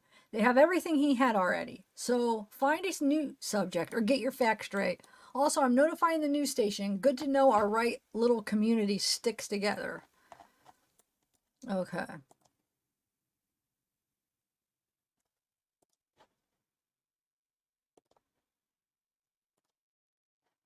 Oh, wait. We have that done. Oh, because I have something up. What did I have up?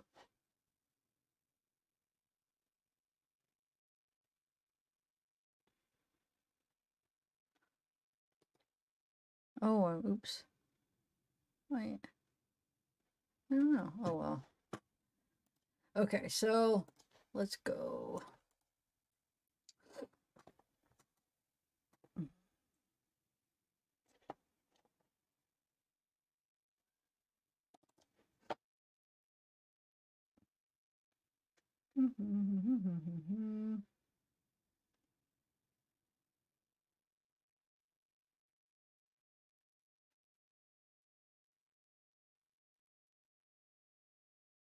Oh, we have to read this here.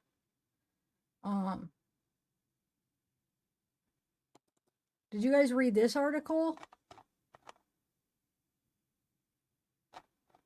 With the new public defenders for Richard? It's kind of interesting. So they see, it won't let me exit when I see the, oh well. So this is Labrado and Scrumman, so his new lawyers. They say, we have 7 oh wait, hold on. Sorry. Allen County's chief public defender says his office is prepared to take on Delphi Killen's case. Let me take a sip of this. Okay. Fort Wayne. So while the Delphi murder trial is attracting more media attention than has been seen in ages for an Indiana case, Allen County Chief Public Defender William Billy Labrado, one of the 2 Allen County public defenders recently assigned to the case, doesn't believe the trial will impact the daily work of the department. It's not a death penalty case or an a life without parole case. It's just a double homicide. Oh, it's just a double homicide, which we do routinely, unfortunately, here in Allen County. The only impact it will have is the travel time to another county, Labrado said Thursday, just after the quarterly Public Defender Board meeting held at the Rossau Center. Rossau Center? I don't know. Labrado said in a round trip to Carroll County, Labrado said a round trip to Carroll County, where the trial is currently held, is 5 hours. Wow. So what, 2.5 hours each, huh? We have 7 investigators and 2 assigned specifically to that case, so I don't think we'll need outside resources. But the state's Public Defenders Council, based out of Indianapolis, is always willing to help, Labrado said. Labrado, who has been a public defender for nearly 25 years, has had conversations with Bernice Corley, the executive director of Indiana Public Defender Council, who has offered assistance if we needed it. We just don't know at this point what's coming our way as far as discovery. We've gotten a little bit, but not all of it yet, Labrado said. It's definitely an interesting case. It's garnered a lot of media attention, Labrado said. It's a brutal homicide, but Mr. Scrumman and I will do our jobs, and we'll do it professionally like we always do, and represent Mr. Allen to the best of our abilities.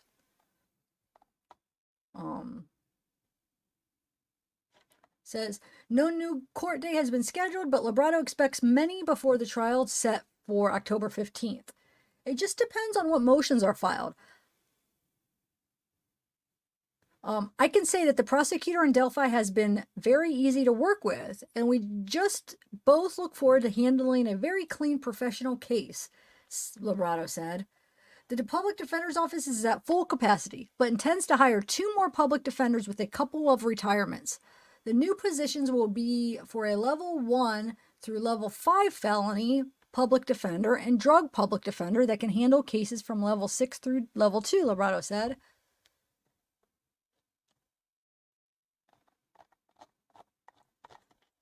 Okay, so that's...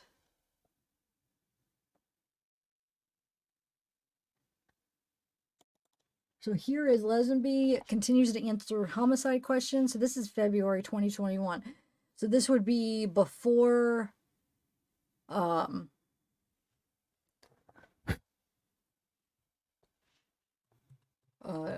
they arrested Alan. So he agreed to answer a second set of questions from readers this week about 2017 double homicide. So the question, Delphi case has garnered attention all over the world based on your professional experience. Why do you believe it is unsolved given a small number of residents, photo, audio, and large reward? He says, difficult to say, but I believe we have perseverance on our side. Make this a little bit bigger. There we go. Do you plan to keep the command center in the city building for the duration of the investigation? Or are there plans to move it to a location where you, the county sheriff, can supervise activities on a daily basis? And he answers, as previously advised, space for logistic purposes is limited or non-existent at the county level. The current setting is appropriate. Apropos. How many total tips have been received? How many this year? How many this month? Total throughout the investigation is approximately 50,000. When a tip comes in, take us through the step-by-step process of how that tip is processed by the tip line operator to how it is distributed to the investigators. Please describe what tipsters are told and the follow-up. And he answers, tips which come into the system are entered into a database. Each tip is then reviewed by investigators and prioritized. Emailed tips receive an automated response. If investigators need additional information from a tipster, they contact that individual. The question, do family members receive updates on the case? If so, how often and what form? And he answers, yes, occasionally we meet the families when it is felt it is needed. An open line of communication exists with them. Question, what would it take to convince you to release more of the details of the case? Answer, as I stated previously, the integrity of the investigation must be preserved, and to release additional information may damage that integrity, which must, in my opinion, be maintained for the courtroom.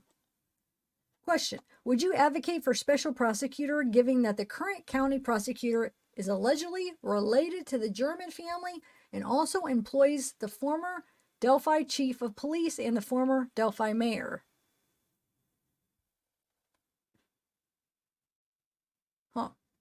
So, answer. As sheriff, it is not my role. However, I feel that should the issue be of a concern to Prosecutor Mcleland, he will make the fitting decision. Can't read right. Question. You stated in last week's article that additional audio recording on the Libby cell phone would not be released. But it has been stated by HLN interviewer Sharon Hendricks to Anna Garcia on the True Crime Daily podcast on YouTube that, in fact, an additional 2 minutes of the recording was shared with the family. How can you justify this? This question, this is the answer. This question, being evidentiary in nature, will not be answered. Question. It was also stated by HLN interview in the same program that you hosted the HLN crew to a cookout at your house when they were in the area shooting for the program. And since then, the HLN interview has defended your actions in public when there was criticism. Was this playing politics on your part? Were you trying to sway the perception of the investigation by doing this? He says, totally false. This event did not occur. Question, does a database exist that contains Carroll County violent crimes data? If so, how can the public access it? Obviously, we have extensive records of each jail booking which reflect each individual's particular arrest violation. It can be publicly accessed by the request, but must be specific to a person or the alleged arrest. What sort of information do investigators continue to look for at this case? Several aspects specifically associated with February 13th. Okay. Let me see if there's any other interesting stuff.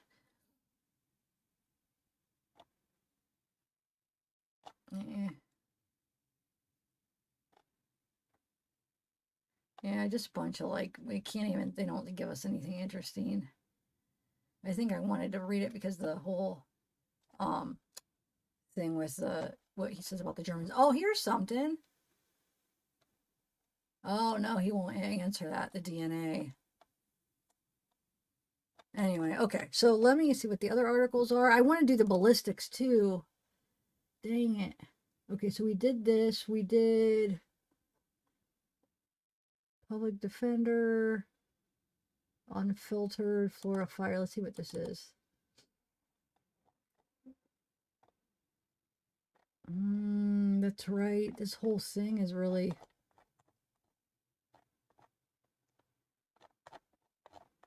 Oh, that's...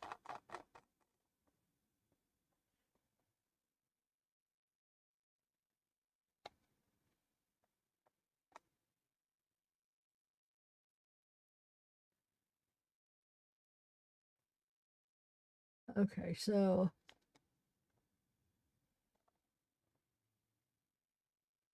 All right, let me, yeah, we're not gonna, I already read some of that, but we're not...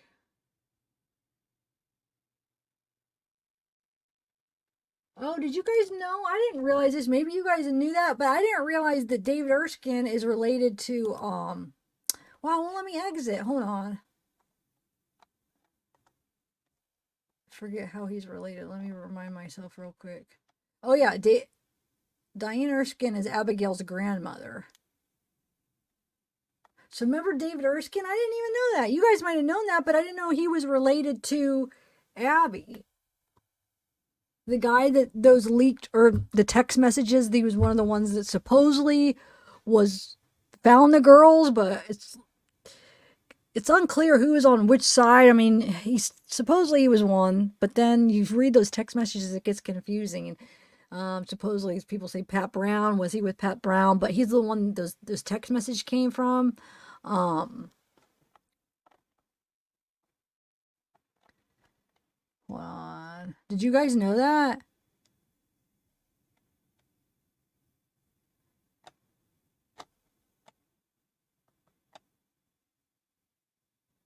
Well, I want to see if there's anything. Why I wanted to share this, though, there has to be something. I don't know. Maybe I just wanted to say that. All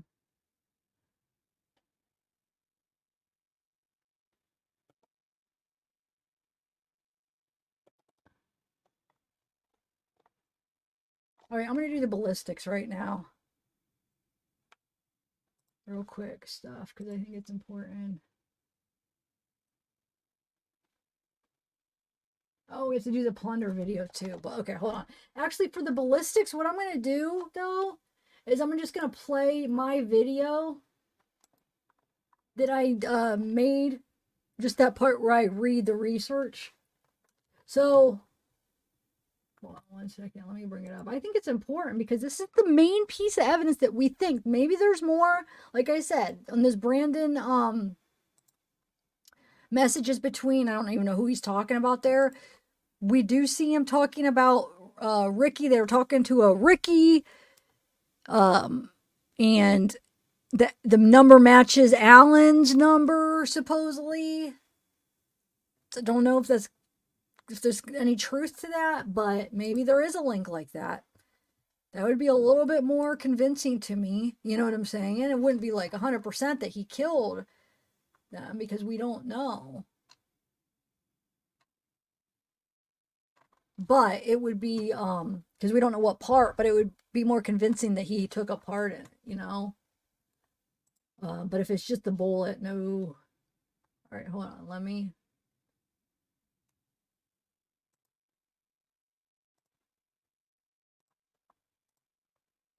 Bring up that video. Hold on 1 second. Oh, you got the transcript. Thank you. We'll read that too. Well, let me get my video real quick.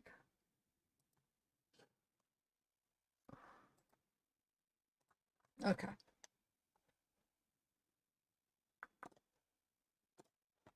Let me get it, and then I'll chat with you guys too. I'm gonna wait to do that because everybody, I think only a few people likes when I chat to them because I feel like every time I start doing that, everybody just leaves. All right, so okay, I gotta find my video. I want to make sure nothing else is playing, so we don't have any background. What other poll can we do, guys? No, I keep going to Google account. I don't like how the YouTube's thing has the thing where you can the Google account's like right there. I like to like it's like the top. I don't like how they switched it around because I keep hitting on it. I just want to go to my channel. All right, videos, ballistics. All right, this is my video. All right, so now this was a video that I took from my live like 3 days ago, but then I added stuff because I found the research, so I added it afterwards to it when I was making like clips. So that's why there's like from my live the other night. Oh, I'm explaining. That's in the bridge. Okay, let me just fast forward. Hold. I haven't looked at the documents. Hey, interpretation of identification is subjective in nature. So we go over based on relevant scientific research and the reporting examiner's training and experience. Read that again, Alan, real quick, because that's not pure science to me, and it's even in the wordings right there. And this is the documents from this case. Okay, I read it.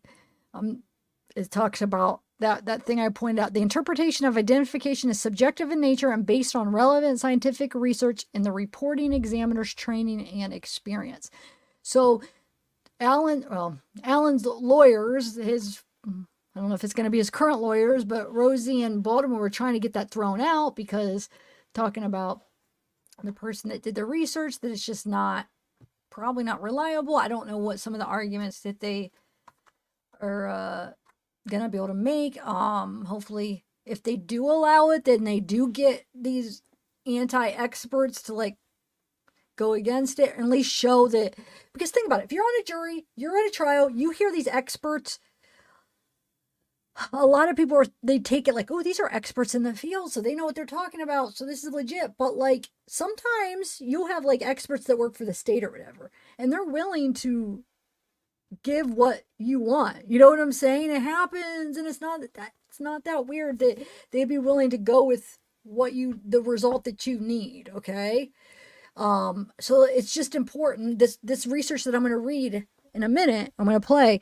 They say how it's important for some of these forensics that aren't like that reliable. They're not 100% reliable, which when the jury hears that they think it is, they freaking need to get, like the defense needs to get experts of their own to go against it and at least show how like, no, wait, sometimes this might not be reliable. Look, this isn't pure science, or this is 100%. Can't take it as like for sure. Like there could be mistakes and stuff. So hopefully that whoever, I doubt though if Scremin and them, I don't think they're gonna freaking get an expert going against it. I really don't. But I bet you Rosie and them would, because they were trying to get it not admissible. Okay, so this just shows how it might not be that reliable. There could be some errors and stuff, and that could be a problem. Okay, so here's this. Where does it start? Let's see. Hold on.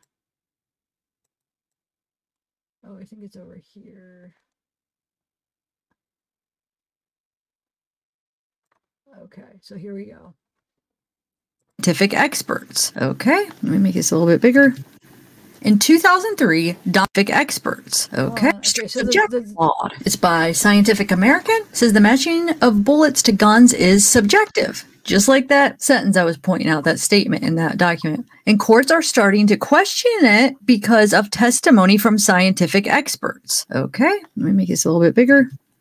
In 2003, Donald Kennedy, then editor-in-chief of the journal Science, wrote an editorial called Forensic Science Oxymoron. He answered this question in effect, yes. Unfortunately, the answer remains much the same today. Forensic experts continue to employ unproven techniques, and courts continue to accept their testimony largely unchecked. However, courts have recently begun to recognize the scientific limitations of one forensic field. Firearms identification, in which an examiner visually compares fired bullets or cartridge cases and opines on whether the items were fired by the same gun. Contrary to its popular reputation, firearms identification is a field built largely on smoke and mirrors. Firearms examiners suffer from what might be called Sherlock Holmes syndrome. They claim they can match a cartridge case or bullet to a specific gun and thus solve a case. Science is not on their side, however. Few studies of firearms exist, and those that do indicate that examiners cannot reliably determine whether bullets or cartridges were fired by a particular gun. Firearms identification, like all purportedly scientific proof, must adhere to consistent and evidence-based standards. Fundamental justice requires no less. Absent such standards, the likelihood of convicting the innocent and thus letting the guilty go free is too great. It is perhaps this realization that has led courts to slowly start taking notice and restrict firearm testimony. In the courts, firearms examiners present themselves as experts. Indeed, they do possess the expertise of a practitioner in the application of forensic techniques, much as a physician is a practitioner of medical tools such as drugs or vaccines. But there is a key distinction between this form of expertise and that of a researcher who is professionally trained in experimental design, statistics, and the scientific method, who manipulates inputs and measures outputs to confirm that the techniques are valid. Both forms of expertise have value, but for different purposes. If you need a COVID vaccine, the nurse has the right form of expertise. By contrast, if you want to know whether the vaccine is effective, you don't ask the nurse, you ask the research scientists, who understand how it was created and tested. Unfortunately, courts have rarely heard testimony from classically trained research scientists who could verify claims made by firearms examiners and explain basic principles and methods of science. Only research scientists have the wherewithal to counter the claim of practitioner experts. What are needed are anti-expert experts. Such experts are now appearing more and more in courts across the country, and we count ourselves proudly among this group. Skepticism of firearms identification is not new. A 2009 National Research Council report criticized the firearms identification field as lacking a precisely defined process. Guidelines from the Association of Firearm and Toolmark Examiners allows examiners to declare a match between a bullet or a cartridge case in a particular firearm when the unique surface contours of two tool marks are in sufficient agreement. According to the guidelines, sufficient agreement is the condition in which the comparison exceeds the best agreement demonstrated between tool marks known to have been produced by different tools and is consistent with the agreement demonstrated by tool marks known to have been produced by the same tool. In other words, the criterion for a life-shaping decision is based not on quantitative standards, but on the examiner's subjective experience. A 2016 report by the President Councils of Advisors on Science and Technology echoed the NRC's conclusion that the firearms identification process is circular, and it described the sort of empirical studies required to test the validity of firearms identification. At that time, only one appropriately designed study had been completed, carried out by the Ames lab of the Department of Energy, colloquially called Ames-I. PCAST concluded that more than a single appropriately designed study was necessary to validate the field of firearm examination, and it called for additional studies to be conducted. The NRC and PCAST reports were attacked vigorously by firearms examiners. Although the reports per se had little impact on judicial rulings, they did inspire additional tests of firearms identification accuracy. These studies report amazingly low error rates, typically around 1% or less, which emboldens examiners to testify that their methodology is nearly infallible. But how the studies arrive at these error rates is dubious, and without experts to explain why these studies are flawed, courts and juries can and have been bamboozled into accepting specious claims. In fieldwork, firearms examiners generally reach one of three categorical conclusions. The bullets are from the same source, called identification, a different source called elimination, or inconclusive, which is used when the examiner feels the quality of the sample is insufficient for identification or elimination. While this "I don't know" category makes sense in fieldwork, the clandestine way it has been treated in validation studies and presented in court is flawed and seriously misleading. The The problem arises in regard to how to classify an inconclusive response in the research. Unlike fieldwork, researchers study in firearms identifications in lab settings, create the bullets and cartridge cases to use in their studies. Hence, they know whether comparisons came from the same gun or a different gun. They know ground truth, like a true and false exam. There are only two answers in these research studies. I don't know or inconclusive is not one of them. Existing studies, however, count inconclusive responses as correct, i.e. not errors, without any explanation or justification. These inconclusive responses have a huge impact on the reported error rates. In the Ames I study, for example, the researchers reported a false positive error rate of 1%. But here's how they got to that. Of the 2,178 comparisons they made between non-matching cartridges cases, 65% of the comparisons were correctly called eliminations. The other 34% of the comparisons were called inconclusive. But instead of keeping them as their own category, the researchers lumped them in with the eliminations, leaving 1% as what they called their false positive rate.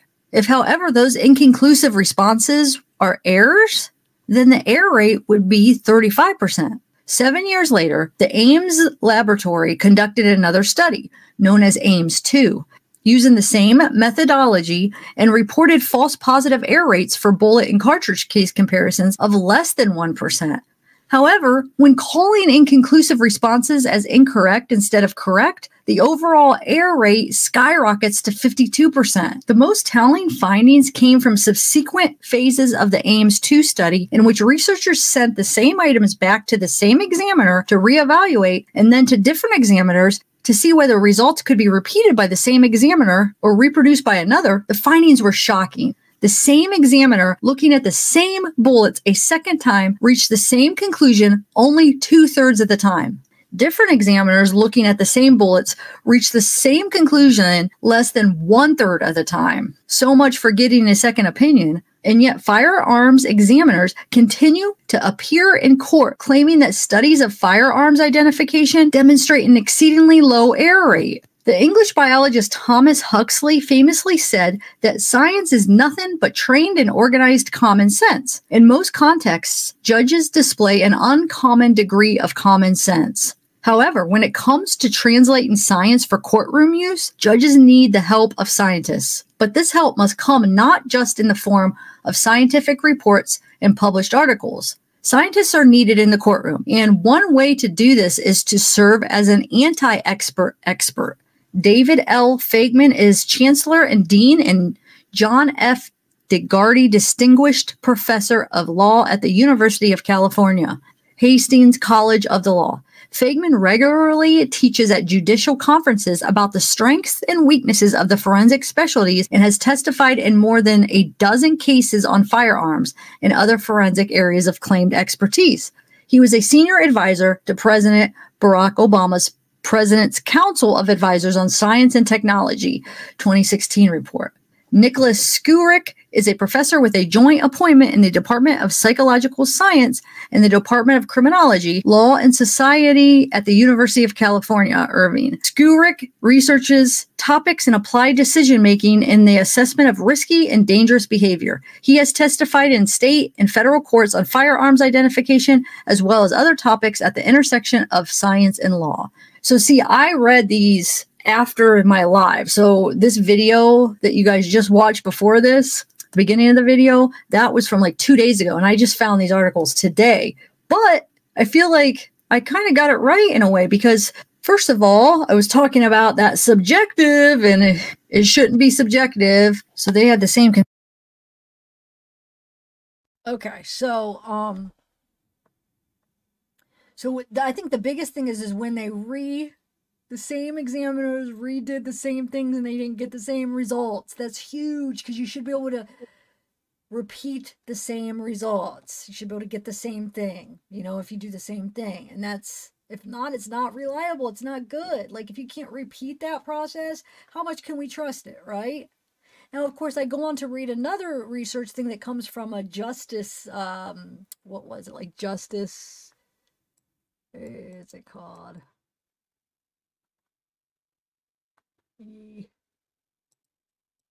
Like, I feel like there could be something to where it came from, because they were saying that they did research, did the same thing basically, as far as had the examiners retest it, and they came back with like the same results, but it was coming from, well, let me see if I could find what the website was. It's coming from one of the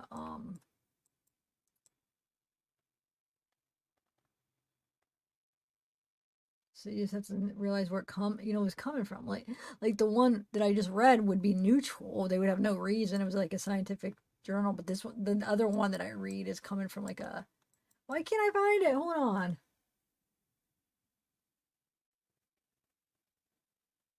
If you guys want to watch the video, so I put it out like yesterday or whatever. It's in my pre-records.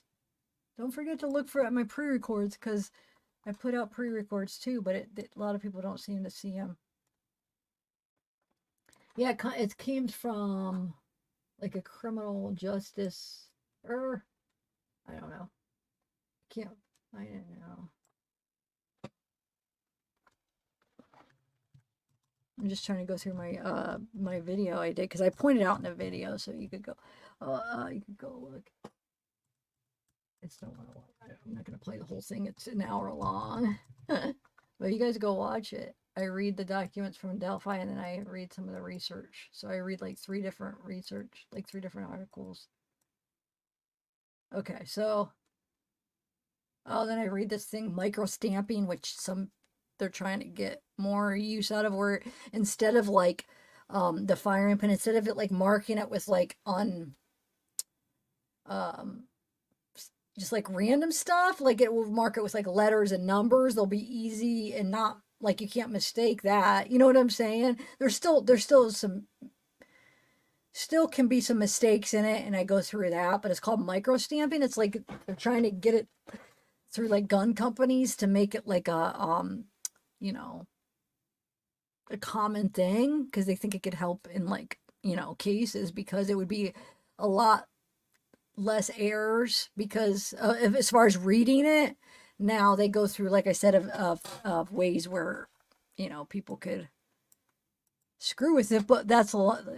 Any system you could do that, you know what I'm saying? As far as like people going to get like bullets at the firing thing, or like shaving off like a part of the firing pin or something to like alter it. But they said people do that now. They like shave off the serial numbers and stuff. So I mean, you have that no matter what. Criminals are going to do it, but some criminals aren't going to take the time. Sometimes they don't think about that. They think they can get away with it. Let me hide this, or hide the gun. They think you can get away with it. Or it's like a crime of like passion, or not planned, or you know what I'm saying, or they just don't know, or don't realize you could do it. So they say, like, they do statistics, like most of the time people aren't going to do that, but sometimes you do.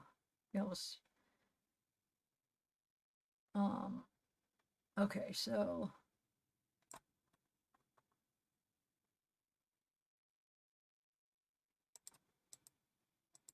all right, next, I can't believe I can't freaking find this part in the video where it tells the website that I wanted to show you. Oh, here it is. No, that's Popular Mechanics. Oh, I'm so annoyed right now. All right,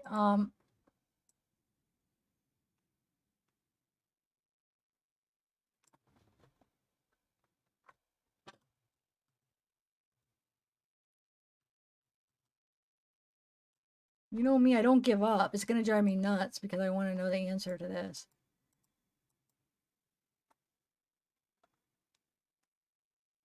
Okay, so I want to see what else I need to go through. I feel like I went through most of everything I want to go through, but now I want to even dig into what I found, because it's only like a couple days worth of research. Now I want to elaborate, dig more into what I found, and try to find more. Because this was like a lot of different things, but not, like I said, when's my last live? Because most of the days since my last live, oh, National Institute of Justice. That's what the one that says that, oh, they were able to reproduce. It came from government.gov. Of course. And then OklahomaDefense.com and stuff like that, that would have a reason to want to support it. Okay. So, like back what I was saying. So after my last live, 3 days, I think for 3 days, I was editing those clips. It took forever for some reason to edit it. I barely got any sleep because I was editing the clips, adding new things. And I don't know, it just took long. So in reality, I think a day and a half or 2 days is where I put together all this, I feel like. Okay. So yeah, imagine like give me another couple days or a week. If there's stuff to find, I don't know. Maybe there's not going to be much more. No, there's got to be more to find. This case, there's so much, I feel like, with all the players in it. Okay, wait, transcript. The person that sent me the transcripts. What was this transcript again? Transcript for what? Whoever sent me the transcript, what was this for?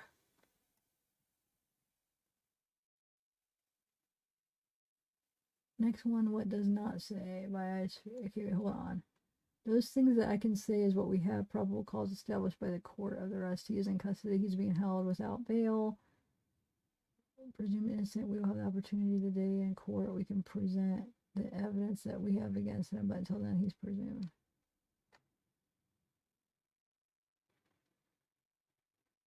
Wait, I don't understand what you're saying with these. Whoever sent me that evidence we have against him until the day he's presumed.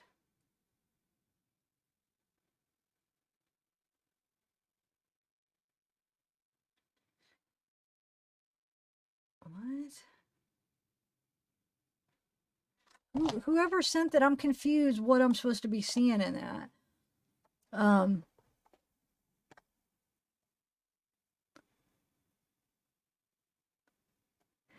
No, I get it, because it would actually make it, I feel like it would be more accurate if it was the other way around. The whole point is don't you see how it's the same kind of what is the word? Like the same kind of procedure. You know, they're studying these markings and stuff. The whole point is there's errors. They can't reproduce that. I feel like it's the same method. I feel like it would probably be even more reliable if they were able to get that. You know what I'm saying? If the bullet was fired and stuff, I think it would be a lot more reliable. I think that makes it even less, I feel like, in my opinion. But I don't know. I mean, like I said, that's just my opinion. I don't know much about ballistics, I guess, but from what I'm learning, it seems like it's even less, it would even be harder and less reliable because of it wasn't fired and stuff. But who sent me that? Who sent it? My name is Alan. You sent it, Alan? Liberty?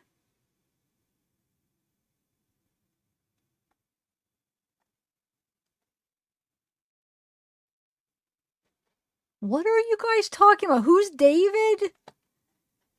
No, just kidding. Not Liberty either. Oh, you guys are confusing me. Oh, yeah, wait. I can't find that. Oh, you're talking about that. I was talking about Richard Allen. Never mind. You guys are confusing me now. Wait, what? Wolfpack?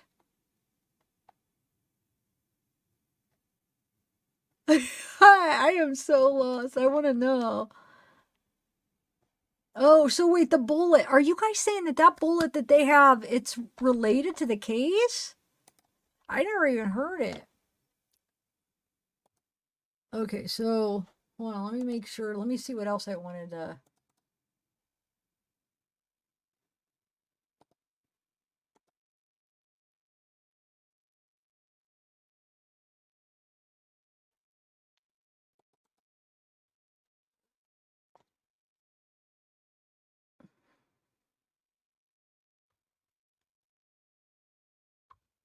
Oh yeah, then somebody sent me this where they sent me right here. They sent me this thing that it says felony murder, which what Alan was charged, it says. If one or more people are participating in the felony, they all can be charged. One such example is armed robbery. If group engages in the robbery, but only one person shoots and kills, all participants can be charged. Yeah. But it says felony murder can apply even when the felon at issue did not kill the victim, had no intention of hurting anyone, was not even present at the time of the killing took place, an accomplice before or after the crime. Some jurisdictions also have the complicity or aiding and abetting laws that hold a person responsible for someone else's actions if they were present at the time of the crime and took action supportive of their crime. These laws often require the complicit party to have the same intent as the primary party. If the complicit party's intent was to commit a felony, they may be considered a participant in the crime. If the death occurred during the felony, then they may be charged with under the felony murder rule. Victim or bystander definition. So somebody sent me that. I just figured I'd share that. Okay. I'm trying to make sure I get everything done here. I got most of it, but you know what? I want to show you Logan's record. And if somebody could, like he said, could find his exact birthday so I could confirm that this is him.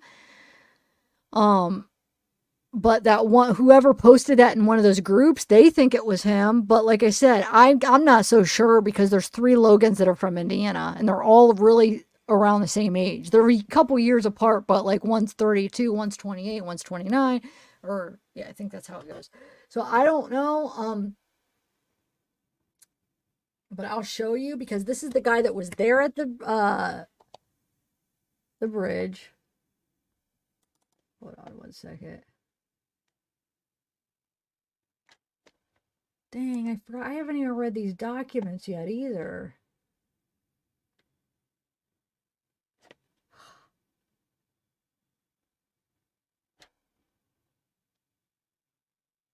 So you guys saw the documents where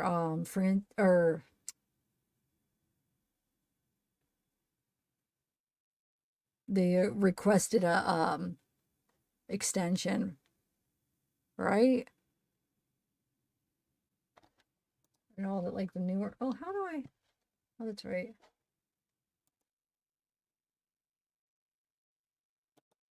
Hold on one second.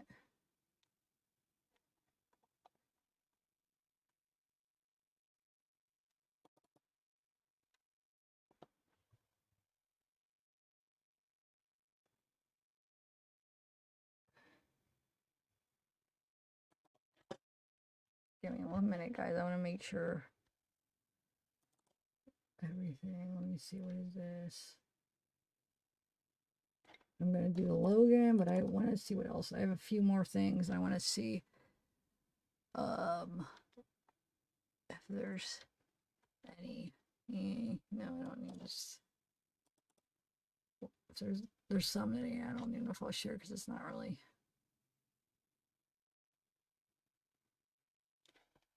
No, that one's not really. Let's see what this is. Oh,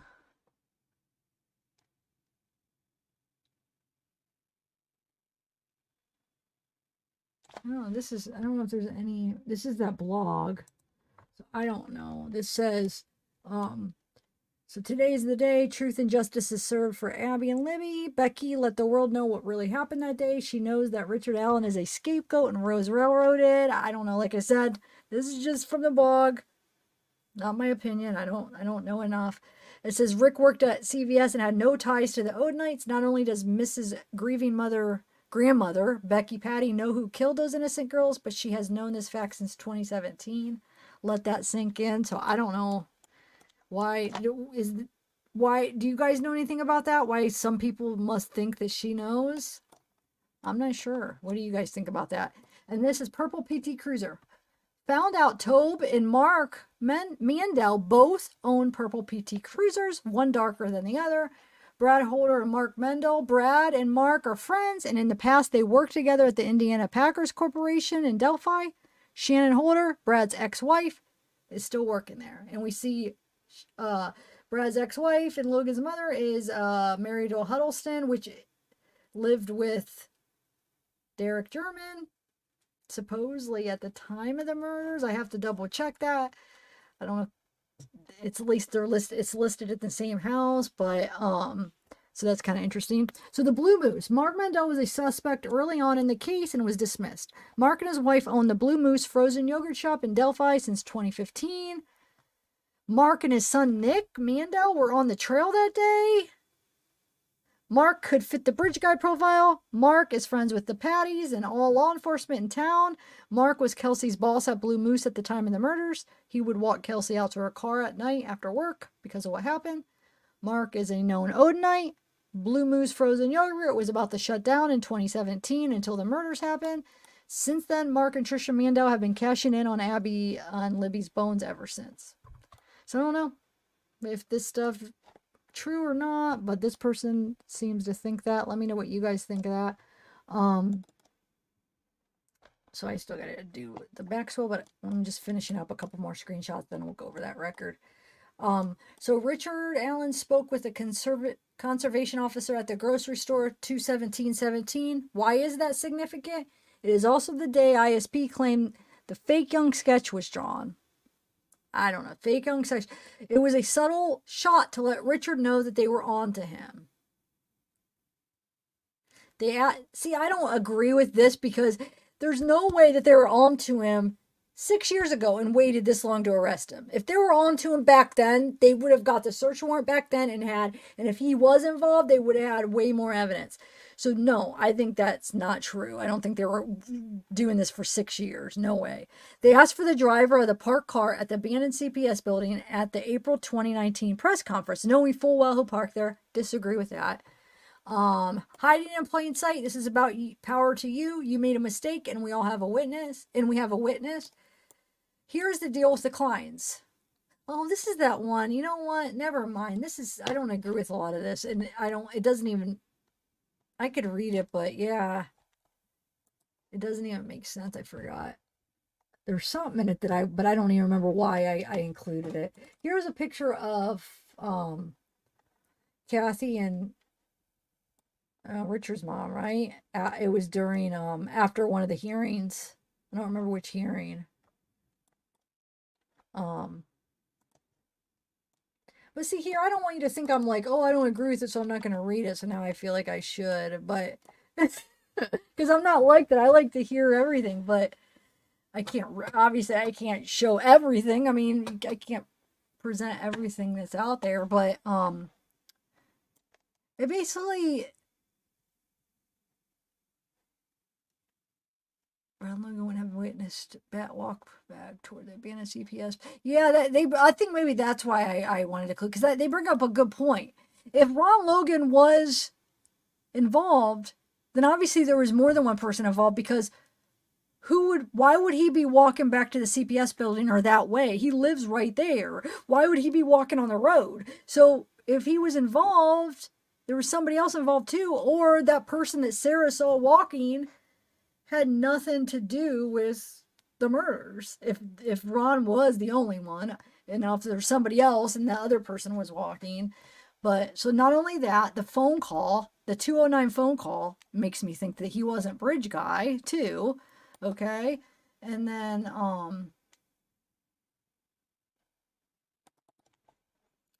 so we did that. We did, the victim. I don't know why.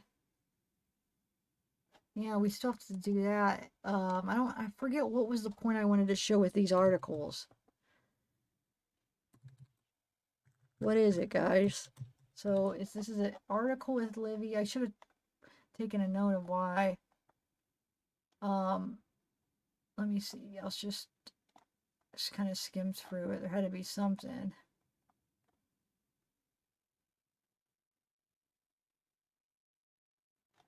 We're talking about a career path. She's studying at Purdue University, studying forensic science. Kelsi. She isn't planning on using her education to bring her sister's killer to justice.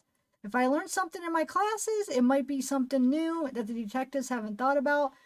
German reasons I use it to my advantage, and I'll be like, hey, what about this? Or, hey, have you guys tried that? It's a nice way for me to be able to help them in a different way and also meet all of these people going into the forensic field science.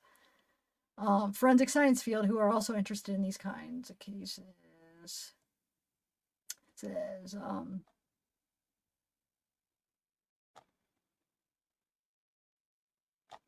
yeah, I'm not sure why I even I got that. But I feel like there was actually, where did I do with this? Hold on. I have these documents, but did you guys see these? Like this one, this is on October 30th, the court set a briefing schedule in this matter requiring that any briefs opposing issuance of the writ must be filed directly with the clerk of the Supreme Court on or before Tuesday, November 9th. What's today's date? The 5th. Respondents by counsel have requested an extension of this deadline. In their motion, respondents indicate that the Office of the Indiana Attorney General declined to represent respondents in this matter. Respondents engaged new counsel on November 3rd, and counsel will require additional time to adequately respond to the issue presented in Realtor's petition. Being duly advised, the court grants respondents unopposed motion for extension of time to respond to petition for writs of mandamus and prohibition. Any briefs opposing issuance of the writ or any supplemental records must be filed directly with the clerk of the Supreme Court on or before Tuesday, November 16th, 2023. Okay? Any supplemental record must be submitted in the same format for the record under original action. So that, and then, why did I exit out of that? What is this? Hold on. Oh, that's the same thing. So we did this, that, I'm gonna, let's see. What were we gonna look up in the memorandum? Wasn't there something? I was like, oh, we could look that up. So, hold on. Motion for extension. Yeah, we got that. What is this? This is, order amending rules of trial procedure.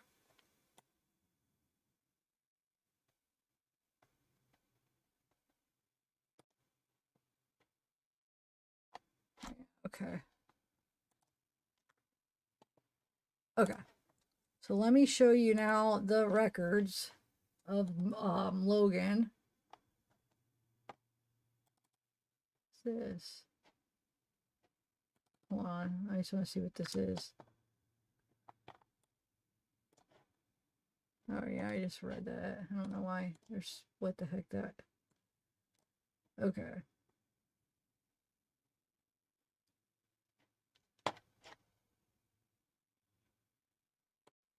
Oh, you guys saw this, huh? Real quick. Some Fran Gull. Okay, so there's a guy that I'm not going to be able to play the song because I don't know if it's copyrighted or not. But he has this song called Fran Gull about the judge. So he even said, look, it says, named after the Fort Wayne judge who determined there would be no bail available for those protesting killer cops. Wait, protesting. There'll be no bail until after the weekend had passed. So this person makes a song, and here's the lyrics.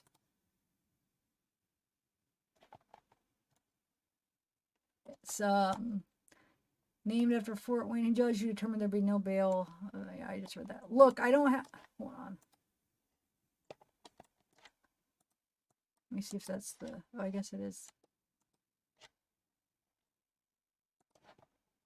It says, look, I don't have room for hatred in my heart, but my lungs are storage units as voracious as they're sparse. Some sort of Cupid in a stupor aiming arrows poisonous. No time for parlor tricks, deploying quips for toys to lift.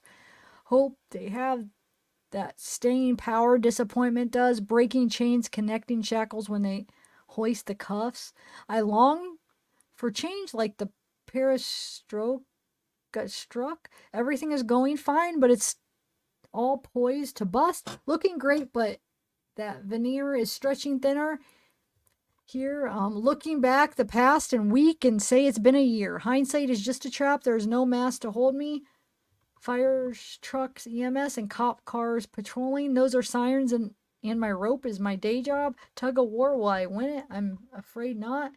Footing the bill, shoehorning into pairs of smaller kicks, walking a mile, but don't make it past politics. Just go about your business. Everything is swell. Creature comforts in abundance. There's no need to yell. Don't tip the apple cart because they will starve. We feed them well. Money making power. Power making money sells. trolley cars carrying hipster-rich apologists, and every February there's a slight acknowledgement. Figureheads clear throats, then read a polished script. Acceptance versus tolerance. Watching the golems win. Take some quotes to look the part. The barber razors looms. Kumbaya for just a moment. We can play the tunes. Read in the room, but the glass is armored. That's a martyr. Got the stones to take that guilt and cast it farther. You ever see tear gas used against your friends? A few blocks down from a bridge saying never again. Stormtroopers, state police, local cops spraying grief. Rubber bullet, eye removal for the sake to say we're free. Mops inside, the jail's flooded with the blood of victims. This is America, right? What a system. Salute the flag, lick a boot. Praise a god, vroom a truck. Shoot a gun, be the fascist. Moving up, bruise the young. Pick a side, throw a punch, stock the bunker, wear the shades. Get the sticker, snake charmer, body armor, tearaways, beat the ones you disagree with because they had it common. Back the blue, taking cops, selfies, saying cheese and running cops, represent the system, enforcing status quo. Oh, thanks, Teresa, for the super chat. Taking marching orders from power brokers with savage notes. The gas canisters are gone from streets, so most forgot the system leave. Yeah, I don't see how it's really that specific to Fran, but it's interesting that somebody made a song called her. Okay.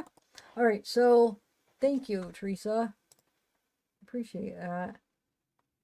First super chat of the night. Teresa, God, no. All right, so let's just look. Like I said, I keep putting this off, the Maxwell Logan, because I'm not 100% it's the right one. So this is a Maxwell Logan. Logan has a freaking big long track record. It is one of the Maxwells that are Maxwell Logan. Logan Maxwell. I'm saying his name backwards. Logan Maxwell. He is one of the ones from Indiana, but I'm not sure if it's the right one. I'm really not. So just take it for what it is. It might be. I tried to like match it up with the county. So he was in Delphi. He was in Carroll County. He was in Tippecanoe County because he was supposedly currently, well, I don't want to say currently, but his last thing on Facebook, he worked at Subaru, which was Tippecanoe County. And then he was also in the real Maxwell, the real Logan. There was 3 counties that I found him in. Now, none of them, as far as from what I found, but like, none of them I saw him in Marion County, which is where it looks like these were from. But,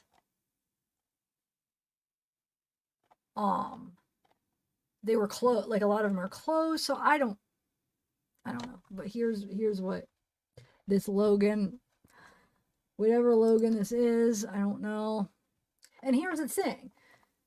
So you have these, and then you have a couple that are Logan W. Maxwell, okay? Now, does that mean this Logan without the W is not the same one? No. Logan W. Maxwell could be the same Logan Maxwell. Because sometimes they don't have the middle name. Or it could be a different one, because I didn't put anything specific in there because, I don't know anything specific. I do know, though, under Truthfinder, his middle name is James. Okay, so Logan J. Maxwell. But, which makes sense because his dad is Jim. But, here's the thing. So we probably know he's not the Logan W. Maxwell. But most of these charges is not W. It's just Logan Maxwell. So that, you see where I'm getting confused. So, but like I said, it doesn't mean this is different than the other Logans. But it could be the Logan W could be the same as these other Logans without the W, which means it wouldn't be the same Logan, but I just put in Logan Maxwell, and like I said, there's 3 from Indiana, so it probably, I'm guessing the Logan W Maxwell isn't the same as these other Logan Maxwells, which means it narrows this down to being 2. And the reason I don't think is because the Logan W Maxwells are always, they're in 2 different counties than all the other Logans seem to be on the similar county. So if that's the case, then that means it's down to 2 Logans from Indiana. So this could be a 50% chance of being him, right? So I don't know. So here we go. You guys probably are like so confused right now. But this possibly is the guy that they saw on the bridge, that supposedly maybe somebody saw him on the bridge that day. What did Rick said that? Which one saw him? I think Rick said Sarah. Sarah saw him on the Sarah. Wait. Saw him on the bridge dressed that way, like in this in the bridge area or on the trail, right? And then she saw him later with Tara German at on the railroad tracks. February, was it 15th or 16th? They get a search warrant for his house. They searched the wrong house because they searched his dad's house. He was living in a different house. Didn't even search the other house because thought he was living with his dad. He wasn't. So they searched his dad's house. Jim, his dad is James. Wait, I forget. Well, it's usually the same, but I forget how he is listed on Facebook. But Jim, he's the same. Supposedly, he was seen at the gas station wearing the same thing as the bridge guy. Now, there's some people that think that it's both as Jim and his dad and him is like a pair. I don't know. But here's the charges. Okay. So we have battery against a public safety official, criminal trespassing. Resisting law enforcement, knowing intentionally forcibly resist, obstruct, criminal trespass, not having contractual interest in property. Then we have criminal trespass, not having contractual interest in property. Okay. Refusal to identify self, public nudity, appear in a state of nudity in a public place, battery resulting in bodily injury, criminal trespass, has a prior conviction, possession of a controlled substance, possession of Schedule 1, 2, 3, or 4, refusal to self-identify, so he doesn't want to identify ever as one of those people that, I'm not giving you my ID, I'm not telling you who I am, or whatever. Then we have criminal trespass, not having contractual interest in property, knowingly state of Indiana. Battery against a public safety official, not having, same thing, okay. Now, he's definitely not the Logan Wayne Maxwell because his middle name is James, so that's definitely not him. The Perry Township one. Okay, so back to Marion. So we have criminal confinement, intimidation where threat is to commit forcible felony.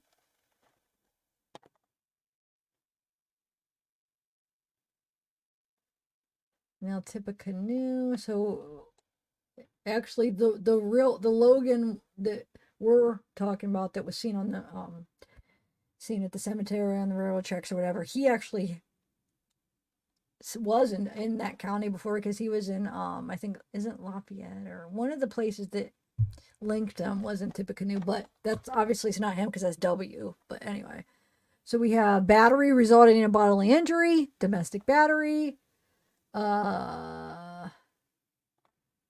needles and wait, what is this though? Where does it say a name? Needles and sharp container requirements for tattoo body piercing facility. Oh, there we go, Maxwell. No, I'm not going to read the W's because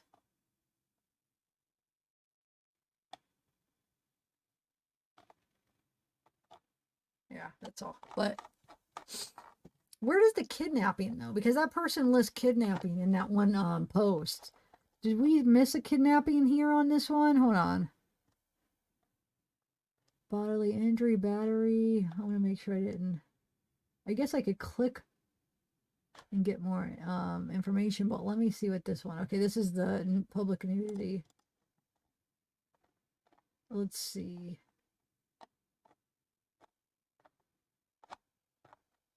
Wait, where did that go? Oh, it doesn't let you click on it. Okay. Let me see what he got. Sentenced 60 days, 7 days jail credit, 46 suspended, time served.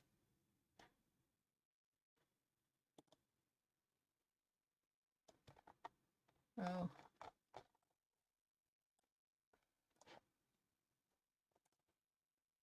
Well, I'm gonna see if there's where would be the one where they got kidnapping from now? Am I missing something? Let me see. Kidnap. Battery.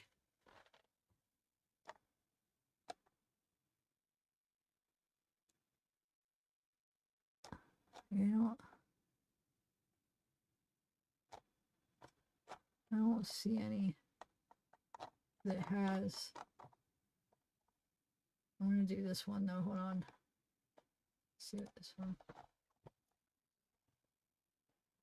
Battery resulting in battery injury. I want to see what his sentence was for that. 30, like basically almost a year in jail, but jail credit 7 and suspended 346. So basically, they didn't have to do any, right? All right. Conditions: stay away. Gas station is, or stay away order. Defendant is ordered to stay away from the BP gas station located in Ohio Street. Okay. Wait, I want to see what the nudity one. What was his?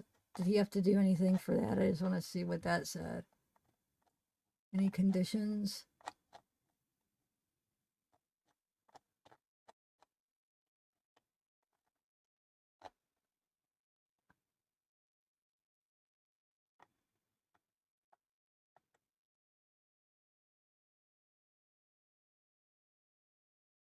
Oh, bench trial scheduled, but was canceled. Reason agreed resolution. Oh, who was his lawyer? Librato? Taking a deal? No, I'm just making a joke. I think I got everything done that I wanted to.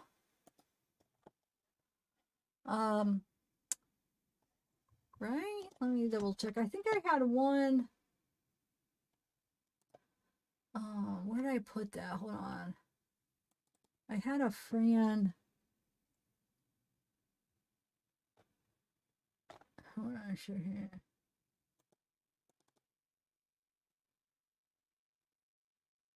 This is a. No, not that. Hold on. This is one that I didn't include into share. I mean, because I was like, oh, is it that important? But she disagrees with replacing jail. She doesn't think that they need to replace it. Says just do some renovations. So I don't know. It's not that important, but all right. Well, hold on.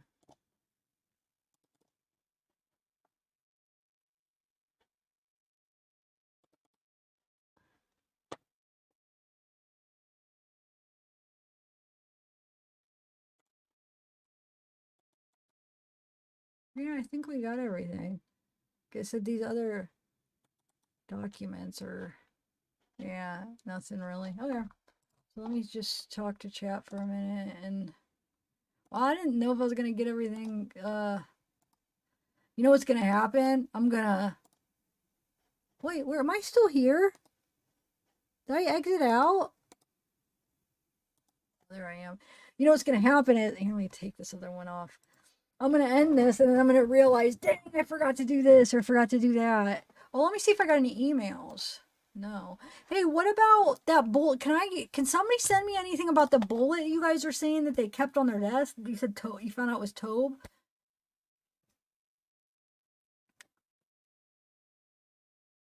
I want to know about that. You think that's possibly the bullet? That's interesting. Why am I not here? And if anybody else has any information on, like I said, number one, here's the questions I need. Anybody send me, I know I could find out, go look through my files or able to find it, but Ron Logan's warrant, I want to look through that again. I want to see about that 209 phone call. Maxwell, Logan Maxwell, any like, ooh, look at that. I want to see if I could fix that. Hold on one second. Like birthday. It's October 91, but I just don't know. Look at the edit. Okay.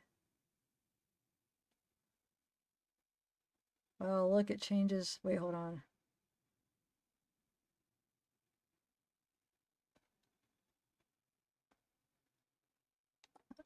Wait, hold on. Why am I holding my hand up? I don't know. I'm trying to like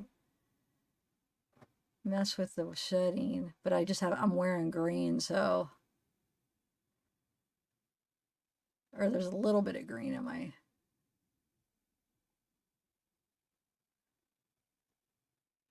all right, that's good. What his exact birthday, I want to find out which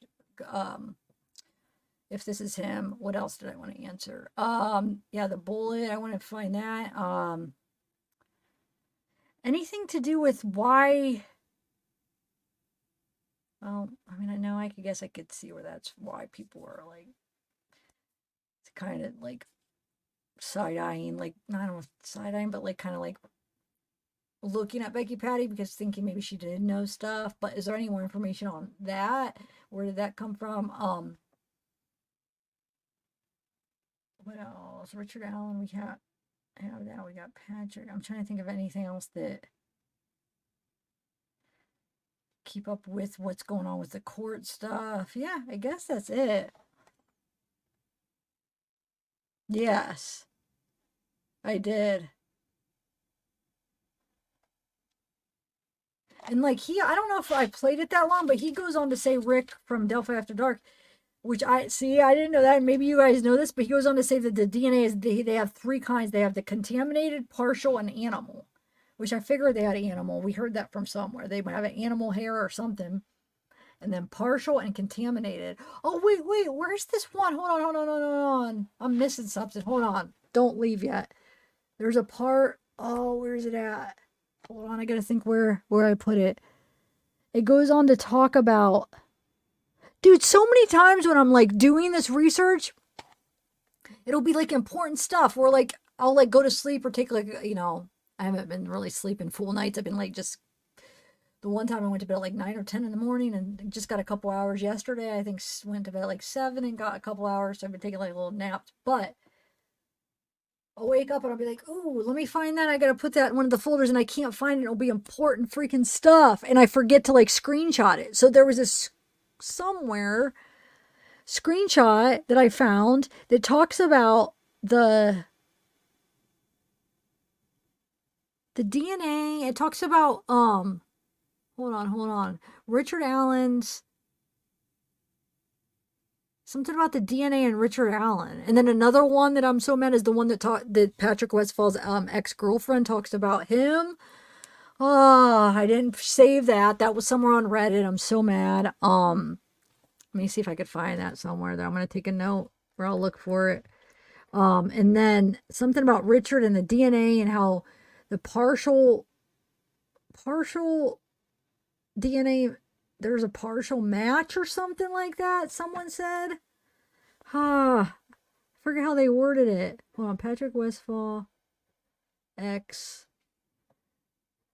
And that was just yesterday. We didn't go through it, so I must have forgot to save it. Dang it. That was a good one, too. Yeah, basically, they say, yeah, you saw that. Did you see that? If you could find that, let me know. So she basically says he was he's lied in that interview, in those interviews. And yeah, basically they said, hey, do you think he did this, the murder? And she said no comment or something.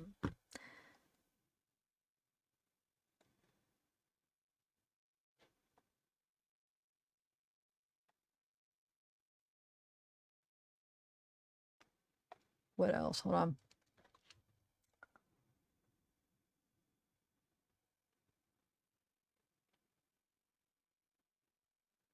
Oh, okay. But maybe they don't know. I don't know. I never heard of that. Wonder what it is then. Yeah, we know they weren't shot. We're talking about the bullet. The main piece of evidence they got about Richard, they have on Richard is that gosh darn ejected bullet, but that was found between them. That we don't even know if it really existed.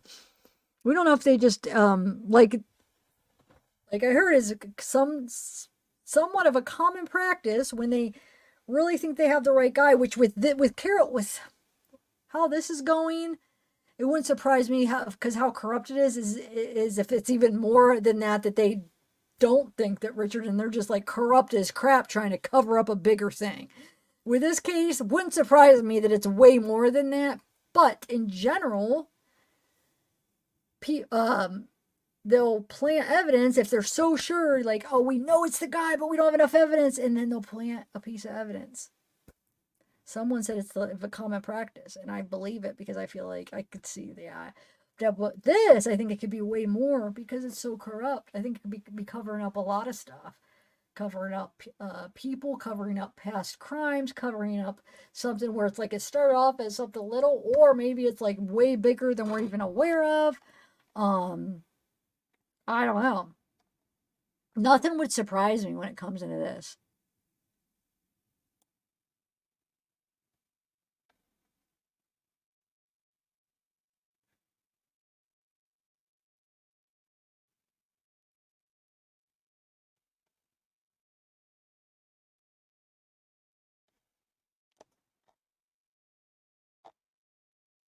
Oh, hey, Ashley, have you been here the whole time? Why am I just now seeing you? Yeah. But I'm talking about, like, even, like, cases where it's like, they're like, oh, we know it's this guy, but they don't have enough, so they do something a little bit shady to, it's not totally truthful, you know. Let me make this, let me plant this, let me just put this, maybe even little things that are kind of like that, you know.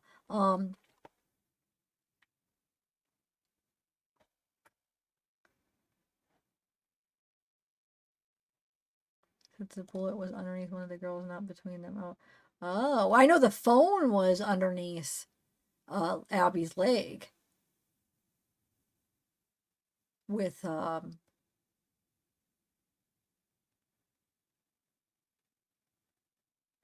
dang it, hold on. Let me see something. This is gonna make me mad because it might actually be, hold on, give me 1 minute. It might be where it might have been in that one post that I didn't read at all. Hold on 1 second. It was, hold on. It was a judge found an interesting story article. Hold on, give me 1 minute. Articles. It must be under the really important. Why did it? Okay, finished. Just give me 1 minute. No. Man, where did I put it? Now I can't even find that because I moved them all.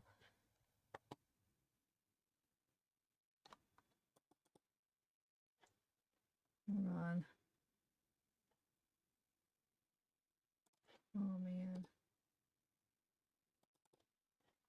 Where did I put it? Where did I put it, guys? Wait, judge resigns. Oh wait, see there is more stuff. Wait, I forgot to do the, hold on a second. There was, wait, use articles. It was the, since his office is prepared now.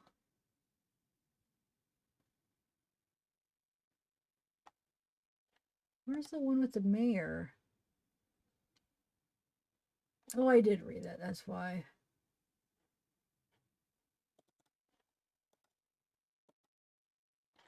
Dang it, I can't find that website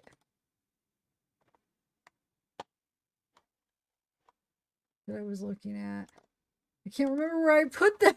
Oh my lord. Oh, now that I moved them all to finish, now I'm like stuck because I can't find the one. Oh, this is making me mad because it might be in that. Hold on. Judge found interesting. Chrome Doug Carter yesterday. Search warrants. What was it? It was knowing February. Who did it? Oh well. So how are you guys doing? I don't know what I did with. This is making my head.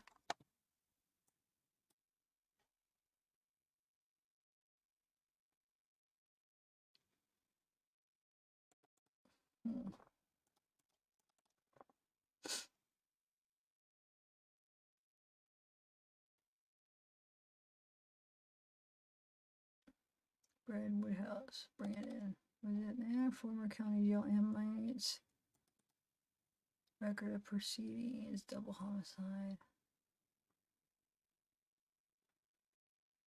Oh, it was under Maxwell, I think. Hold on. If not, I just give up. Oh well. It might be though. Yeah, it is. Yeah, no. Yeah, it is. Okay, let me see. I didn't go through all this. 1 second.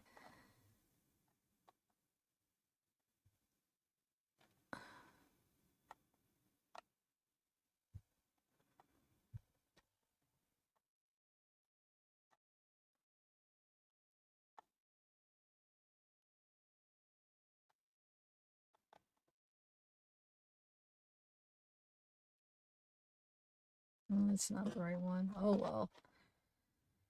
Oh well. Not a big deal. I mean, at least if I forgot a few things that I forgot to save, hopefully they'll come up again. But why does it always seem like it's like really important stuff, I feel like? Judge Gull has not kept records of what is happening in the courtroom, which is in the end RA will have zero chance for an appeal because there's no records to find if it ruling was wrong. Well, I don't know if I agree with that. That might be an issue in itself. Because, I mean, you have like people that were there that saw things. Yeah, definitely. So there's a lot off. Oh, wait, we have to do the plunder video too, right? If you guys want to see that, the one that you guys was saying how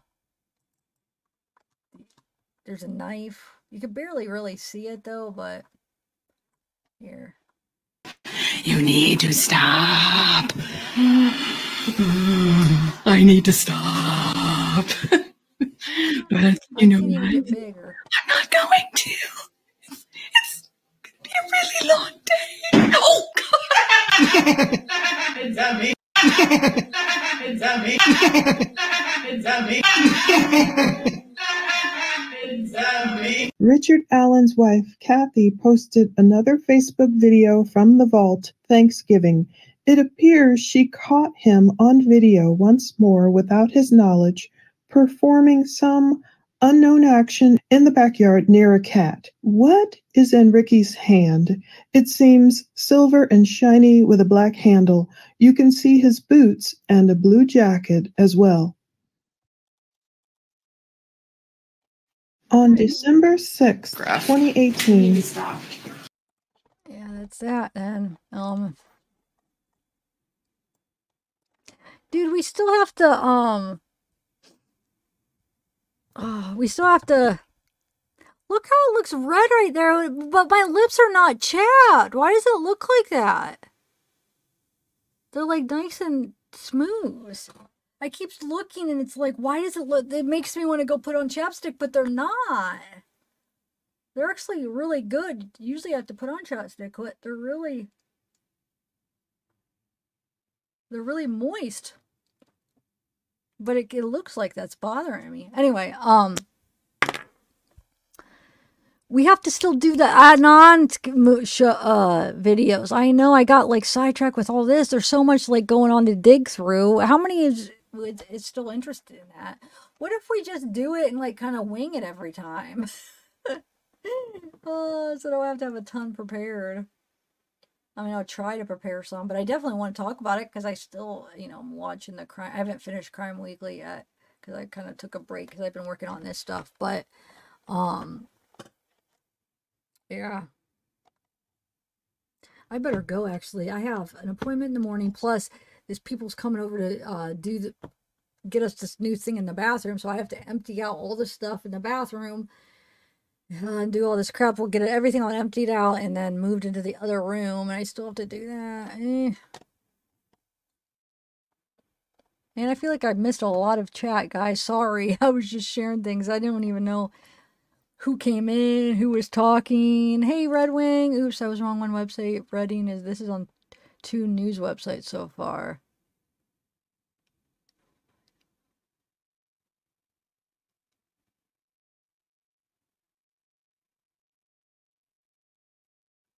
Yeah, that's what we're talking about, Red Wing. We're talking about, that's what we've been talking about. What are you saying? That's the bullet that it's like we've talked about a lot, actually, because I think There's a bunch of different possibilities with that. And yeah, Alan, I get there could have been other people they framed, but my whole thing is they could think that he has something to do with it. And they don't have enough evidence, so they wanted to make evidence.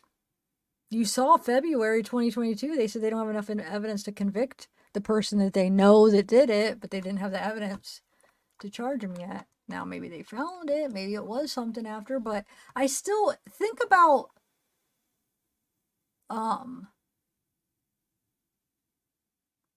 how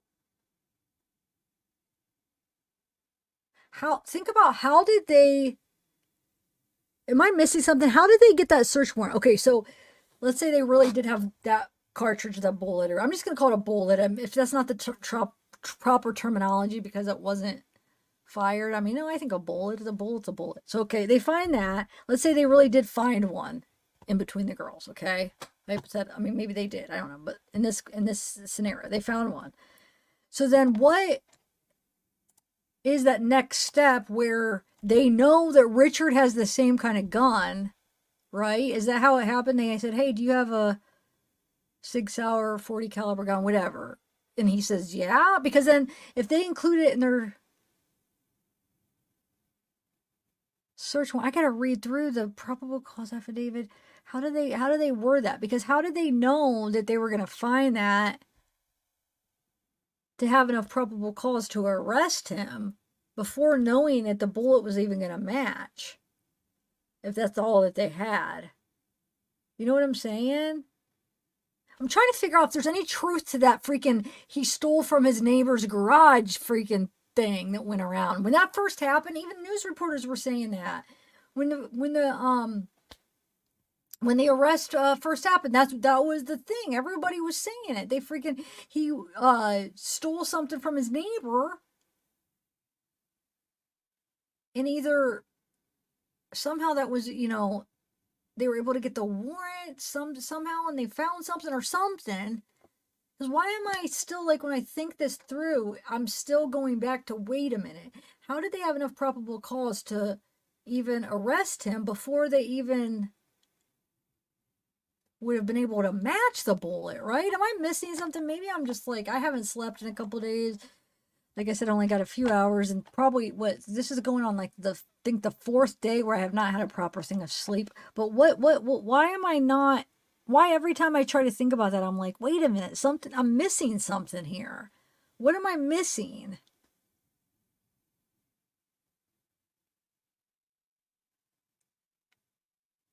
Wait, what? The neighbor who was the dentist and wife and kids died in a fire in Flora a few years before. Really?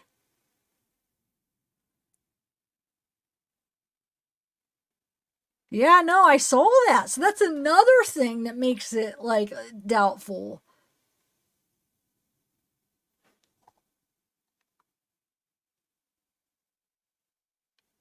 Okay, can you send me the report? I've read people talking about it, but I've never read the actual report. Where did you get that? Is it out there? Why do I feel like that was sealed or something? So can you please send it to me? Oh my God, that would help, because we've been talking about that, not knowing if it's true. So it is true. But you're saying his neighbor stole from him. So I'm trying to think how that would play. So his neighbor stole from him, but then that has nothing to do with anything then. I'm talking about something that had something to do with it. How does that, like, how would that even... Are you saying his neighbor stole from when they came over, then they saw something that was like, ooh. You know what I'm saying? How they wouldn't need to search his house for that. I don't know. I don't know why I feel like there's something missing on that the whole way that it happened. We're missing something, right? It's still online, the county's website. Okay, can you just send me the link, please? I'm so tired. I would love that. That would help. You're saying if I look under whose name? I don't know what his neighbor's name is to look at. Because if it's not him that stole it, it wouldn't be under his name. So, I don't know. I don't know his neighbor's name. So, that would help if you sent it. If you have it. I mean, I never read it. I don't think I did. Watch when I get it. I'll be like, oh, that's... I don't remember reading it. It's called an unspent magic bullet with subjectively interpreted extractor arm tool mark. Wait, the neighbor who Richard got in a fight with is a dentist whose family died in a fire a few years before. Wait, a dentist? Wow, another fire? Dang it.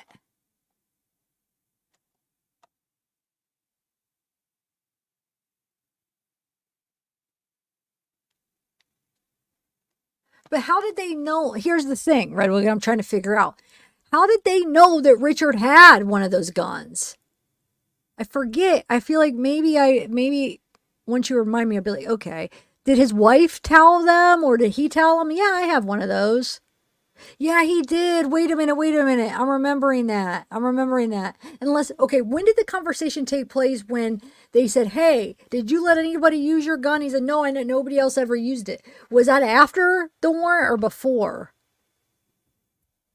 Because maybe it was just an interview before. Remember, they interviewed him right before they arrested him. So maybe they asked him. He said, yeah, I have one of those. So that would make sense. And then that was probable cause, like, ooh, we have a bullet that is from that kind of gun.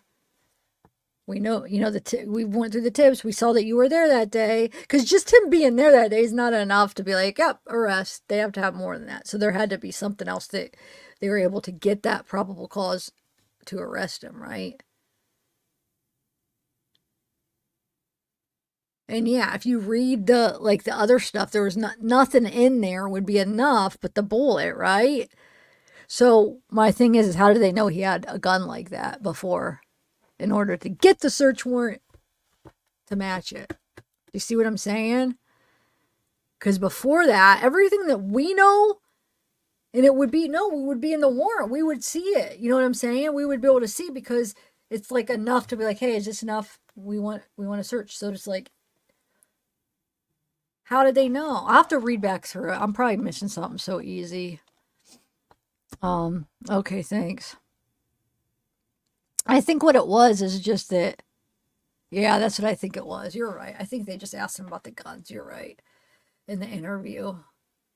So then the freaking, whole thing with that thing we first heard with the, stealing neighbor isn't true. I know you're saying Jeremiah, the neighbor stole from him, but it's irrelevant then. It doesn't have anything to do with the case. Or does it? I don't know. Doesn't sound like it if he's the one that got stolen from. Isn't that crazy though? That was like when it first happened, everybody was saying that. They got it all wrong for some reason.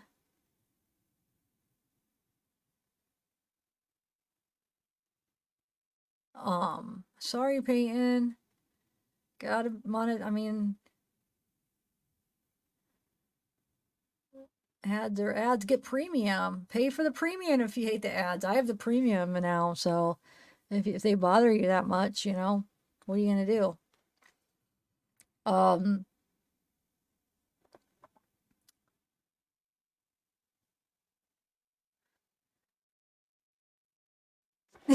Right, sweet dude? I know, right? Yup. I like your way of thinking. You're funny. Yeah, that's the same time we heard, ooh, they were, the neighbor saw them digging up his fire pit. They, then people were thinking that they found, remember how people were thinking that another thing going around that he may have buried his old pet or something, and they were looking for the DNA because, hearing that, oh, they may have a pet hair, they may have found like DNA at this crime scene, animal DNA, whether it be like a hair or whatever, piece of fur, and then it was like, oh, they might have been like searching for a past animal that he buried in his yard. I remember people saying that. Like, where did they come up with this? Like, is there any truth to that, or was it just the neighbor seeing him digging? And then it turned into the next few people, it finally turned into, oh, they were searching for his dead cat that he buried or something. I don't know. Maybe there's truth to it, but I remember that was going around. You guys remember that? I do. All right, let me see my email. I better go soon, though. I do. I got to go freaking finish that up. Okay, so Carroll County. So this was a March 10th. Okay. So remember, in February, they said No, remember February. So Tobe said February they knew who did it. They didn't have enough evidence to convict him yet, or to charge him. That was February 2022. So this theft though was March. Let me see.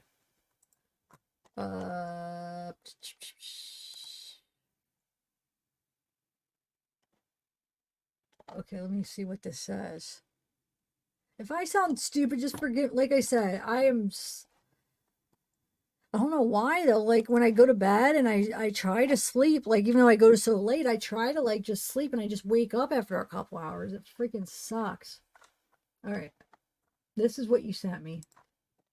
Let's see what it says.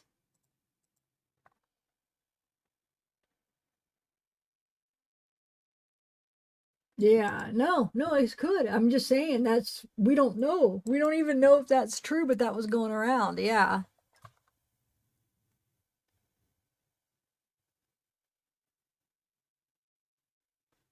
No.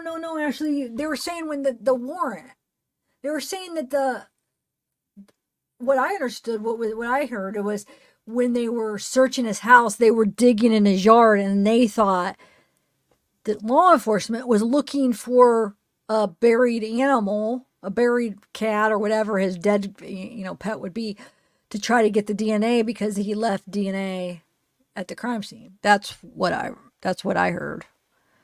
Okay. Let's see. Criminal mischief. Adam Woodhouse. Woodhouse? Wonder if he's related to Brandon.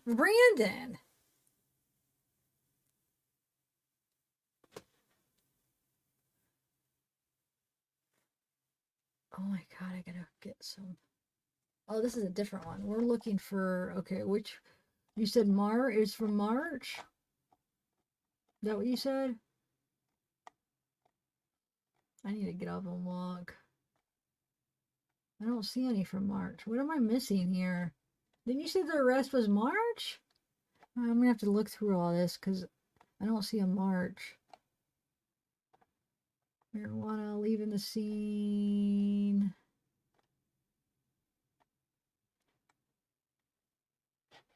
Criminal mischief, intimidation. Oh, there's Brandon, intimidation. Indecent exposure.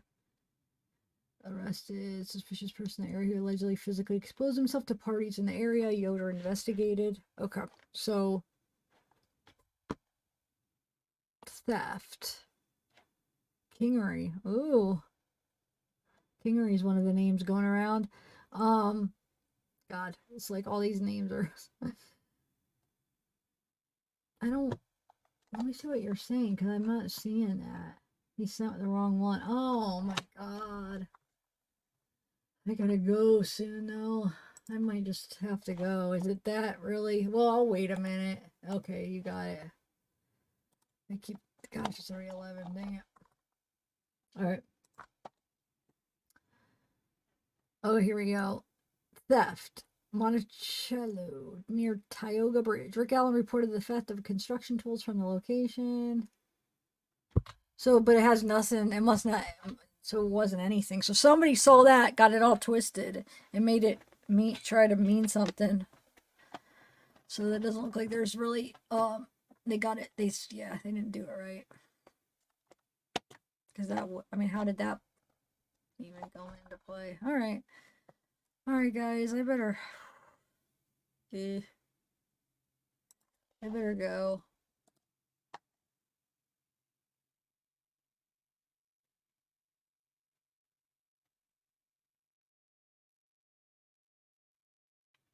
But think about it. So they okay. Probable cause. Oh yeah, I have one of those guns. They have a bullet of the thing that's a common gun. They see that he said he was there that day. So they do the warrant, probable cause, hoping. Think about how much was riding on that it matched. Because if that bullet did not match, think about the pressure and what was riding on that. If it was never planted and it really was in between them, dang, I could see them being like making sure that matched somehow. I'm sorry. And you know what? They wouldn't even need to involve the ballistics lady that did the examination. Because they could have got the bullet ejected and then sent that one to the ballistics. They don't even need to involve that outside friend, the outside party. I forget what her name was. They wouldn't even need to do that. They could have, but that wouldn't even be needed. There's a scenario where they just get that bullet, send her the one that matches. Send them both. You know what I'm saying? So there's a lot riding on that. I definitely could see it go either way. I could see it, them just having one, switching it to the right one just in case it didn't match to make sure. Or the person was, the person that did the forensics was a part of, like, gonna work with them. Let's test the one to see if it even matches. It didn't match, so let's just put this one. Or they planted the bullet, there never really was one, and they got it afterwards. And I don't know, and they just act like there was another one. There could be so many different options, guys. I don't trust them. That's the bottom line. I don't trust them. I hope they have more. And they might, because with those Brandon texts, we saw that they were talking about that. And like I said, I don't, we can't know until we see it ourselves. But he was talking about texts. There was texts that they were talking about a Ricky and the number matched Allen's. But you got to remember, some people aren't as thorough or as precise as some people. So I've ran across people where they'd be like sending me stuff and they like there's something off where they really thought that they were looking at. They're just, you know, kind of like scattered, and they look at things like, oh my God, that matches. Send it to me. I've done it before. You know what I'm saying? Send it. Oh my God, look, it's the same number. It's the same thing. This is it. And then you look at it, you're like, oh no, it's a number off. You know what I'm saying? Him thinking, you know, it could even be simple as that. Where Brandon thinking, oh my God, it's the same number, and something being off. He's reading something wrong. So that, but, or maybe it is. So we'll see. Maybe there's more of a connection, guys, but I gotta go. Thanks for hanging out. We've been almost 6 hours. Dang it. I probably am going to break this up into some clips. Hopefully. We'll see. I'm not going to take as long on them as last time. I'm just not even going to edit. I'm just going to clip it. I wasted so much time editing like things that were on my last live that I should have just clipped them. I'm such a freaking OCD. Like, I have to like take out any like little downtime, but no, I'm not going to do that. My volume is on now? What do you mean? Yeah, Petty. They better have a lot more, because I really don't think they're going to get conviction if they only have that bullet. I really don't. But I guess it depends on how the lawyers do, how the state does, how the defense does, how they, you know, tell the story to the jury. And that's why I'm freaking worried about Scrummin and Lobrato. I don't have confidence that they're going to do as good of a job as what Rosie and Baldwin would have done. I really don't. I think Rosie and Baldwin would have been able to create more of a reasonable doubt.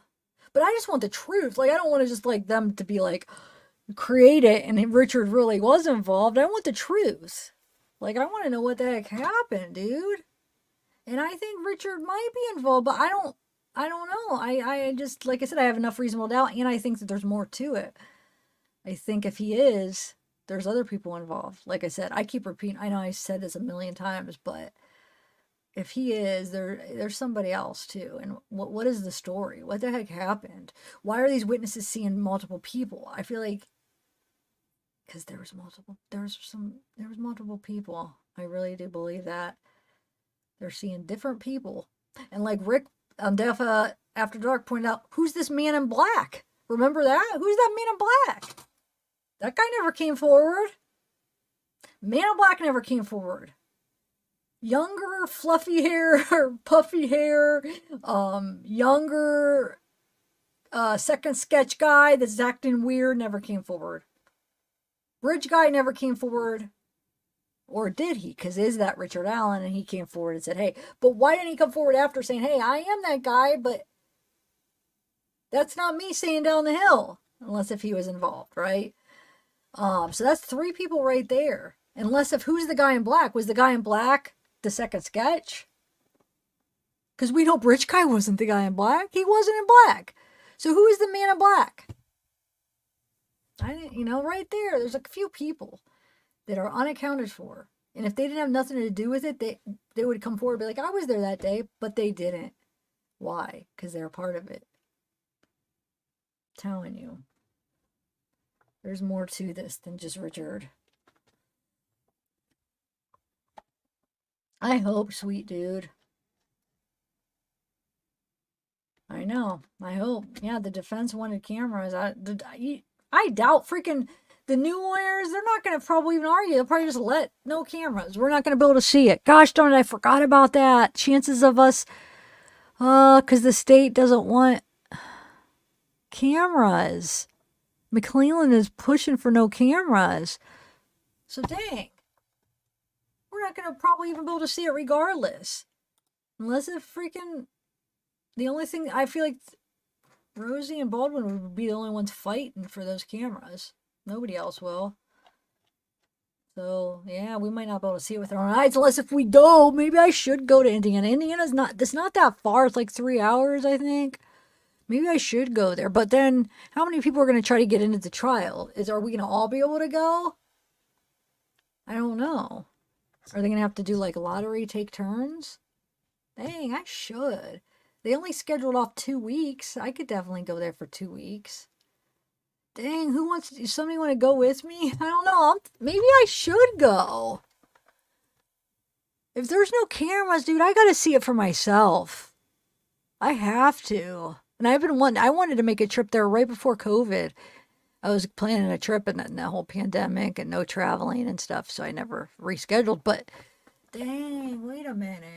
I could go 2 weeks, Indiana. I can even come home for the weekend and then go back. And it's not that far. Huh. I just wonder what the chances. I'll have to see how it's like. There's a lot of people planning on going. What's the chances of us all getting in? Well, I'm sure at least I'll get in one day. Because usually when there's like a ton of people that want to get in, they'll do like some kind of like lottery. Or it might just be first come, first serve. They'll have to be there like super early. So when was it? It's supposed to be in October? Wait. January. Wait. When was it rescheduled? But it could get pushed back even, you know, certain things might even push it back, but it's October, right? I love it. Fall time. Ooh, that's the best time. Yeah, Ashley, maybe, yeah, dude, I might have to. October, my favorite month. But I don't know, because you know things can get pushed back if stuff happens. So I just don't want it to be like in the middle of winter in case if like roads get bad. I hope it actually does stay in October. Ticketmaster, sweet. Wait a minute. Can you imagine if trials start doing like Ticketmaster? We can be like, let me go to Ticketmaster and get my tickets for the Richard Allen trial. Oh my God, that would be weird. Who knows, dude? Who freaking knows? I mean, I know it's not going to happen. I'm talking about in the future, like maybe 20 years from now, like maybe people will be trials. I mean, because they're getting so big, true crime. Think about how, like, with each, like, year, like, how much it's getting where, like, not only true crime community, but think about, like, 20 years ago, how much you would know about crime, and then now, like, knowing it from, like, different countries, other countries, like, I don't know, it's just, like, I feel like more and more people are interested in it, and it's going to get to a point where it might grow where like so many people want to go to the trial. How are you going to get what would do would be more like digital, more like, oh, that's what it is. Most of the time you just have cameras and people don't feel like they have to actually be there physically. Yeah, duh, that's how most of it goes. It's the cameras. But you have these trials like this where they're not going to freaking allow it. I know it. I don't think they are, guys. Anyway.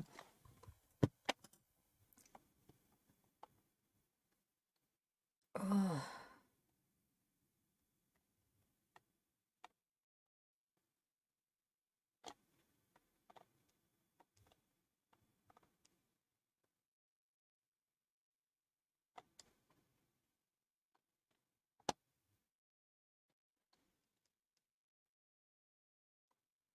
Wait, what are you saying? What? Oh, about the Ticketmaster? No, I would get an Airbnb. Get a whole house. For, you know what I'm saying? They're just as, the thing is hotels are just as expensive as Airbnbs. That's what me and Juliet used to do, because you would pay like, you could find like a house like for like $120 a night. Hotels are at least 100 usually, and so unless you get like a motel, but like just an average mediocre best Western is like sometimes 150, 100 to like around $100 average, right? Sometimes you can get them for like 70, 80. Sometimes you can find Airbnbs for cheap, but like I'm saying you can get like a whole house for like a little over 100. But sometimes, you know, if you go under 100, you can get an apartment or whatever, but then you get a kitchen, you get, you know what I'm saying? You get everything. Dang it.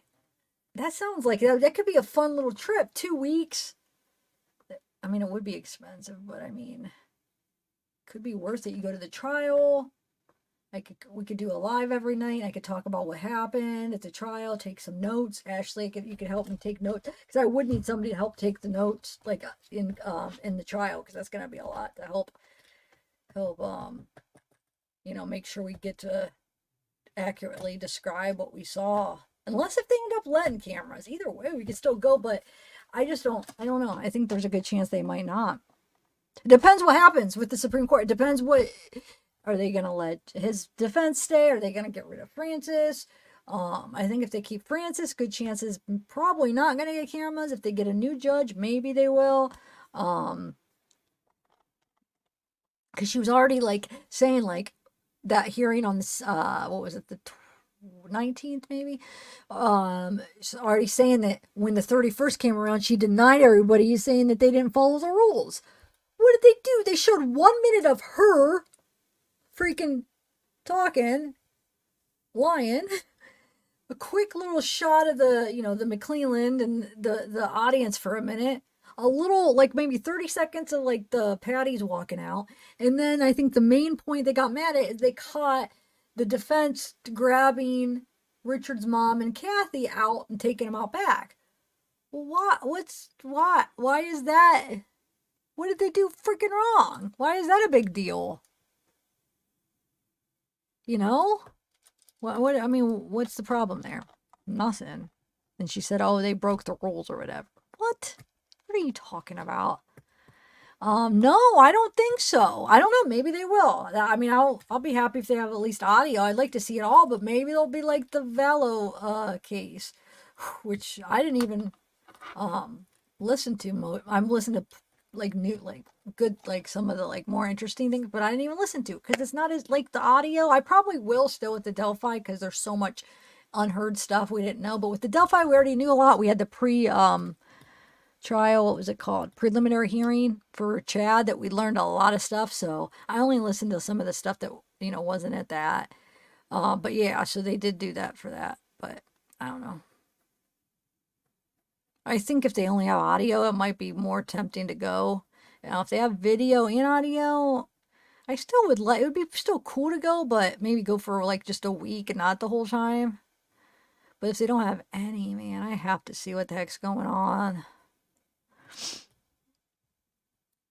Yeah, me too. That's why I wasn't even interested with the Vallow. But also, I think I would have listened to more of it if it wasn't. Remember, there was 3 trials, and I was more watching the Letitia one. So there was Letitia, there was that, and the West Boys. And the West Boys, the West trial was all. That one wasn't. There was no cameras, but there was people like going and like saying what happened and stuff.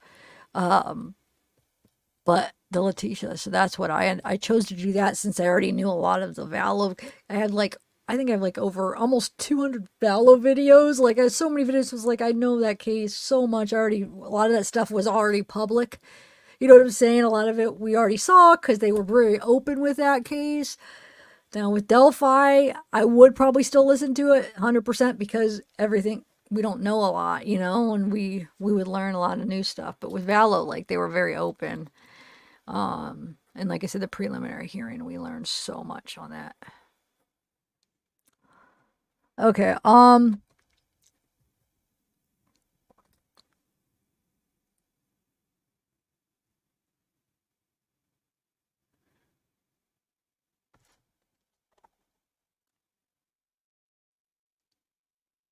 Yeah. All right, guys, I'm gonna go. I gotta go get ready to get for the morning. They broke a gag order. Why is this still a question? No, but that's not. That's not. They haven't been even accused of breaking a gag order. What are you talking about? The main issue was. Well, there's a few issues, but no, I don't think. No, I don't think, because that was. Are you talking about for the memorandum? Or are you talking about for the accident? Well, what are you talking about? But here's the thing. Even if, let's say, they don't keep the defense, I still think they should get rid of Frances. I still think they need to get rid of her because she showed a bias, I feel like. And I don't... Either... I don't know. Yeah.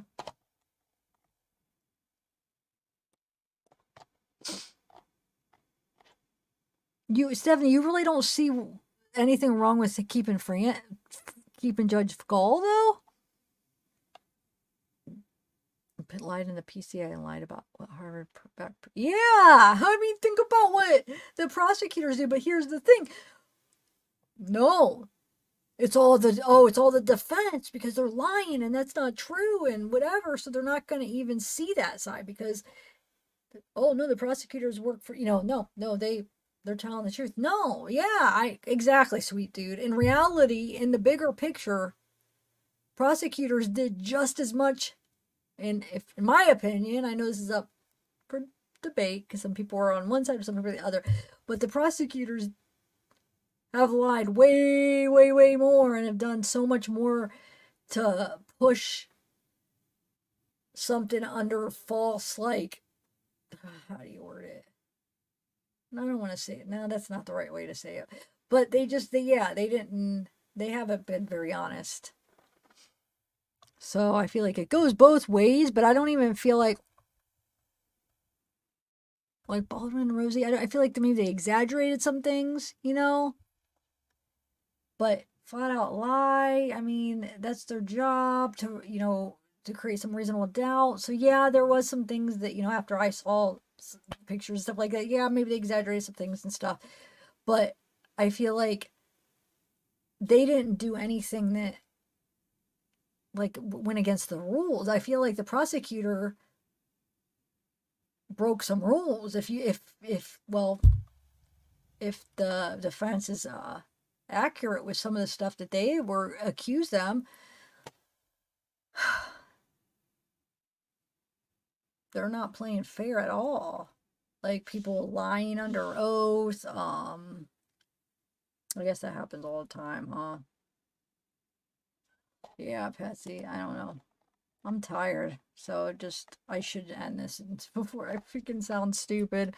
I feel like this last hour, or maybe half hour, I should have ended it like a half hour ago to an hour ago. Because I'm just rambling and sounding stupid since I'm so freaking lack of sleep.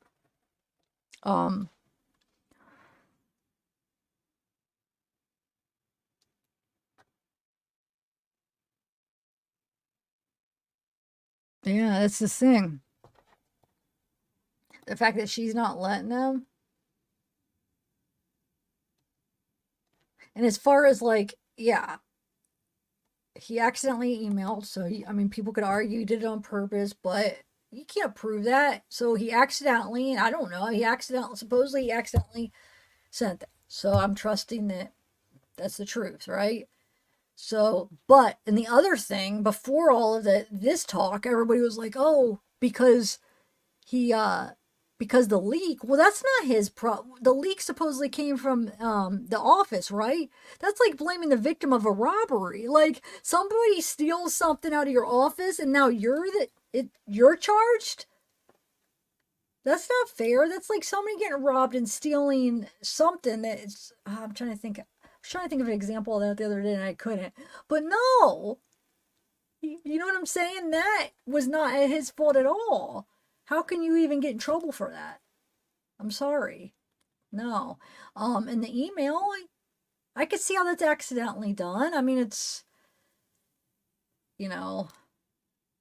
Depends. I wonder if it was as much as what Brandon was saying, but I mean, he should have been more careful. Yeah, he should have been. So we'll see what happens. But it happens, and I don't think it's enough to disqualify them. And if Richard wants to keep them, I think what the other side did is worse, to be honest. I think. But I know people are seeing it, you know, everybody sees it different, but I think what the other side is worse. What the judge did, the predicament, and how they put him in, predicament that she put the defense attorneys in her little, hey, do this, or I'm going to do this, is bull crap. Her talking about striking off the stuff off the records, not cool. And then what the prosecutors looking like they were doing, and in the state, I mean, like, as far as like trying to keep stuff, acted like, oh, the Purdue professor, we don't know, we can't find them. And you have to go back the whole case, how the whole case was handled for years is bullcrap. So there's a lot of people along the thing that just, like, I feel like that messed up this justice that we should be having for the girls because of the way it was handled from the beginning. And I don't buy, now after seeing everything, I don't buy that the reason everything was kept quiet is for the integrity of the case. Now that I see everything, or see what I see, I think there was another purpose. Because it didn't help the case at all. It made it worse. So I don't think, I don't know, I think they were just using that. I think there was more to hide in that stuff than just that. And they're still trying to be all weird about it. So, yeah, I think there was something else they just didn't want the public to find out. All right, I'm going to go.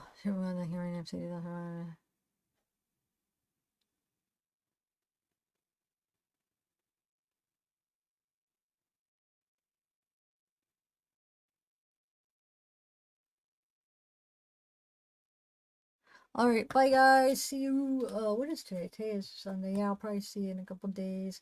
I still want to do. Actually, we gotta talk because I still want to do the Saeed. Are you guys still watching that? You guys are probably all long past that since I haven't done it. I still definitely want to talk about that. But let's say we do talk about it and I don't have like a big thing all prepared and we just kind of talk about it. Would you guys still want to like just talk about it? Would anybody want to come up on panel and talk about it too? I know Ashley, you will. Anybody else wanted to? Because there's still things that I want to like talk about that I didn't get to talk about on the first one. And all right, yeah, I don't know if I'm gonna have time to prepare a huge thing because I'm kind of invested in this Delphi thing, you know. I want to get to the bottom of this and I want to like dig in a little bit more, and it's just very time consuming with the personal stuff I got going on too. It's just too much. I don't have time. Like the last week, like I said, I've been like, I feel like I'm worried that I'm getting blood clots from it's just being one person. I mean, you see what I put out. It's not like a ton, but I'm trying, and this has taken me like 3 hours, or for like 4 days, only, like I said, a couple hours of sleep, and barely, the whole time I'm almost at my desk, barely moving. Like now I'm like, my legs, I'm not getting circulation. I'm trying to like get up a little bit, but it's because one person, you can only get so much done. You have to research, then you got to edit. So it's like when you're researching the stuff and then you got to try to put it into a video and edit it, that takes 20 hours. I mean, that could take hours just in itself. So in the time you're editing, you're not researching, so you're busy editing, and it's like, so too much. I'm almost about to, I wish I could afford hiring a freaking editor for me or something, even though I'm very OCD, like, where I feel like I want to do it myself, because I want to make sure it's done right, but dang it, you know what, at this point, I might have to trust somebody, because, I don't know, it's a lot just being one person, you know? Trying to do everything.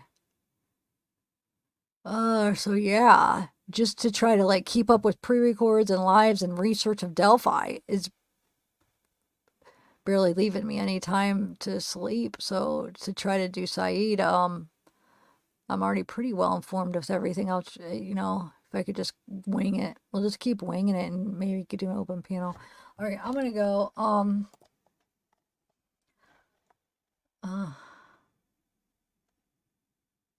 Wait, who reacted to a Watts video? Oh, Zawaki? Who's Zawaki? Who's Zewoki? I don't know who that is, Patsy.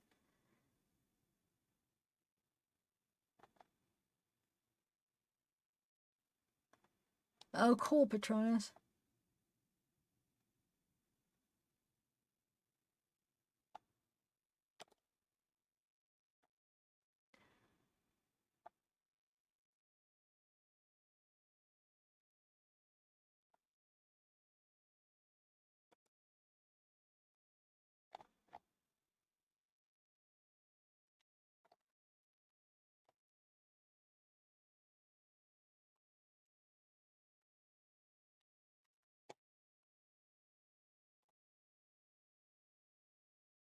Wait, what's going on? What are you saying, Patsy? You didn't know what?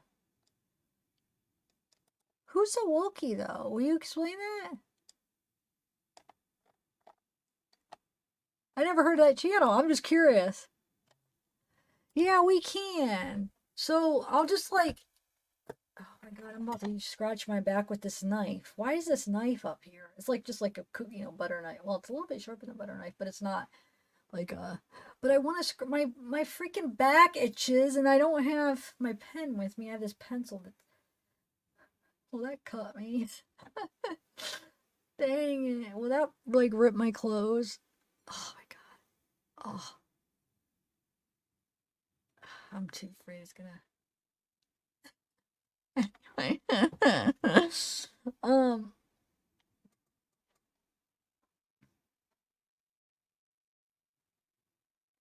Wait, who spoke to the witness, Alan? What are you guys even talking about?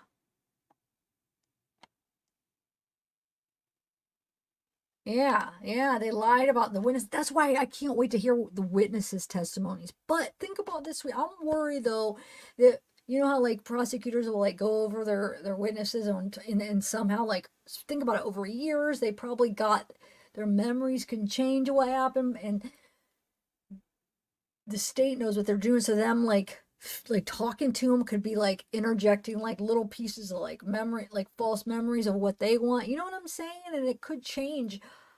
They better have the records of the original. I want to hear the freaking original, what they said that they saw. Not after years of having conversations with the prosecutor in the state, influencing maybe what they're remembering, plus years of other memories interfering with the memories. You know what I'm saying? So I hope they play the freaking current. God, I would love to know what they freaking said originally that they saw. And I can't wait to hear Richard's freaking interview. Hopefully they play it. Hear Patrick's, hear Brad's interview, hear Elvis's. Hopefully they'll play the polygraph of that. But guess what? If the defense leaves, we might not ever see any of that. Because they might go a whole different route. And we're going to always freaking wonder. Anyway, I'm going to go.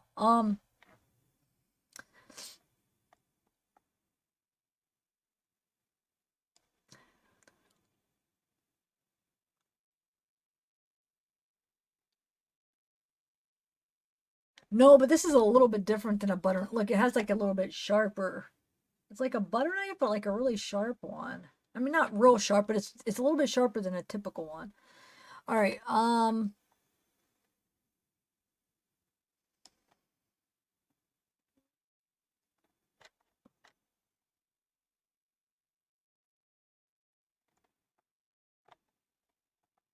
Oh, thank you for coming, Patsy. I hope you come back.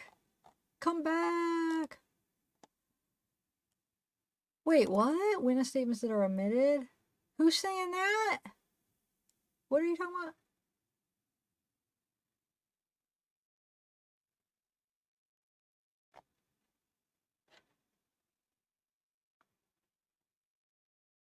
No, I'm talking about, I hope they have the video.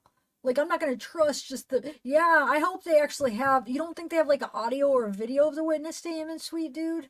Should be. But if they do, are they going to play? I hope. I want to hear that. Like, I want to hear them actually saying or video of them.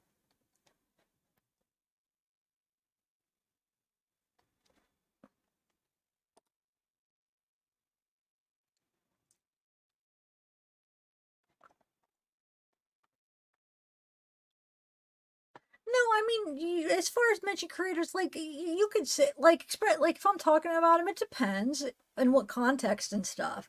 I've just gotten into trouble where, like, I don't even want to get into it, but like you mentioned a creator and then somebody doesn't like them and they say something bad and then it goes back, oh, so-and-so was talking crap about you. So it is easier just not to mention them. But like for what you just did, that's fine. You know what I'm saying? It depends on the context. I mean, sometimes, especially if I'm talking about one. And so, yeah, it just depends. I mean, in general, I don't like it because it has got me in trouble when I first started. As far as somebody here saying I was talking about him when chat mentioned them in the chat, and I don't know, it was just stupid. But like a lot of creators have that role, I think, because of that. So, but yeah, it depends what context, and you know, it's not a big deal if you do and then somebody says something. It's, you know what I'm saying? If like you do and then the mod's like, oh, don't mention it, don't. I mean, as far as don't worry about it, don't be like, oh shoot, just, you know what I'm saying? You're fine. All right, I'm gonna go. Bye, everybody.